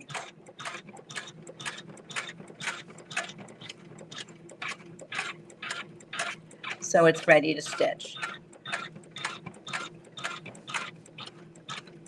And our stabilizer up here, this is a wash away, this is a light cutaway, because these are fairly light washcloths. Now when I push start again, it'll start stitching down here, and it'll look just like these here, all in perfect placement. You can see under here, we're perfectly lined up. So we've got that all set. Once this is done, I'll pull this back and I'll do my last one. So I can get 4 done in this hoop. In our extra large hoop, I could probably get, 6 or 8 of them done in there. All right. So I'm not going to let that stitch, but while we're here, I didn't mention this nice table we have. This comes with our machine. It's an extra wide table. It will hold that hoop nicely for the big hoop that we have. so it'll make it nice and stable on that part of it.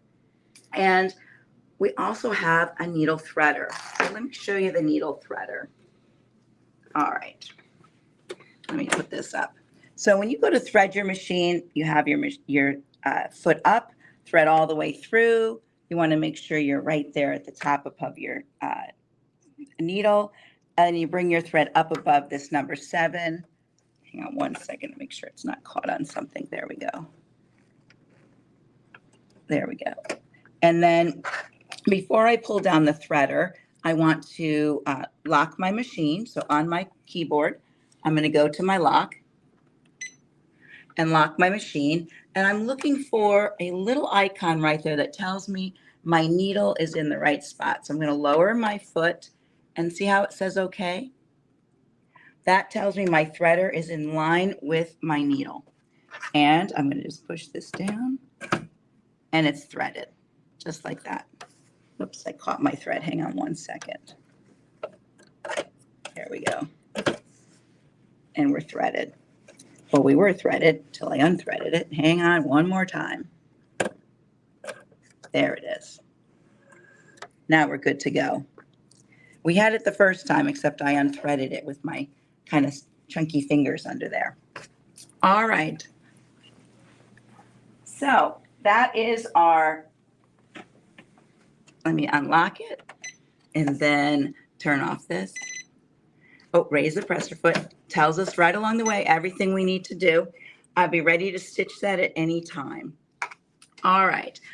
I think I've covered just about everything. I don't know if I should review a few things. Just remember, we have 4 hoops that come with our 550E. Plus, we have the AccuStitch software, embroidery editor, and the 30 extra designs for the large hoop that come with it. I don't know where I am with my time. With Blame, I don't have a clock in front of me, so can we see what? Is he coming Well, thanks, back? Ann. Sure do Oh, appreciate you being part of Hoopfest. Always a pleasure to have you on our shows, and I'm going to tell everybody how they can get one of these then, okay? All right. You don't have any questions for me? I don't think so. I didn't see any coming through. Great job. All right, then. All right, Ian. Talk to you later. All right, everybody. This is the Janome. This is the Memory Craft 550E limited edition. You see the price on the screen, $28.99. But wait, we have a call-in special, don't we, Kyle? Yes, we do. And, well, great price on this today. Give us a call. This is a fantastic machine. All you Janome fans, I don't have to tell you the quality of Janome. Y'all love these things. Great machine, and made this thing look so easy. Financing is available. We're going to ship this free nationwide. And just let me give you a couple highlights if I can. Again, the maximum embroidery area on this is basically, it's a 7.9 by 14.2 with a magnetic clips. 180 built-in designs, 6 fonts for monogramming, 2 and 3 letter monogramming. Has that advanced color LCD touchscreen, top load, full rotary hook bobbin. You can transfer designs via a USB port. Embroidery speed is all the way from 400 stitches per minute all the way up to 860 stitches per minute. And it'll use the embroidery formats, the JEF, JEF plus JPX.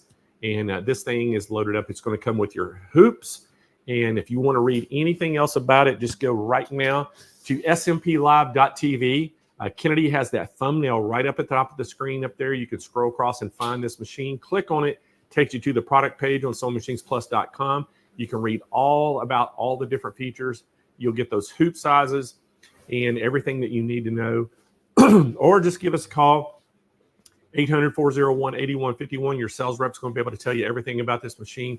Plus, we have live chat agents standing by on the website right now that can help you as well.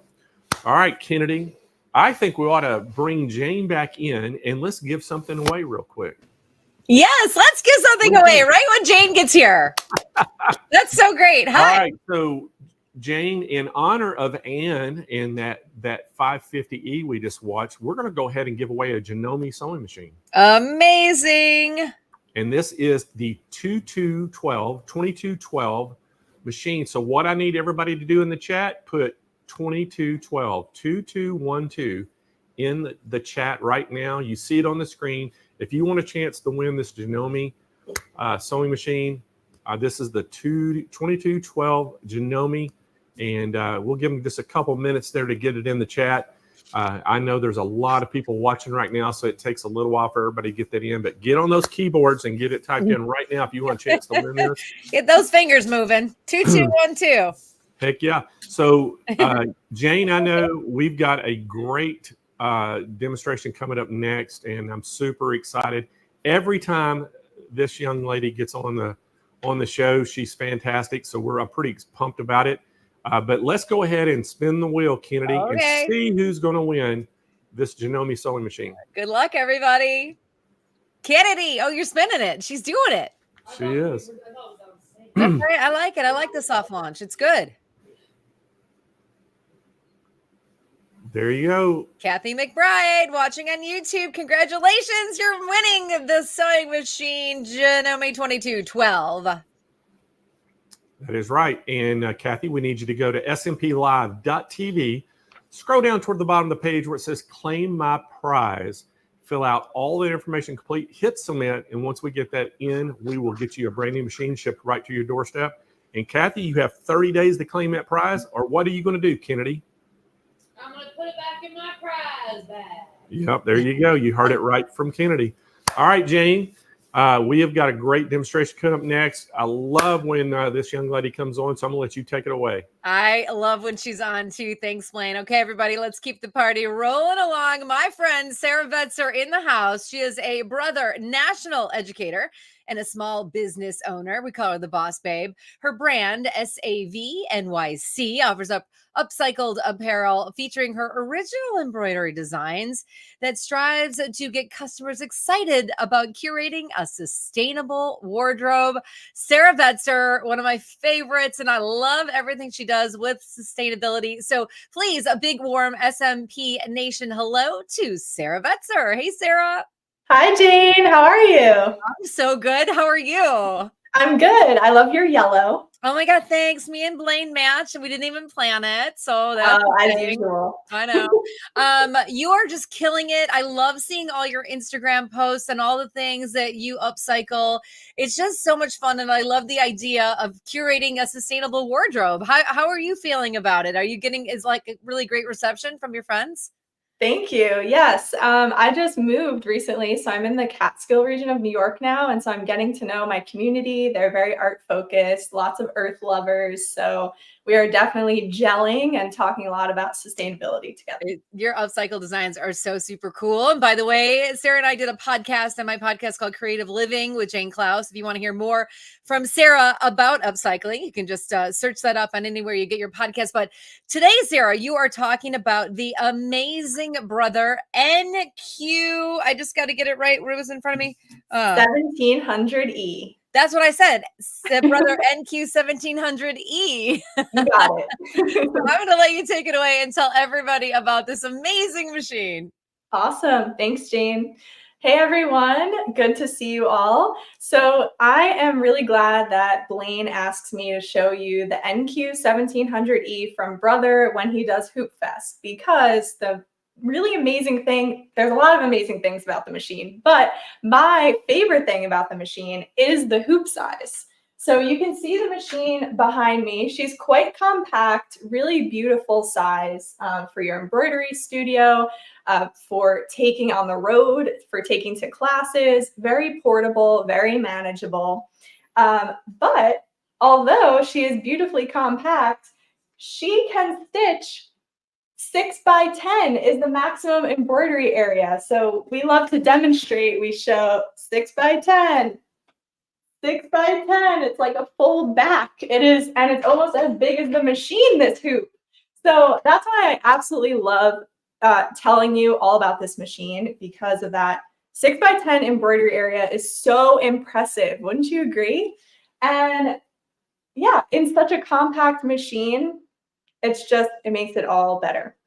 So The other great thing about the NQ1700E is that it's a beautiful machine for beginners, very intuitive and easy to use.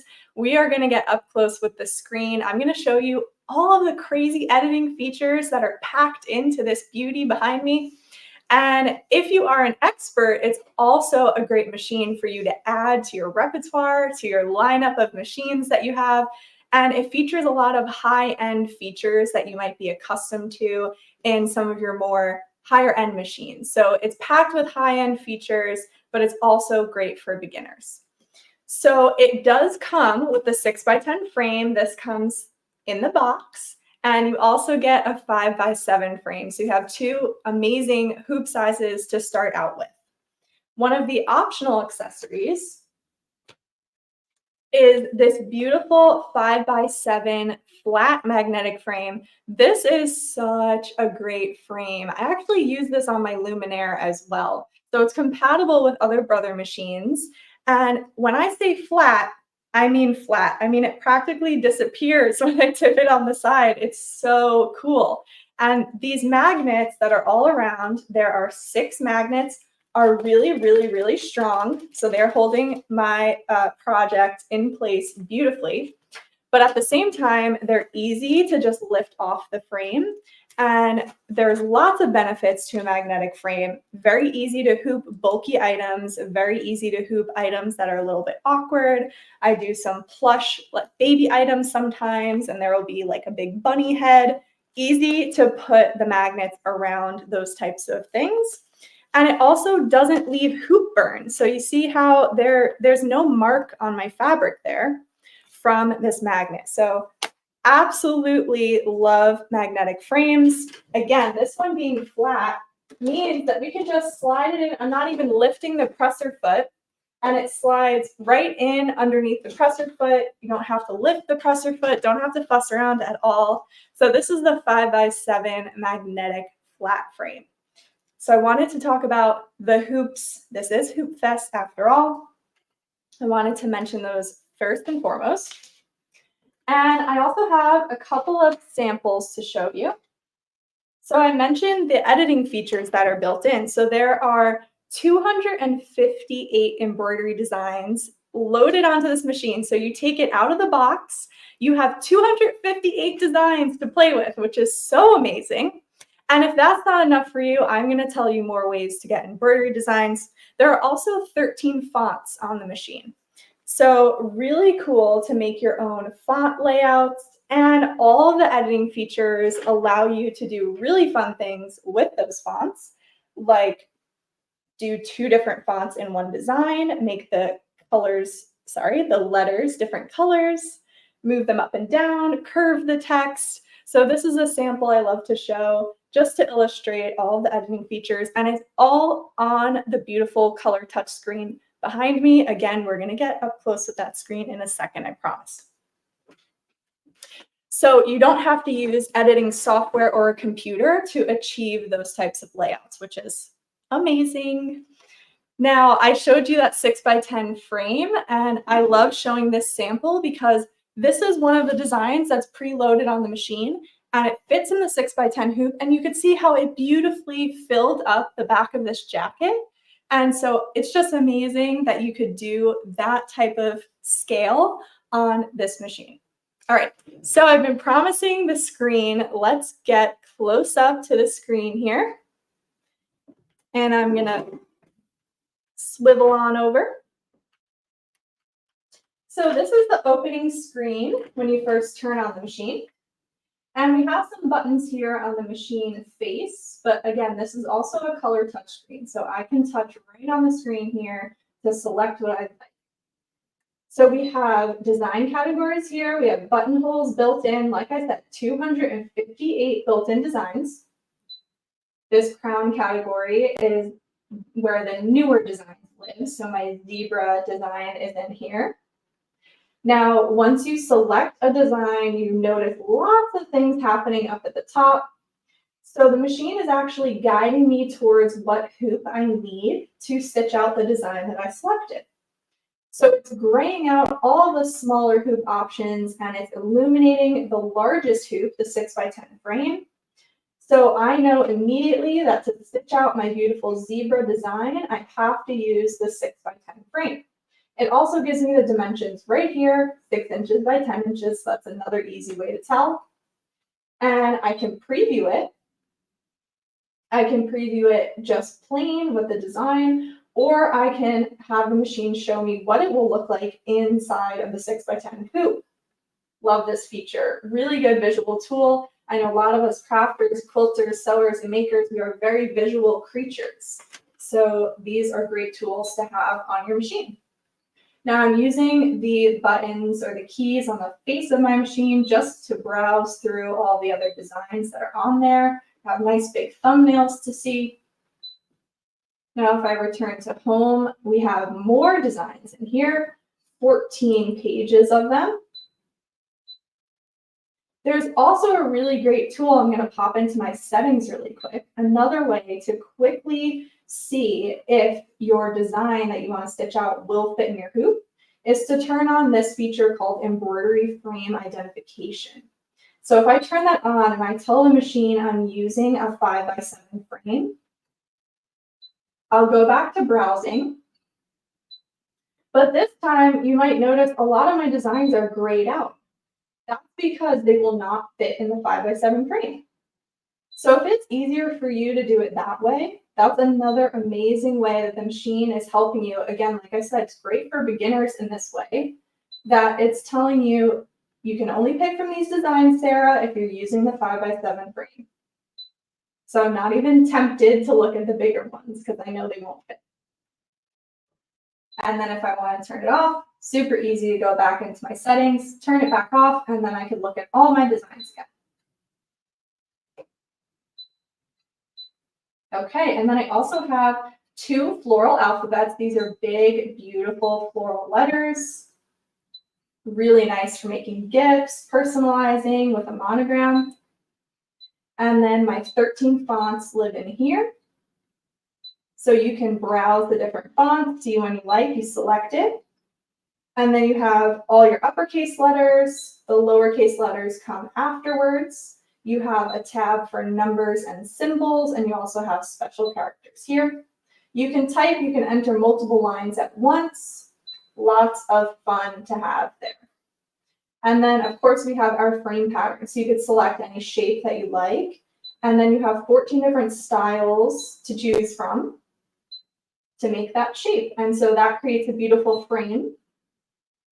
And you could use those frames with other designs that are included, add text, and make your own embroidery layouts.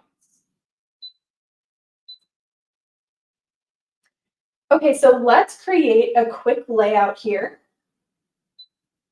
I'm going to go into my crown category and choose my llamas. Here are my 3 llamas. I'm going to press set. And now we are at our first embroidery editing screen. There are 2 of these. This one I call the editing screen. The next one we'll see is more of a layout screen. So I have all my tools here: move, size, rotate. I have my color palette. I have a mirror. And then if I add text, it will also unlock the stitch density tool and the font editing tool. I'm going to use my move tool, and I'm just going to scooch my llamas over all the way to the right of my frame. And you may have also noticed that there's a faint dotted line that's outlining the 5x7 frame size. So I know as I'm editing whether my design is sticking outside of the frame. See, now I dragged and dropped it. It is outside of the 5x7 bounds. So I can just move it right back in and make sure that I'm not editing or creating a design that won't fit in my frame. The size tool is really great. You can size up and down proportionally, or you can move size disproportionately, width, height, length, all that good stuff. You could reset it. If you're editing text, there is a large, medium, small key, so you can jump from large, medium, and small text. Rotating, you can rotate 90 degrees, 10 degrees, or as little as 1 degree. So if you want something really, really precise, you can achieve that. And then my color palette is great as well. So it is going to show me each different color block that makes up this entire design. And I can go in and I can reassign those colors if I want to. Now I'm going to press add, and it brings me back to my home screen, and I'm going to add a text element here. So I'm going to select my font, and I'm going to start typing. Now, once I start typing, I'm able to select the size of the font. I'm going to immediately jump it down from large to medium, and that's just with one tap, and it reassigns it to a medium-sized text. And then I'm going to type out my message here.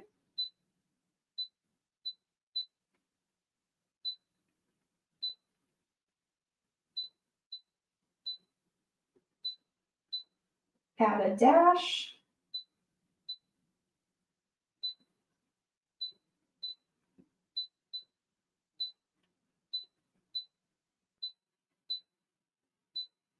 Okay, now if I wanted to add another line of text, I could hit the enter key and it would start a new line for me. I can preview the text. See, it's dropping it right in the middle of my embroidery area, but we will fix that in a moment. And I could also do check. And check is just going to show me my text. This is a really helpful tool if you're typing out multiple lines. When you're on the keyboard page, you can only see one line at a time. But when you press check, it'll show you all those lines. You can check your spelling, check where you're at, all that good stuff. So I'm going to press set. Like I said, it's dropping it right in the middle, which obviously won't look great if we stitch it out like that. So let's use the rotate tool. I'm going to rotate it by 90 degrees, press OK, and then I'm going to use my move tool. So you can see, as I was saying, really easy to use. It's all written out in plain English here. Very easy to learn and get a hang of. Now I jumped into my color palette and I'm going to,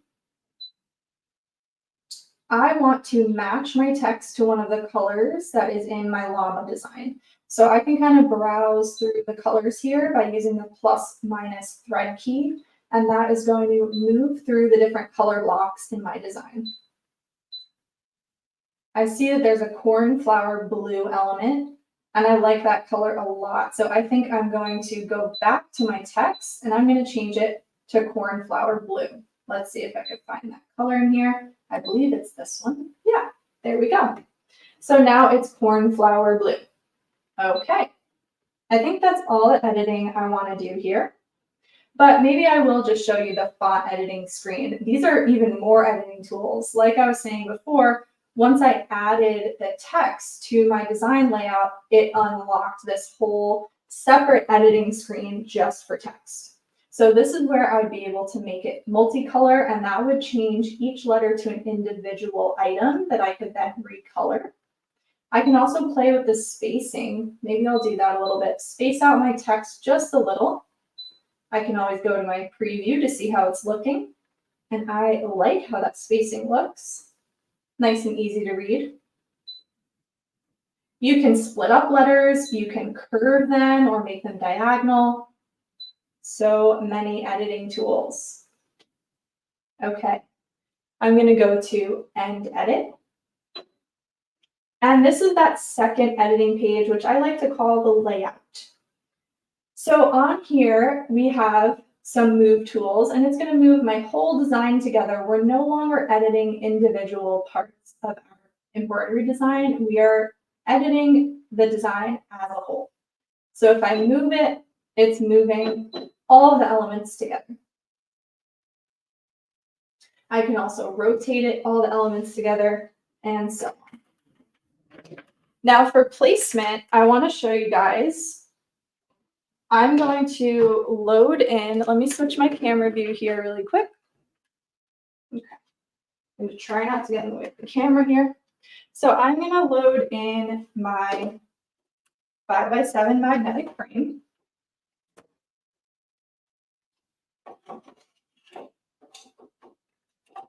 Lock it in place. And I'm going to use the trace tool that was on screen. So I have my trace tool right here. And what the machine is going to do once I initiate the trace is it's going to move the hoop so that it shows me all the corners of my design. and I get a really nice visual of how big that design is going to be inside the hoop. This is a really great tool if you're trying to line up your design on a pocket or along a seam or along something that exists. Even if you draw a crosshair that you want to align your design to, this is a great way to do that. So I'm going to press that trace key and you go ahead and watch the frame.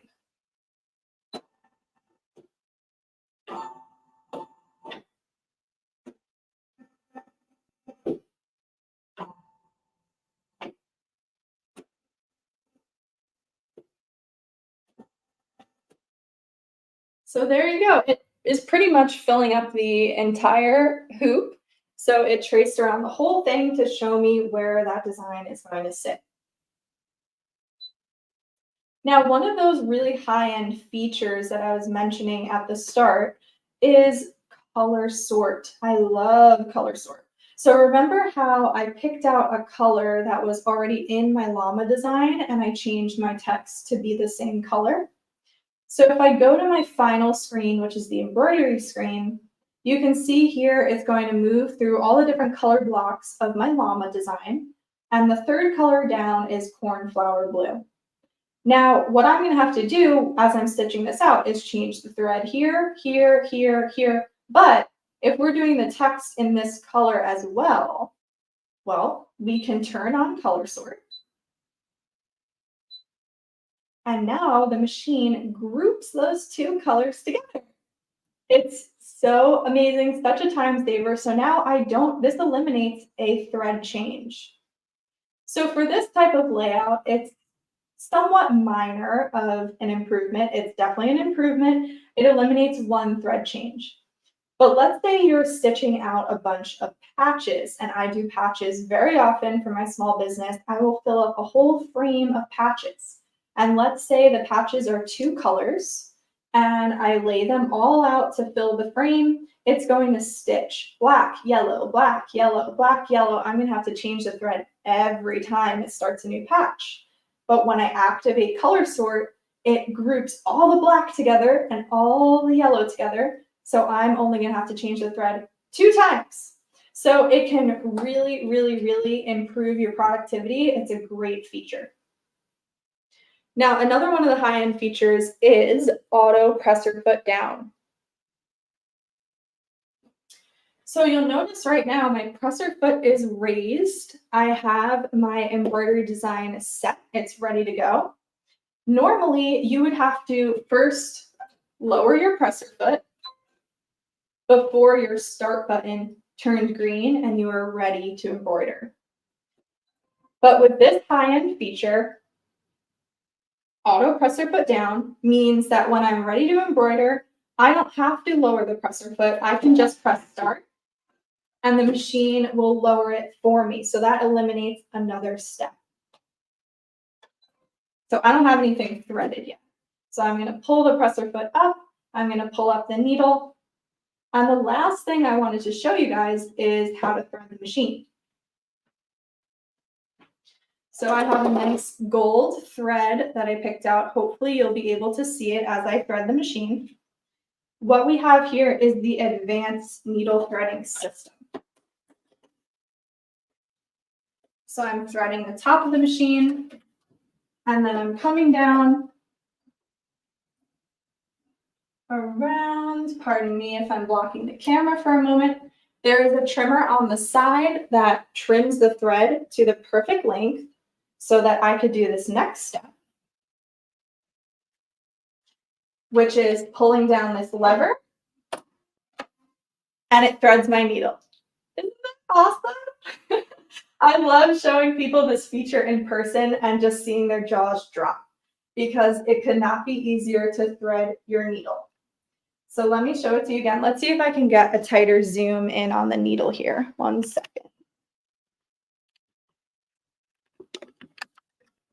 Okay.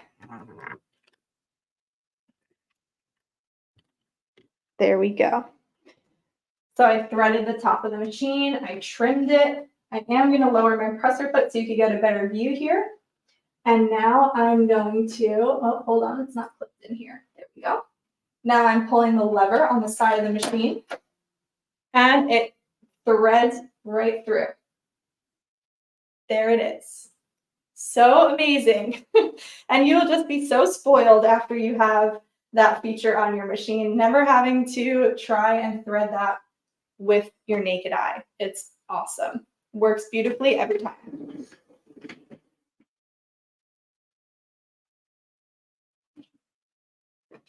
And by the way, I do have those llamas stitched out.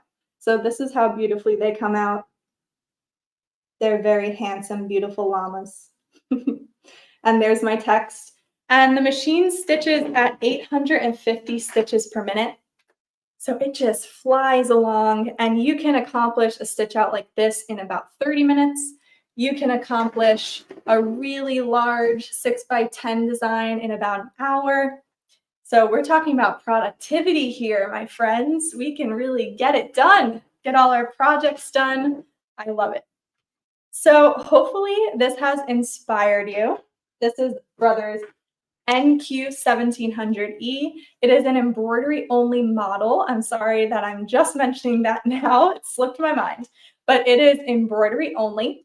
So it's an awesome machine. If you already have a sewing machine, you're thinking about getting started with embroidery, really, really good for beginners. I showed you how the machine really helps you every step of the way to identify what size frame you need, tell you what colors are going to be stitched out.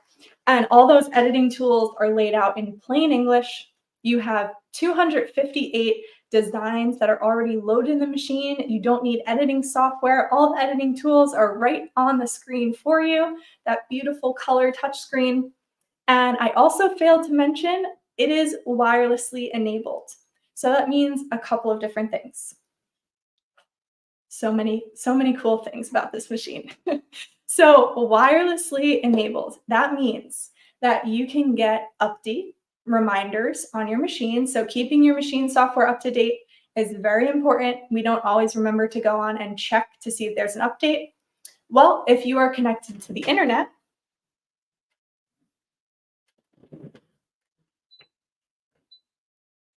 I have my wireless key right here, and there's a tiny little exclamation point down there. And what the machine is doing is it is notifying me that there is an update available for my machine. So I can go right on to the Brothers Solution Center. I can download that update, install it, and keep my machine running smoothly. The other amazing thing is that you can transfer your embroidery designs from your computer or your laptop as long as they're connected to the same wireless network, the machine and your computer.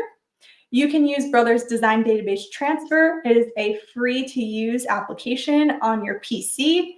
It accesses all of your embroidery files, and with a click of a button, you can send whole groups of embroidery designs wirelessly to your machine. If that scares you, there are still USB ports on the machine, and you could transfer designs that way as well, but the wireless transfer is so cool. And what is the other way? Okay, so if 258 designs is not enough for you, you can also purchase designs on brothersiBroidery.com. There are Marvel designs, Star Wars, Disney. You can purchase on there and transfer it again wirelessly to your machine. So I think I'm just about out of time, and I'm gonna bring it back to Jane so that she can let you guys know how you can get your hands on one of these. Why wouldn't we want to buy this machine? I know, it's amazing. I mean, and the fact that you were like, oh, by the way, it's embroidery only. And my response to you, and you couldn't hear me, was no problema. Totally. So listen, like we always talk about sewing and embroidery, but I love having the embroidery only as well because I'm doing embroidery while I'm sewing over here. Totally. Yeah. And so you can get it's I'm always astonished by seeing the when you're editing it and putting it together, the designs, and then how beautifully and big they stitch out, like the 3 llamas that you did. I know, it comes out so great. And it's always better when you see it stitched out than on the screen. I mean, that is just so pretty. So again, you love that color sort. Everybody was loving the color sort. Love it. So that's just a quick and easy little, push of the button because it saves time. Yep. And as a small business owner, I'm always trying to save time and up my production. So it's important. Yeah, I think that's great. And then the auto needle threading, so great. I know. It's the best. And then all of the editing tools are really great. And you went through all of those. And everybody today, we've done a lot of llama stuff. So and this is the 6x10. I'm sorry, 8x10. No. 6x10. 6x10 embroidery hoop. And it comes with that hoop, correct? Yes, it comes with 6x10 and a 5x7, which is another really universal size. Perfect. Sarah Vetzer, everybody. You need to go check her out at SAVNYC.com. That'll bring you right over to her Etsy store. And you can see all the cool upcycling garments that Sarah is doing as her boss babe, small business owner world that she's in. And of course, on Instagram with Sia, we love you. It's SAV_NYC. Sarah Vetzer, a brother, educator. We love having you here. Great demo, Sarah. I'm going to tell everybody how they can get their hands on the NQ1700E. Thank you. See you later.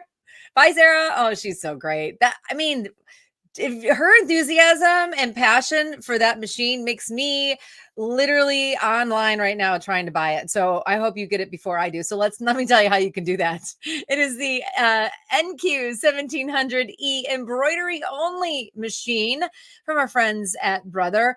And you see right there, the S&P live pricing, $199.99. Oh, but guess what? I mean, that's a great price. But guess what? Call for more information as Kennedy is flashing it on the screen. Call for info.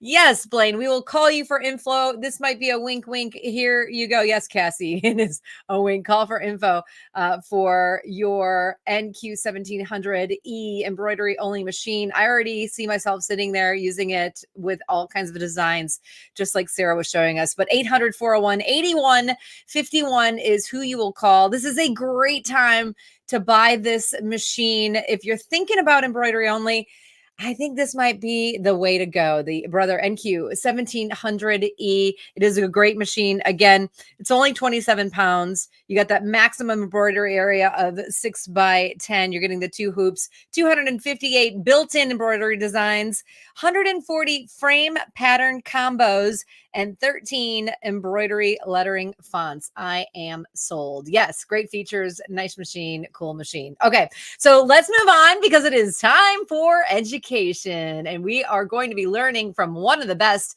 She needs no introduction. I know you know this. She is an entrepreneur. She is a fashion designer. And she is the host of the PBS series, It's So Easy, and host of Behind the Scenes and At Your Side Virtually. It's a weekly Facebook and YouTube live show. She is the founder of Angela Wolf Patterns and the Angela Wolf Academy, featuring online classes and the Fashion Sewing Club. And along with all of those online classes on Angela Wolf Academy, she also teaches on Craftsy and patternreview.com. She's got 200,000 students from all over the world, and we are those students today. She is an author. She is a blogger. She is a business owner. She is a contributor to many sewing magazines and many TV shows. And I've seen her show on Made It Myself TV, and we love her. You love her. I love her. She's here to show us how to use embroidery for tattooing. Oh, yeah. It's Angela Wolf. Hey, Angela. Hi, Jane. How are you? Oh, my God. I'm so good. I'm just giving you a big hug right through the screen. I know. And you know what? I love your outfit. And my husband just came in and said, is it winter? I go, no, it's embroidery. I got to wear something embroidery. Yeah. So I'll be changing back right after the show. You know, I think it's so funny because earlier today when I was getting dressed, I'm like, I should wear something that I have embroidered on it. And then I'm like, oh, well, we all know what we're doing. But you're showing us how to embroider, like tattoo ourselves with embroidery. I am, Jane, I don't like pain very much. And I change my mind at least once a month on my favorite color.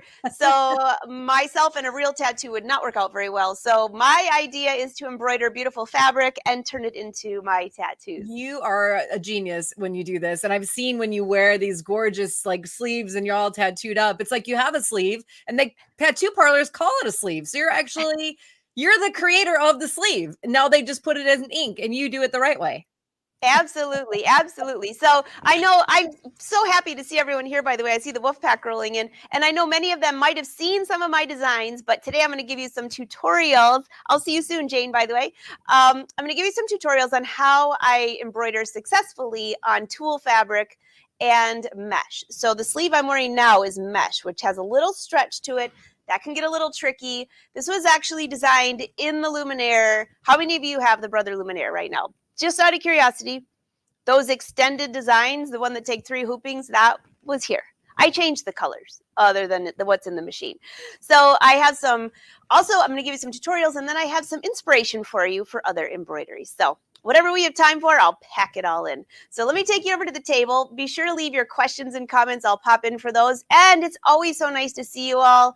Sewing Machines Plus always has the best deals. I've been binge watching all day, except for my little brief live show earlier, but now we're gonna have a lot of fun. So let's head over to the table. In fact, I think I still have my project from earlier on there. Yes, it's a wine glass. It has nothing to do with embroidery, but it's really cute. I'm thinking I'm gonna have to embroider this next. So if you missed this show, this was earlier on Brother's live show. Can you guys guess what these are for? Yeah, the boat. So I won't spill my wine or my water or my coffee. Well, I don't drink coffee in a wine glass, but I do drink orange juice and water. All right, so let's get to embroidery. So if you've never been hanging out with me before on the embroidery side, I'm going to show you a couple things that I think you might like. So first of all, what's the least expensive fabric you can buy? Besides what's in your stash.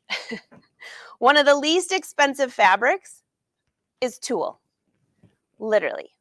So I have a couple pieces here that I'll just show you when you're looking for this fabric. But tulle you can pick up for a really inexpensive price. You can buy it by the bolt if you want to. So what do you look for when you're trying to find something for a garment or something that you want to embroider on tulle? You want something that's really soft. So how many of you have walked through the fabric store? It doesn't matter which one, whatever one carries tulle, and you feel down all the fabrics, and you go down the tulle aisle, and it's stiff, and it has maybe some bling on it. Well, if it's stiff, when you're holding it like this, it's going to be stiff on you, and guess what? It's going to itch like crazy. So you want something that's nice and soft. I found I have quite a few different colors, but it has a light stretch. And why do I want that? Because when I put this on, if it's just doesn't have any stretch at all, I mean, your arm moves, right? It gets a little uncomfortable. So that's tulle. And then we have mesh. We'll get into that in a minute. But on the tulle side, I think I did this during a live show. I can't quite remember. If you can remember, this was a part of a top for one of my embroidery collections, which you can find here on Sewing Machines Plus too, by the way. I did this for the cover, and then it started to drive me crazy, and I felt like I should be in a bull ride. So I just cut my sleeves off. But look at how cool this is. Now it makes a great sample. This is embroidery right on tulle. And this was kind of a dense design, but it turned out beautifully. So this is just going to give you some ideas, and then I'll point out some things on here. So again, this tulle has a light stretch. Tulle, doesn't matter what color you put on, it looks almost invisible. So let's go back. This is mesh, so ignore that. We'll just get that out of the way here.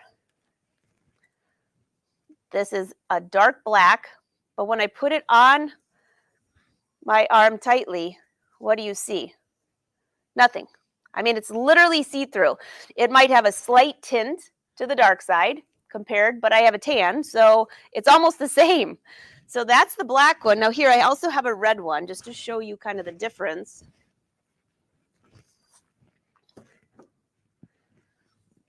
Slide that in place. Again, you can see through it, and it gives a light tint. So this is a great thing if you want to refashion. I know that Sarah was just on here. She does a lot of refashioning. If you put this on, you could change your sleeves from a t-shirt.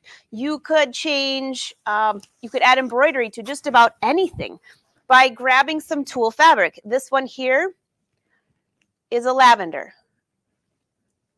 So it just gives you a tint. So what colors would you want to avoid? Well, if you, like a light yellow, a pale yellow can wash you out a little bit. So you just have to be careful that whatever color you're using doesn't wash you out. That gets more into the fashion side. So look at this embroidery. You can hardly see them, right? But these are beautiful designs, all embroidered on tulle. All right, so those of you that have been around for a while, I see the wolf pack in here. What outfit did this embroidery go on? It was on the cover of one of Brother's machines. I'll give you a hint.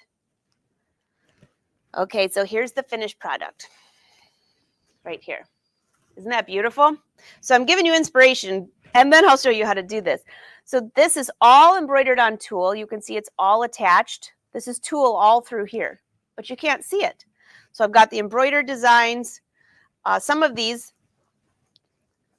on the back side are all embroidered on tulle, and then literally that tulle is attached to the outside of this satin fabric. Isn't that beautiful? Okay, this is one little example of embroidery on tulle where I trimmed real close to the edge of the embroidery, and you can turn it into somewhat of an applique. I say somewhat of an applique because it's not going to be a stiff applique, but it's a separate piece of embroidery that you can use. And I used this to cover up the hidden zipper. Like that. All right, so before I get into any more with this, let's get into how to embroider on tulle. Here's another one. You're not into embroidering on garments? You can make candle covers. You can make fun little things for parties. I love this one. Oh, I think my nieces are going to have to get these. Use them as little hair ties. That'd be cute. All right, let's go back here. How do you hoop the tulle? Well, hooping the tulle is a lot different than hooping the mesh. Here's a mesh top, which we'll do second. This one is from my third design, the Whimsical Collection, which is also on Sewing Machines Plus, and I just peeked. It's on sale, too. All of these are little designs. I'll show you how to line those up, but the difference with this is the mesh is a little thicker, and it has a lot of stretch, so you have to be really careful how you hoop that. All right, let's get into the tulle. For the tulle, you have your hoop here, and I just chose a small one. I figured you could see it a little bit better on screen. So it's really no different than hooping a lot of other things. You just have to be really careful of two things. One, don't puncture the fabric because tulle can really, well, it can rip really easy. Ask me how I know. I'll show you this one in a minute. All right, so you don't want to over tighten this hoop. And I usually will tighten it so I'm not pushing it in and breaking my nails to get in there. So that looks pretty good. So I kind of pre-tighten it just a little bit. What stabilizer do I use? Well, I'll show you this one here that I was embroidering, and then I made the mistake and bumped the machine. What happens then? Well, everything goes off kilter, and now I can only use one row of these. This is for one of my couture jackets. So what you can see here is the tulle and the stabilizer. This is just wash away stabilizer. Okay, it's not sticky back. I don't use a sticky back with the tulle. The reason being is the tulle is so fine and it has a lot of space in between the threads, I should say. So if you're using sticky back, you're basically going to be embroidering sticky back, and it can gum up your needle. Even if you're using one of the great needles that now they have, the new Schmetz ones that help you not to gum up. But again, with tulle, you want to be careful and just use wash away stabilizer. All right, so here's my wash away. It feels like paper. Either side is the correct side. It doesn't matter.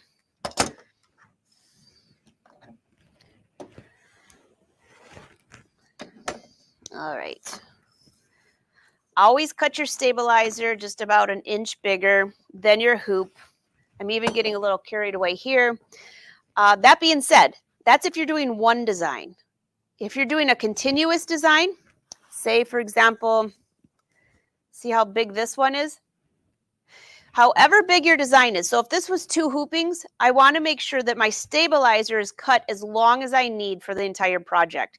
It's really a pain to hoop and then put more stabilizer and hoop and then do that route. What I prefer to do instead is cut one piece. So if this is going to be my whole arm, this is built into the machine, by the way, one of the Brother machines.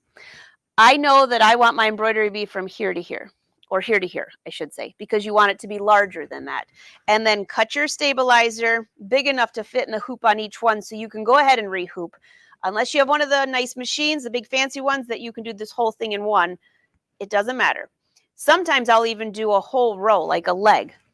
I'll show you that on my jeans here in a minute. Now that wasn't on tulle, but you want to cut the stabilizer in general to be as big as you're going to need for your whole project. So for this one, we'll just do one design. But if I wanted to do more, I would have kept this entire piece going. Right, there we go. And let me grab some of this tulle. Why don't we use red? I think you'll see it a little bit better. Now the tulle, one thing about the tulle is it can get really kinky. Yeah, it's not good when it's all kinky like that. That's your new word for the day. You know, I always give you one. I don't think I gave you one during the live show earlier when we were making wine coasters. So today, maybe don't tell your family that. They're going to wonder what you were doing today. But kinky fabric, that's your word. You don't want it. Okay, so here is the stabilizer. And look at that. This is on a purple mat. And you can hardly see the difference. If I put my hand under here, my hand just looks a little reddish. All right, so I'm going to slide this out of the way. Let me get rid of all the kinky part.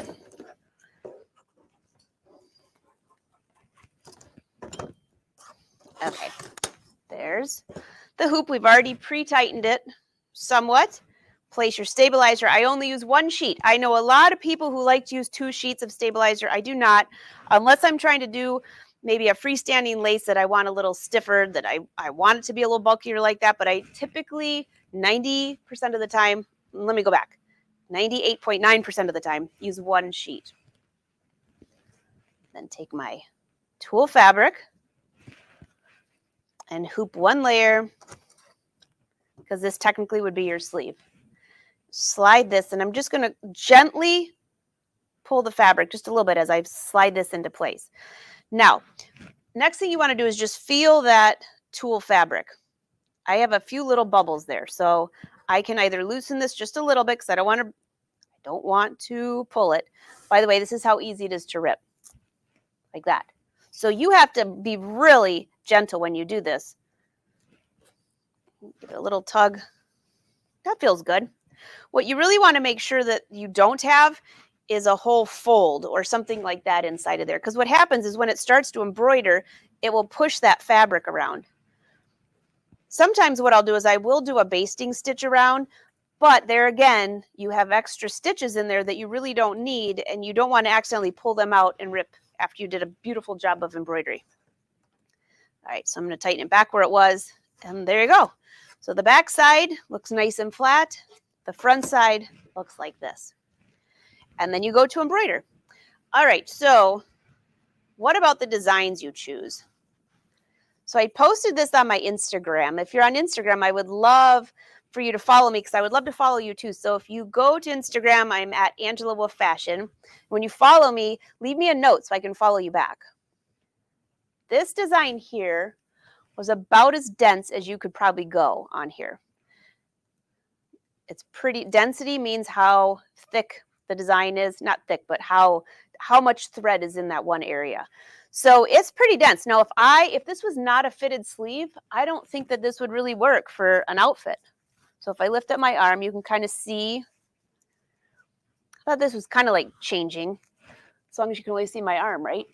Okay, look at how cool it is though. I love these colors. This is one of my favorite designs. But it's fitted to my arm. If it was loose, hanging on a skirt or something like that, look what happens. It kind of loses its beauty.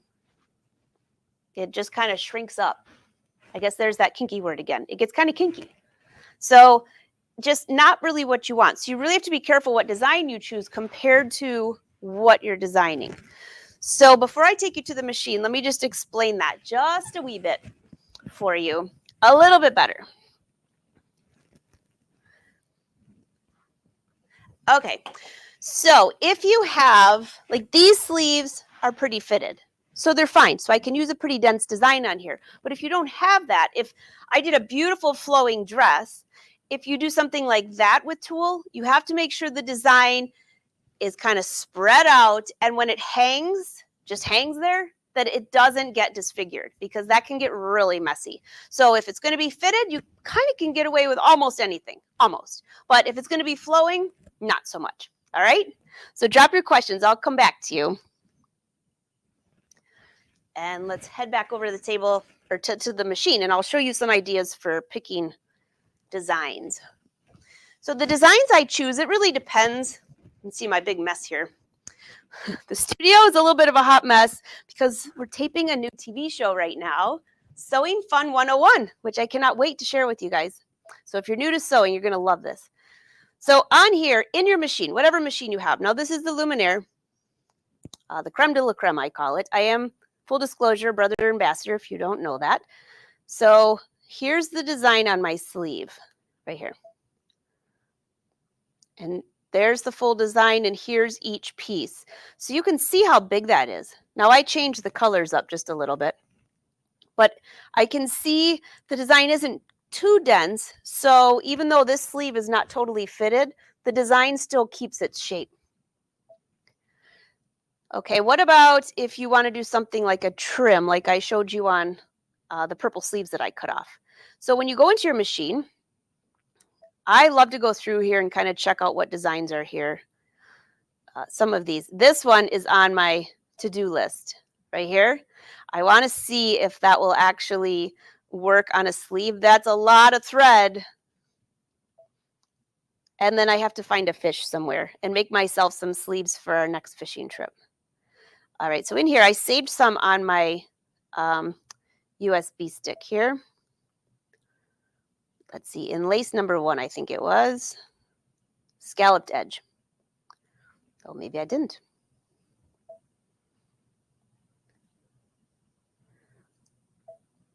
I'll try one more spot.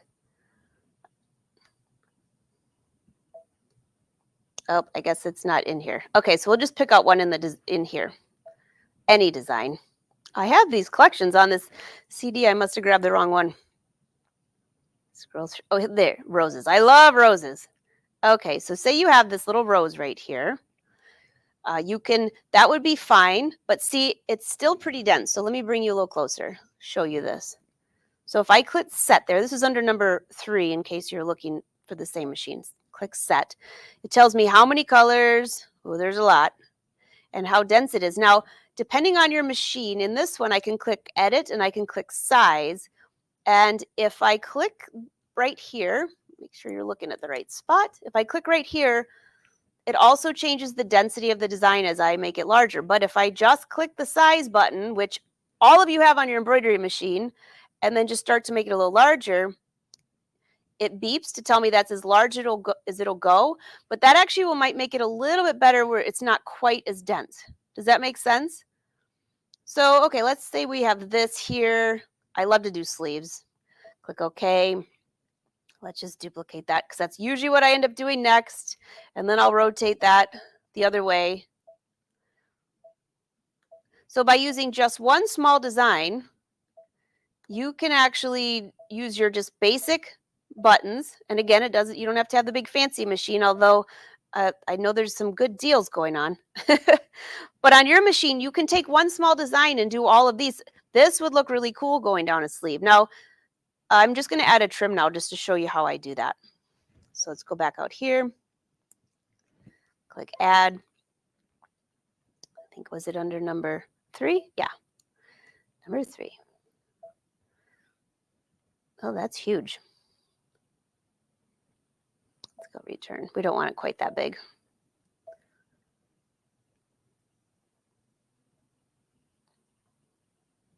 Let's see how big this one is.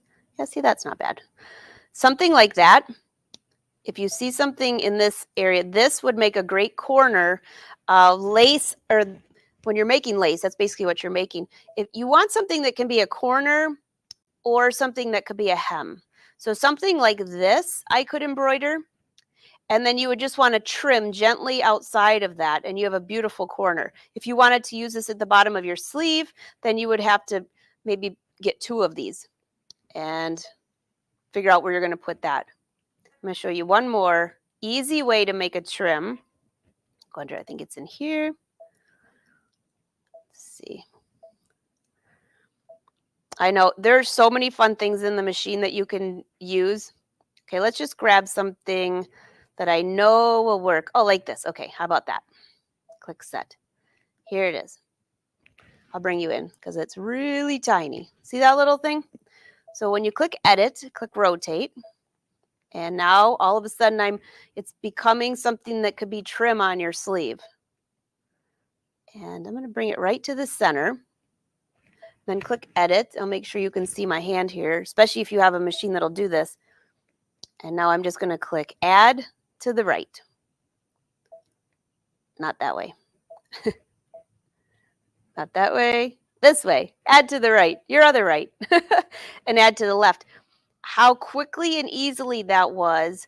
And now I have an embroidered design. You can't embroider that as far as freestanding lace because even though it's semi-attached, that just doesn't have enough stitches. But that can be the bottom of your hem. Right there. So this right here, if I made this a little bit longer, this would make a great short sleeve, anything like that. I'm going to take you back over to the table and show you a few more things there. All right. So trim. Bringing you a jacket if I don't trip over all these cameras. This trim here was one of the ones I was trying to bring up on my USB. This is from my lace collection, the couture collection. And this is one design that's that big. But I continued to add all the way around on a piece of tulle. And then I could take that tulle and using free motion, attach it to a jacket. Doesn't that look like you paid a bunch of money for that trim? I mean, it took some time to embroider, but I matched the colors perfectly, which is a lot easier than finding a piece of trim. And then I did the sleeves as well. That's one of my favorites. Okay, and then back over to here. Here's the one that I wanted to point out. It was embroidering beautifully. And then I had some friends over here in the studio, and we were playing around on different things for embroidery. And I walked by and bumped the machine but didn't notice it, and this is what happened. So don't bump your machine. That's a no-go, but I'll figure out something to do with that. And then back here to this sleeve, you can see how I have a scalloped edge there. There you go. All the way around. I added the embroidery designs inside of there. Some of these others, it hangs nice. And then I just trimmed really close. So you need really sharp scissors when you're doing that, and you'll trim. Literally, when you're holding the design, it will just rip. It shreds it right off of there. It's, like I said, it's easy to rip, but it's also easy to cut. All right, so we only have a couple of minutes, and I want to show you how I hoop the mesh. So here's a mesh one that I'm working on right now. Has some stretch. For this one, this is sticky back wash away stabilizer. So the difference is this has a paper backing.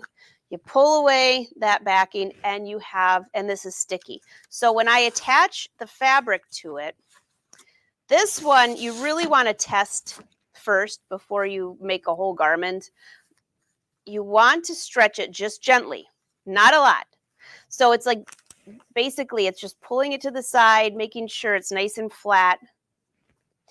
Here's the bad part. If you stretch too much, when you have your garment, your embroidery will pucker.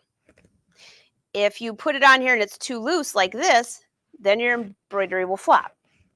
So you really have to try this. So it's, again, sticky back wash away stabilizer. You pull off the paper. Here's the mesh.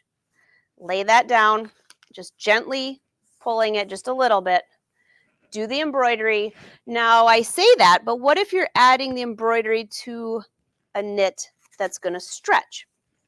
So this entire top is mesh, and my top stretches and it's fitted through the bust area. So I want to stretch it about as much as it's going to be when I wear it. So when I wear it, nothing will pucker. Does that make sense? So like on the sleeve is fitted. So I stretch it just a little bit. So on me, this will be about like this. And if it wasn't, then it would kind of just hang like this. So that's why you have to be really careful how you line that up. Now, one tip for you, I like to embroider my tulle and my mesh for my garment, a big piece, and then I cut out my garment. Okay. But if you have a big piece like this and you're thinking, where on earth am I going to put this? I will take my pattern piece and use a fabric marking pen and mark it on my mesh. But on tulle, you can't see it. So a little trick for you is use your marking pen, fabric marking, and mark it right on your stabilizer. So if I marked, say, that line right there, I'm just going to use this grid as a guide. Just say I marked that line. When I put this on here, I can see that line perfectly. So when I go to line up my pattern, if it's a sleeve head or if it's the bottom of the bust area, you can see exactly where it is right on here. So if you're doing a big top, like for this one, this was 3 hoopings. This was 1 hooping, this was 1 hooping, and this was 1 hooping. So I had my entire piece of fabric. I drew the pattern out on a whole piece of stabilizer, and then as I just kept re-hooping, I didn't have to put more stabilizer. My stabilizer was my new pattern. So just another trick for you there. And here's one more for you that I did a while ago. And this one is tulle, and I use metallic thread, which I love. But you definitely want to use just a nice soft thread on the back side. Otherwise, metallic really gets scratchy and itchy. So that's another one. Again, this design was built into the machine as well. All right, so I think I've taken all my time up, as I always do. You know, I could sit here and hang out with you guys for hours. But does anybody have any questions for me? Or I stripped Shirley over here because I needed the jacket to show you. But anyways, if you have any questions, drop them in. You can always send me a message. If you go to angelawolf.com, you can find all my live show schedules and links to a lot of these embroidery designs. Hi, Jane. Hi, Angela. That was so cool. I always notice your beautiful sleeves and embroidered on the tulle, but I don't actually think I've ever seen you do it. So I love that. I'm always It's a lot of fun. It's a little addicting, Jane, because then once you start doing it, then you're like, wait, I think I like this color. So it's really fun. The only thing you have to be careful of, and I see someone asking, how do you keep it from tearing? Be very, very careful. Yeah. And when you wash it, put it in a mesh, like a mesh wash bag.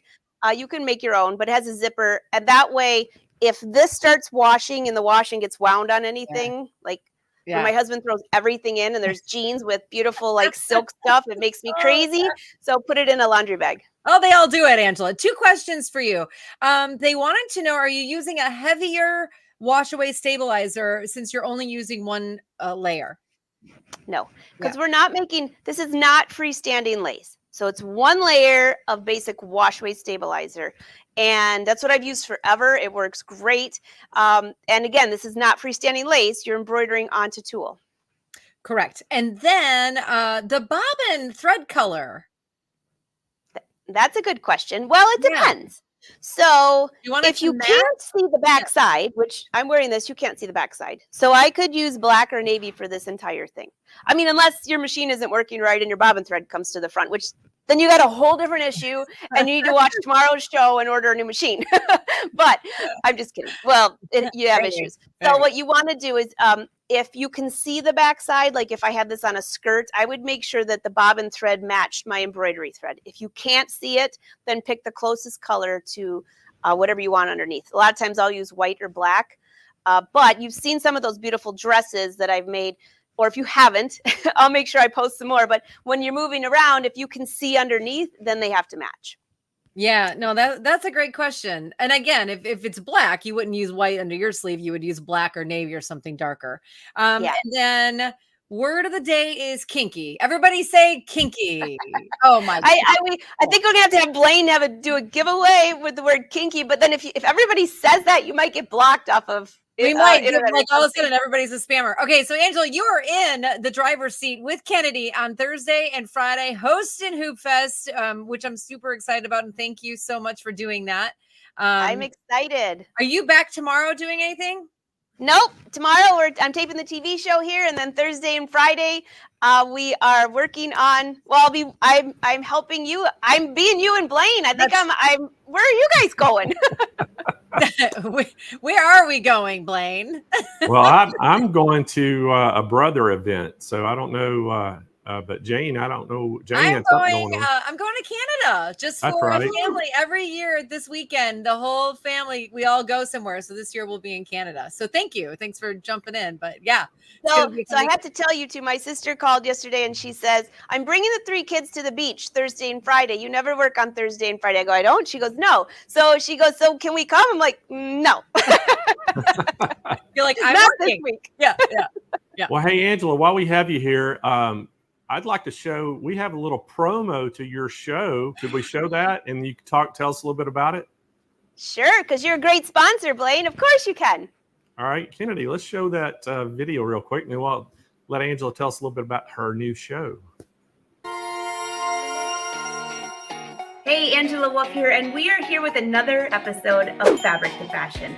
Get ready to immerse yourself in a world of creativity and style with the first ever fashion competition series appearing on your streaming platforms. This time, the guests are receiving a special box. Oh my gosh, it's a paisley print. Yay, I see pink. You have 2 days to finish this. I've never done this before. I have help here too. Will they rise to the challenge and showcase their talent to the world? Oh! No. It's too short. It's gonna have to work. Beautiful.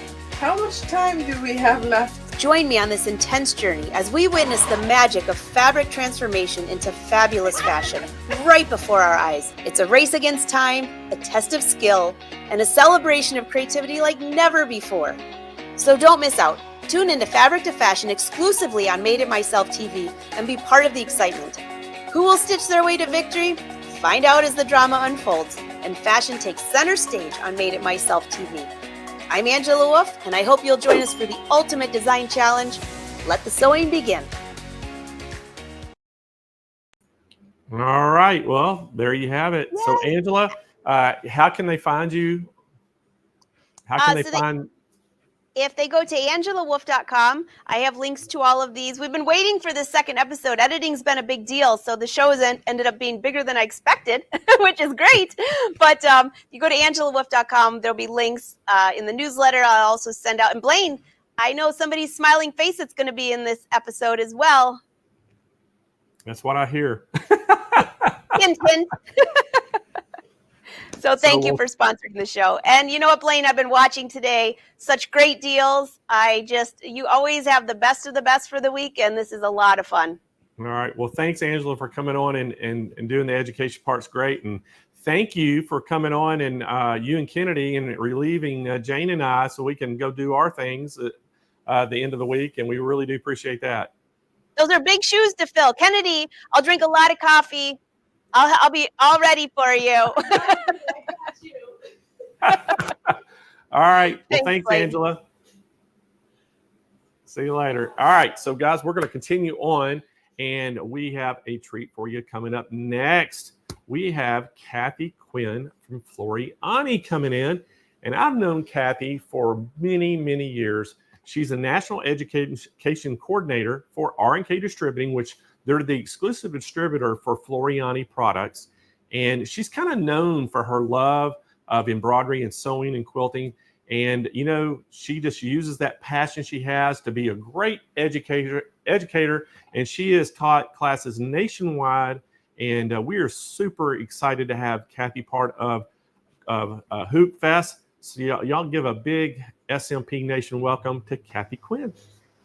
Hi, Blaine. Thank you so much. I look forward to Hoopfest. This is my third one, and I hope I'm here for the next 20 because I love it. Well, I do too. You know, we love having you on, and you and I go way, way back. I can't. Yes. I think first time I met you was like in 2005 or something. It was way back in the day, and so I know you've been in it.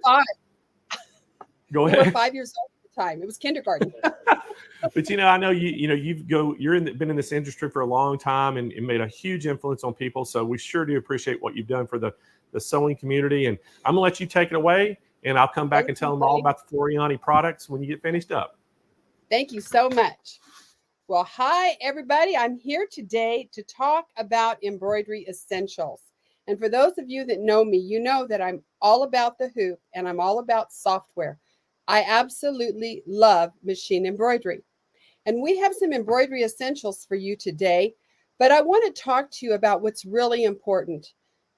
You can have the top of the line machine, and I pray that you get one.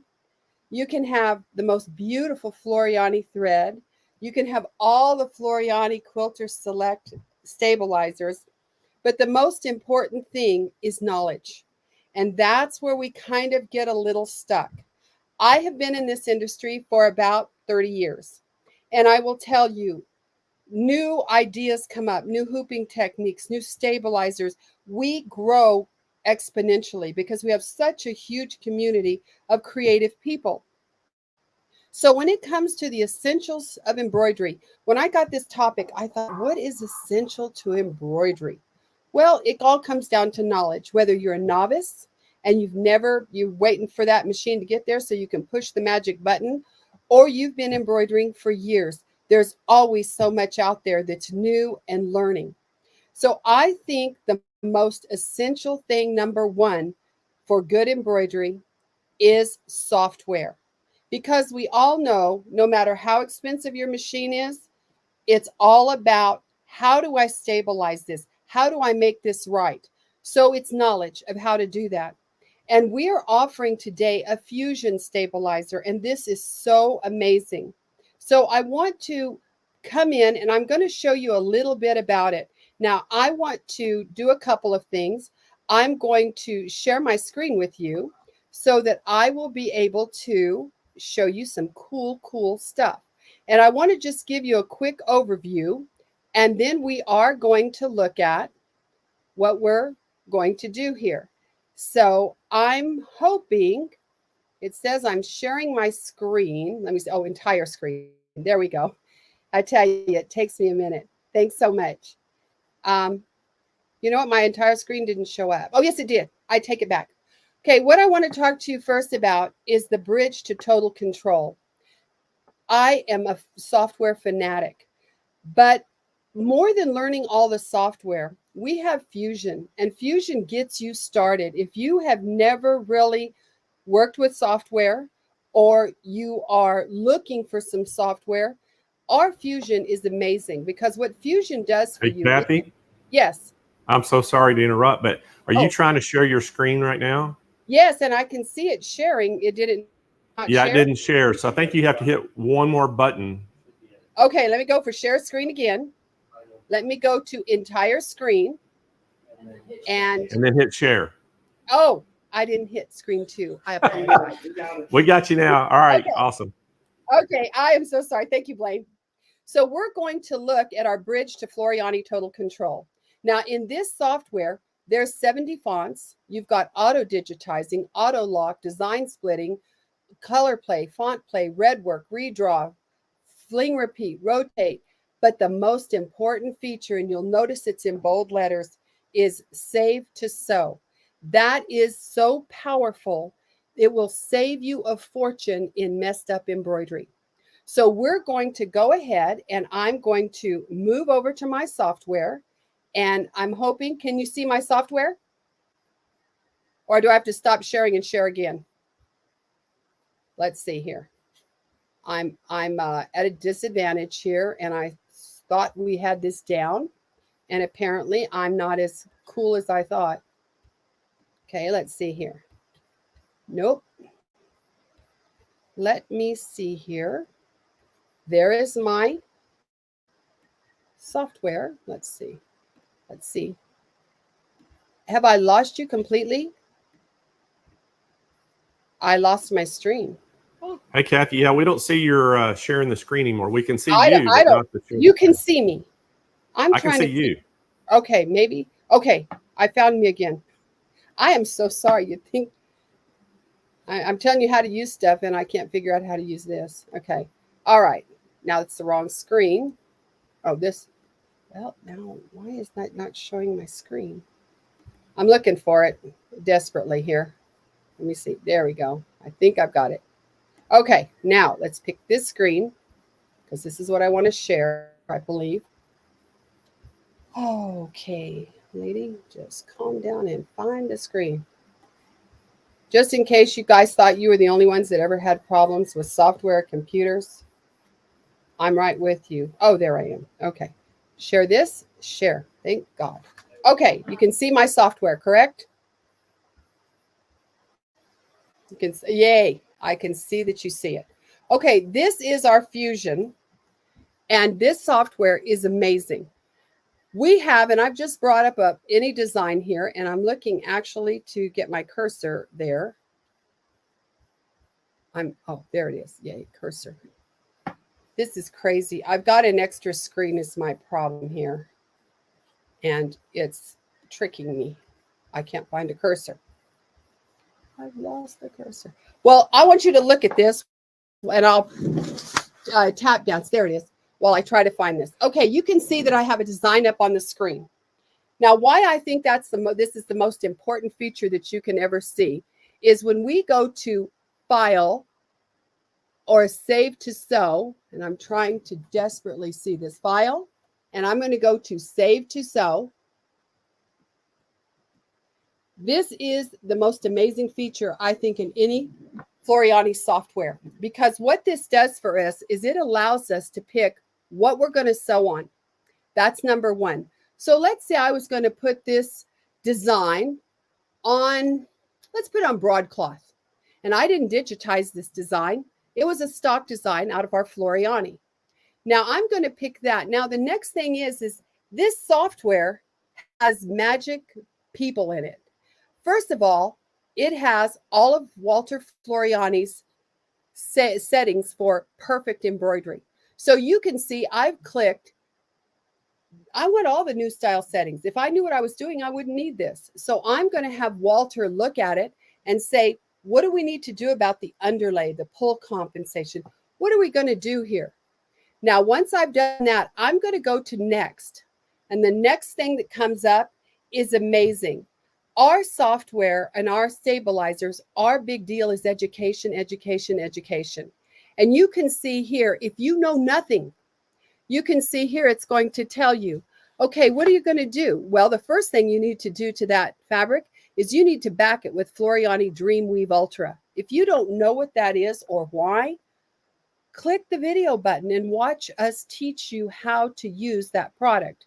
Then it says, Kathy, you're putting this on a woven fabric, so we're going to use Floriani Heat and Stay, and you're going to fuse that to the back. Now we're going to hoop it. We're going to top it with Floriani Heat and Gone. And then it's even going to come down here and give me some other little tips. Once I get there and I finish, what's going to happen is I can, of course, save it in any format I want.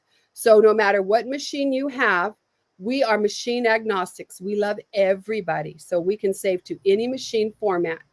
Now, when I do that, what has happened is this design was redigitized. Our stitch count has changed. It's come down about 5,000 stitches because I'm putting this on a woven. I'm putting it on a stable fabric.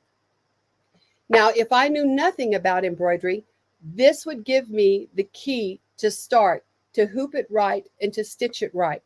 So if we look at this, and this design doesn't have outlines or anything. So actually, the software looks at your design and tells you what the best underlay, pull comp, everything.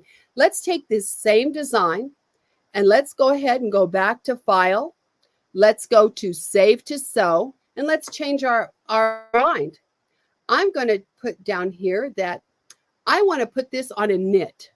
You know what? Let's put it on the worst. Let's put it on polar fleece. That stuff can stretch like in 70 different directions at once. It's amazing. So let's get down to polar fleece. And there we go. Right there. And I didn't digitize it. I think that's polar fleece. There we go. And I didn't digitize it. Yes, Walt, I want you to help me. And now I'm going to go to next. Right now we're at about 16,000 stitches. Now when I go to next, I want you to notice I have now got Floriani Perfect Stick because it already knows that that polar fleece is going to be a nightmare to hoop. We don't want to hoop it. It's going to tell us to stick it down. It's going to tell us how to top it, and it's going to tell us how to stitch it. So with that, again, I can save my design, and it has refigured this design to stitch exactly right on polar fleece. Let's pick another type of design. Let's go over here. Let's pick this one. Now here's one. We've got lettering, we've got frills, we've got satin. So we have several different stitch types. And if you're a novice, that probably means nothing to you.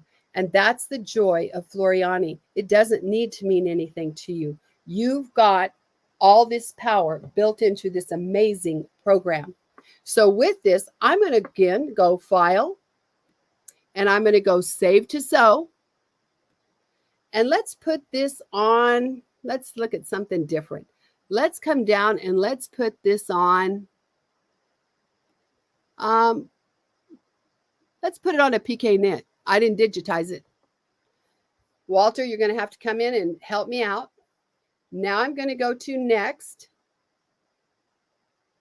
And it's thinking about it. It's working on it. And it's changed it. Now it's saying, okay, this one's a little tricky.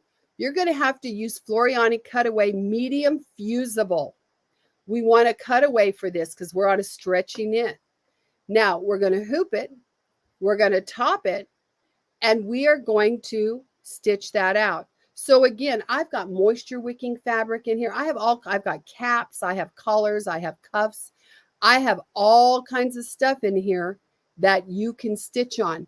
And again, it will adjust your stitch count, fix your underlay, and work this so that you have all the knowledge you need. Because again, the knowledge is how do I hoop it? What do I put under it? And how do I use it? You could change the lettering in here. You have so many options in Fusion. And Trevor Conquergood is really going to take you through this program. Now, the next thing I want to show you on this program that I think is real important to know is if I come up to this little F, this is our club. It's going to take me into my Floriani club. Now, when you're in here, and this is exclusive to Floriani owners, and I've got to change my screen, apparently. It's telling me I can't do what I did. So let me come down here and stop sharing. This crazy monitor is driving me crazy. Okay, I'm down, I think. There we go. I'm going to stop sharing this. Okay, so now let's present. Let's share our screen. And let's go to entire screen. Now let's pull this guy up and see why I can't see him. He must be a different tab. Okay. Let's see what I can do about this. There it is. I see it. I see it moving. So I'm going to move it back into place. Do you see that? Yeah, there it is. Okay, we're coming in, I think. Okay, we're just going to put it over me. This is our software club. This is an exclusive club to those. Hey, Kathy, you're still not sharing your screen. Dang it. I pushed share screen. Let me try it again, sir. I apologize. I said okay. Share screen, and I can't. You know Full what it screen is? and then hit share. Yeah. Okay, let's try it again. Okay. I'm going to. This is my full screen, right? Screen 1. Share. Now let's bring this back up and see if it'll You got share. it. You got it? You can see the Floriani. I can't see it. That's what's worrying me here. Behind this, let me see. You've got the screen, this one. This, you have my Floriani Club. What you did, you shared the screen that you have. Yeah, in front of me. And I Okay. can see it in front of me. Let me present it again. Let's try this all again. Oh, now it went crazy on me. Stop screen share. Okay, we're going to stop this share. Present. Let's try this again. I don't know why this is going crazy. Entire screen. There it is. But that's the wrong screen. I don't know why it's the wrong screen, but it is. Let me see if I can pull this up to another. How about that? That'll work it. Nope, that's not it either. I don't know what this is doing to me, what I'm doing to y'all. And let me try this one. Let me see if I can get this and pull it up and see if that'll do it. How's that? Is that there? Screen 2, we're going to use this one. And let me share this now. I can find the doggone cursor. Okay, come on. There it is. 2 and share. Cut. Now can you see it? Yes. Bingo. Okay, this screen that you see right here, this is our club. Now you get to it through the software. You did see that where I clicked the little F, and then I lost you. This is actually a club that's exclusive to you. And then if you notice, if I can come up here, I'm going to come up here and do this better. You have the option to look at any software that we have. And of course, now this is our I don't know what keeps happening to the cursor on this thing. I have never had this much trouble. Dang. Well, there's a tab that says Fusion on this. It says, which software do you want to explore? And right here is the Fusion tab. If I click that tab, it's going to tell me to explore Floriani Fusion. If I go in here, I can come in here and it can say, what do you want to look at? Well, maybe I want to look at the training videos. So when I come in here, I can say, well, do I want fundamentals? Do I want to create a playlist? How about text and lettering? So you get the idea that if I go in here, I've got video after video teaching me how to use each segment of this software 24/7. You don't have to call anybody. You don't have to do anything. We are huge on education on these. So it's real important to us that you have all of this goodies. Now I'm going to try and come back down here and let's see if we can manage to stop sharing and come back to me real life. Okay, we have a way for you to get this in an essentials kit, an essentials bundle is what we're calling it. And what this is it's going to have the Fusion software, which is huge. It's also going to have some stabilizer, which is our no-show mesh. It's going to have 10 spools of thread for our winter tidings. It's going to have a beautiful Floriani toolkit that you can utilize. And it's going to have our Floriani designs. We're going to give you 20 years of beautiful embroidery from Floriani. So it'll have this. It'll have our Fusion software. You're going to have your beautiful scissors kit. And this is a zipper close, and they're beautiful. They're Floriani blue. So they look real nice. You've got your wonderful thread, and you're going to have stabilizer, and you have a reusable Floriani tote that looks really great. Now, what we've done with this is this is a value, but we're selling it today. It's a $1,900 value. This today with Fusion software, and you'll never see the Fusion even this cheap, it's $5.99. So get those bundles, get them today. We look forward to seeing you. We look forward to seeing you on the club. So thank you so much. Did we have any questions or anything since I probably thoroughly confused you? Hey, Kathy. No, I don't see any questions coming through, but okay. Thank you so much for coming on. I apologize, Blaine, for my obvious ineptitude. Hey. All of a sudden, nothing wanted to work. I know it's the way it is with these computers. Sometimes they're awesome when they work, but it's devastating when they don't. So yeah. But hey, you got the bugs worked out, you got it through it. That's thank you for doing that. Sure do appreciate you being part of Hoopfest, and also a big shout out to R&K for being one of our gold sponsors. It's been awesome having y'all here. Well, it's such a joy. We love being here. Thank you so much, Blaine. You have a wonderful day. All right, you too. All righty. Well, let's bring my co-host back in. Jane, is she around? There she is. I was over there. I'm just doing some projects, Blaine. I knew it. I said, I bet Jane's over there doing some embroidery or something. And then all of a sudden you rushed over and popped in. I was like, okay, good. I mean, I've got the embroidery going. I got my sublimation printer going. I'm pulling things. I mean, it's just crazy over here. And then I was like, oh, he's going to do a little wrap up. I can still hear him. And then you're like, where's? I'm like, oh. Well, Jane, again, we're already at the end of day 2. It's crazy how fast this thing is going by. And, great demonstrations again today. education wise, you know, Angela's little tattoo sleeve things. So cool. I remember when she first introduced this. This has been quite a few years ago.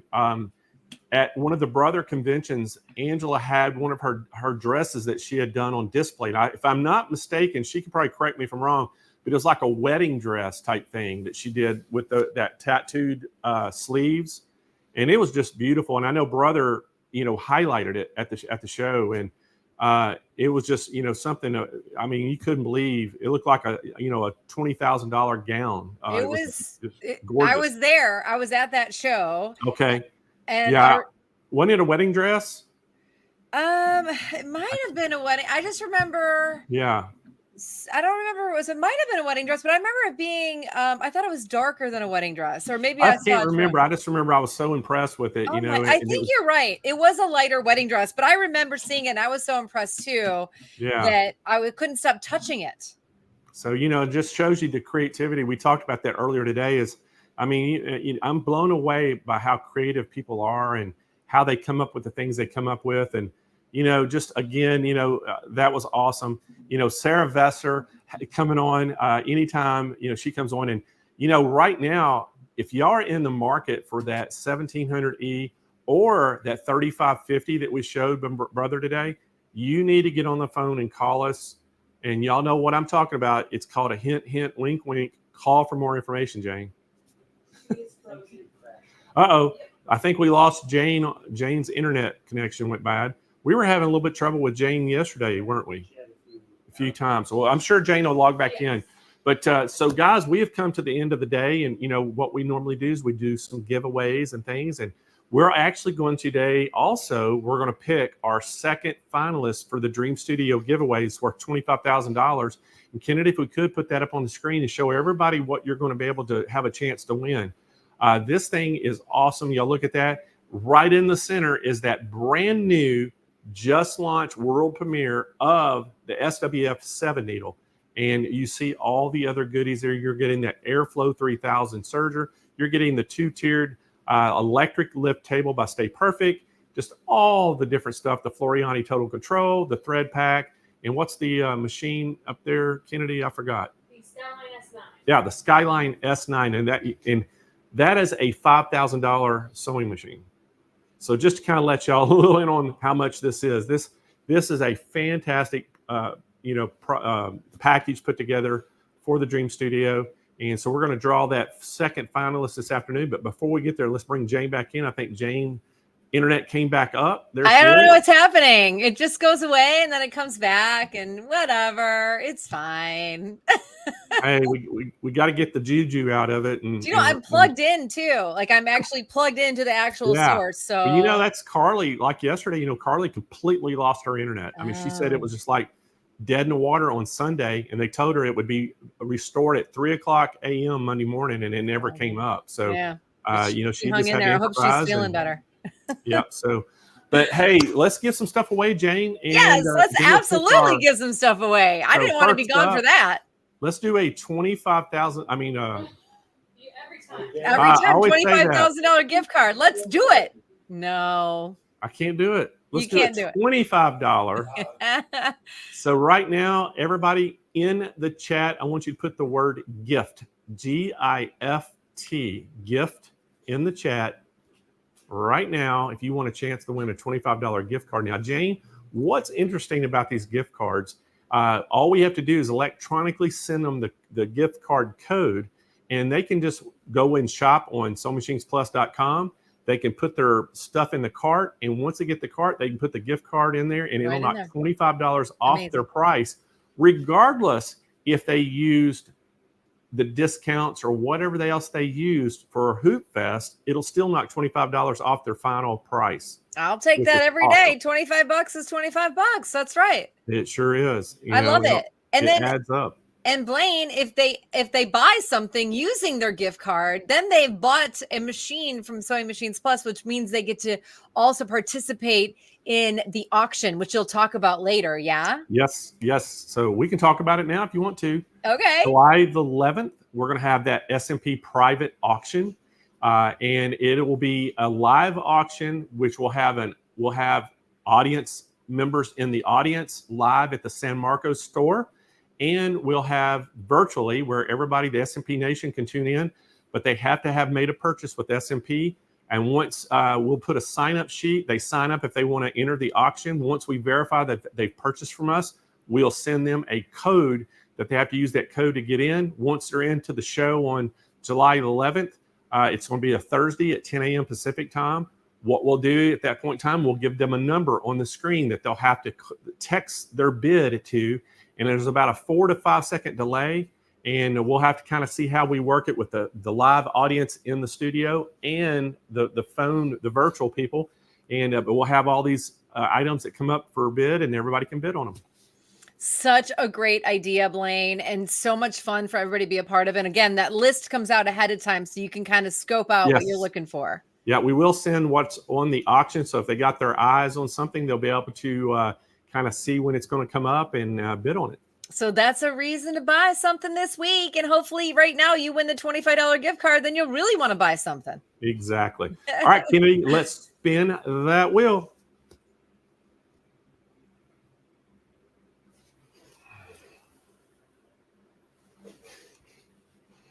It's so exciting every time. There you Karen go, Jane. Green. Karen Green, congratulations. You're the winner of the $25 gift card to Sewing Machines Plus, watching with us on YouTube today. Karen, thanks so much for being with us. Congratulations. You need to go to smplive.tv to redeem your gift card. Scroll to the bottom, fill out all the information, and the gift card will be digitally sent to you through email. So make sure you put your email in the information location.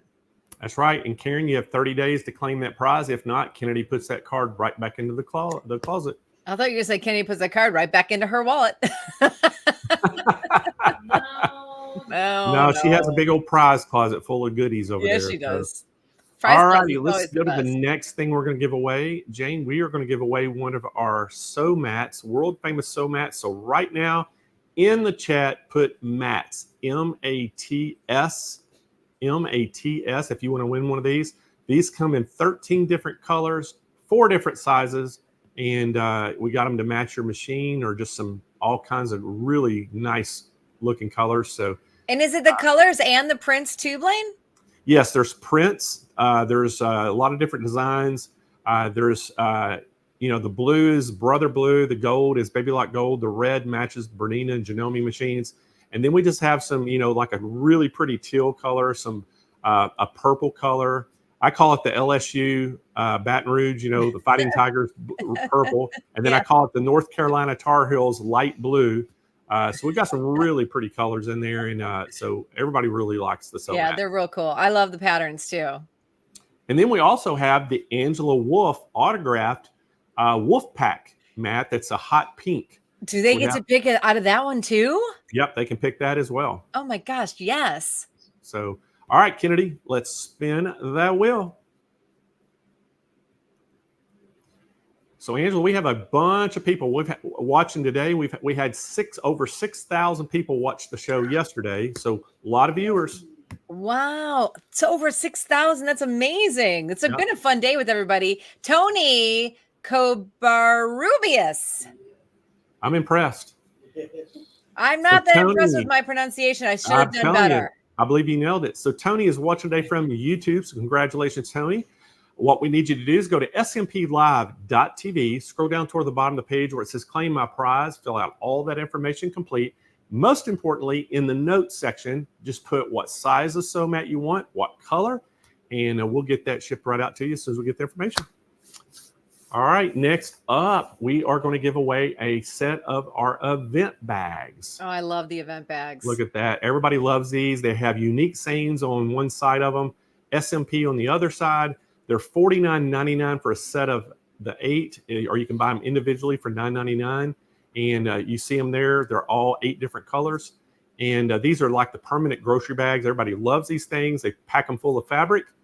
So what we need you to do right now in the chat, put bag, B-A-G, in the chat, bag, B-A-G.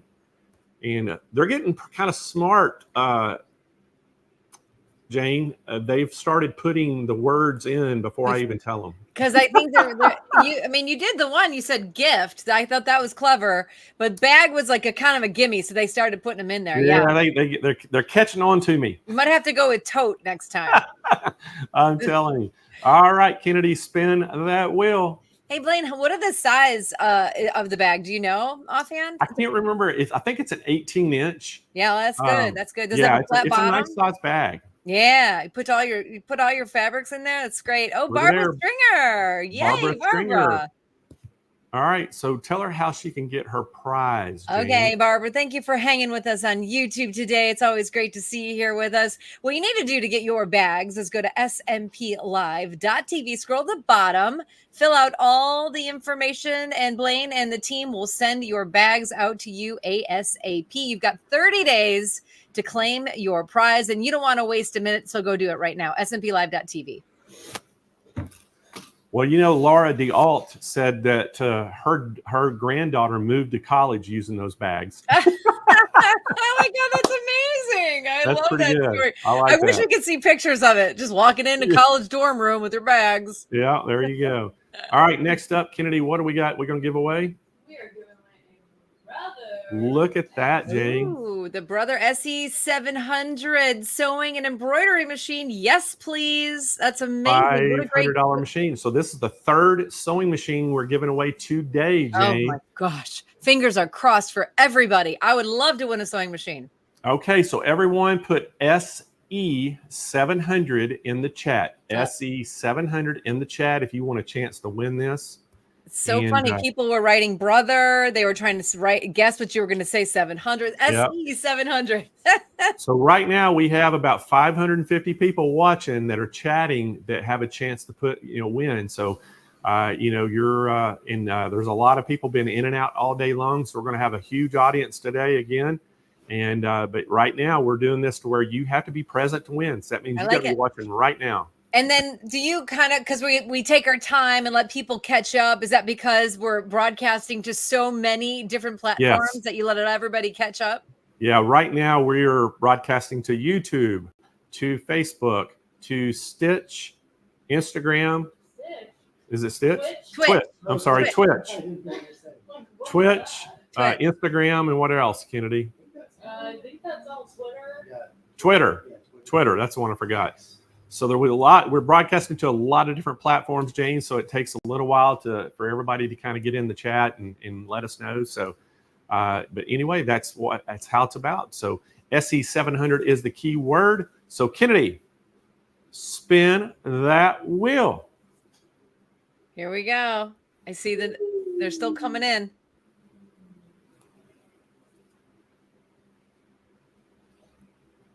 Wow, Lori DeAlt. I just said her name. She's the one that had the granddaughter that moved to college with the bags. That is crazy. I know. What's the chances of that? That's pretty crazy. Yeah, right. You just talked about her. Weird. I know. So, Lori, congratulations winning the sewing machine. You just won yourself the Brother SE700 sewing and embroidery. And what we need you to do, Lori, is go to smplive.tv, scroll all the way down to the bottom of the page where it says claim my prize, fill out all that information complete, hit submit, and we will ship you a brand new machine right to your doorsteps. Oh my goodness. Congratulations, Lori. That's crazy. Don't let your granddaughter take it to college with her. Yes, let her take it, Lori, and then buy yourself one. Okay, yeah, that's a good idea. There we go.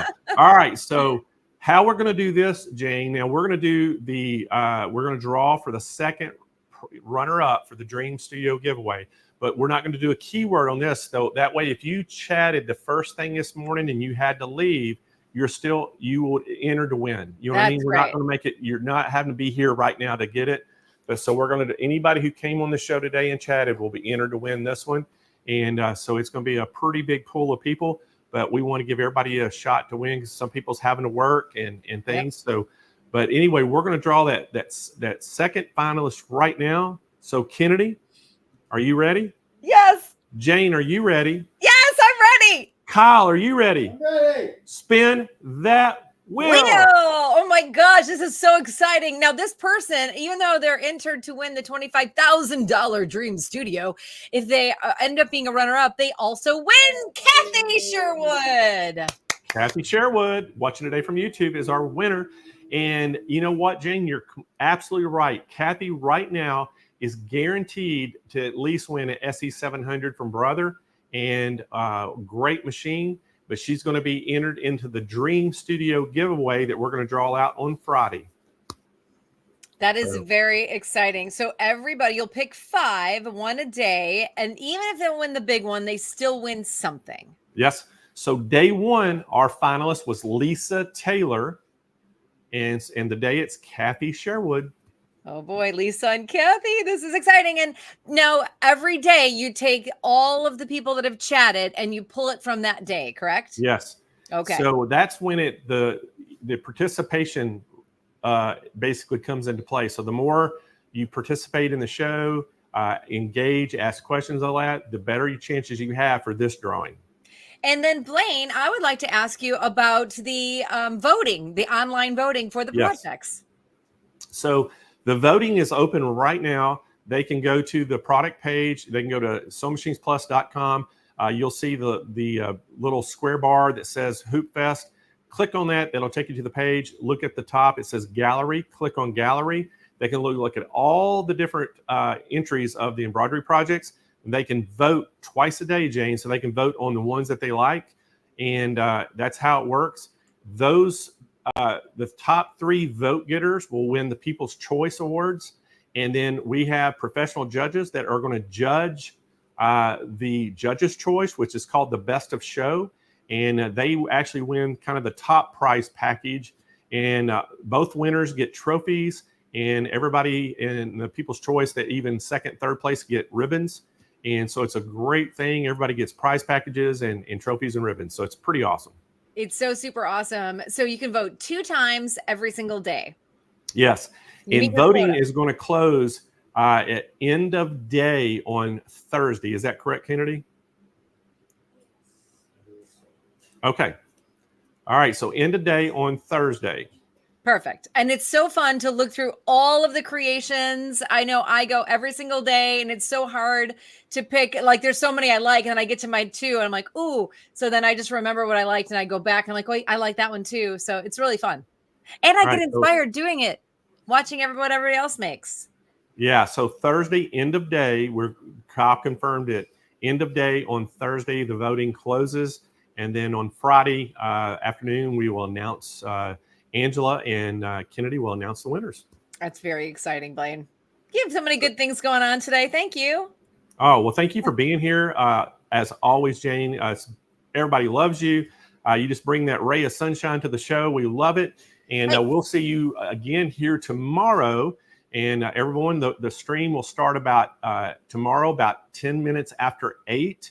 I'll come on about 8:15 a.m. Pacific time and 10 a.m. or 10:15 Central, and we'll get the show started. We've got another great day of education, got another great day of all the demonstrations, and again, great pricing, Jane. Yeah. Again, presenters, products, and pricing, Blaine. That's what it's all about. Then I just want to talk about education because we've got embroidering sweatshirts and we've got making patches. 2 amazing education sessions along with all the other great presentations and the great products and the great pricing.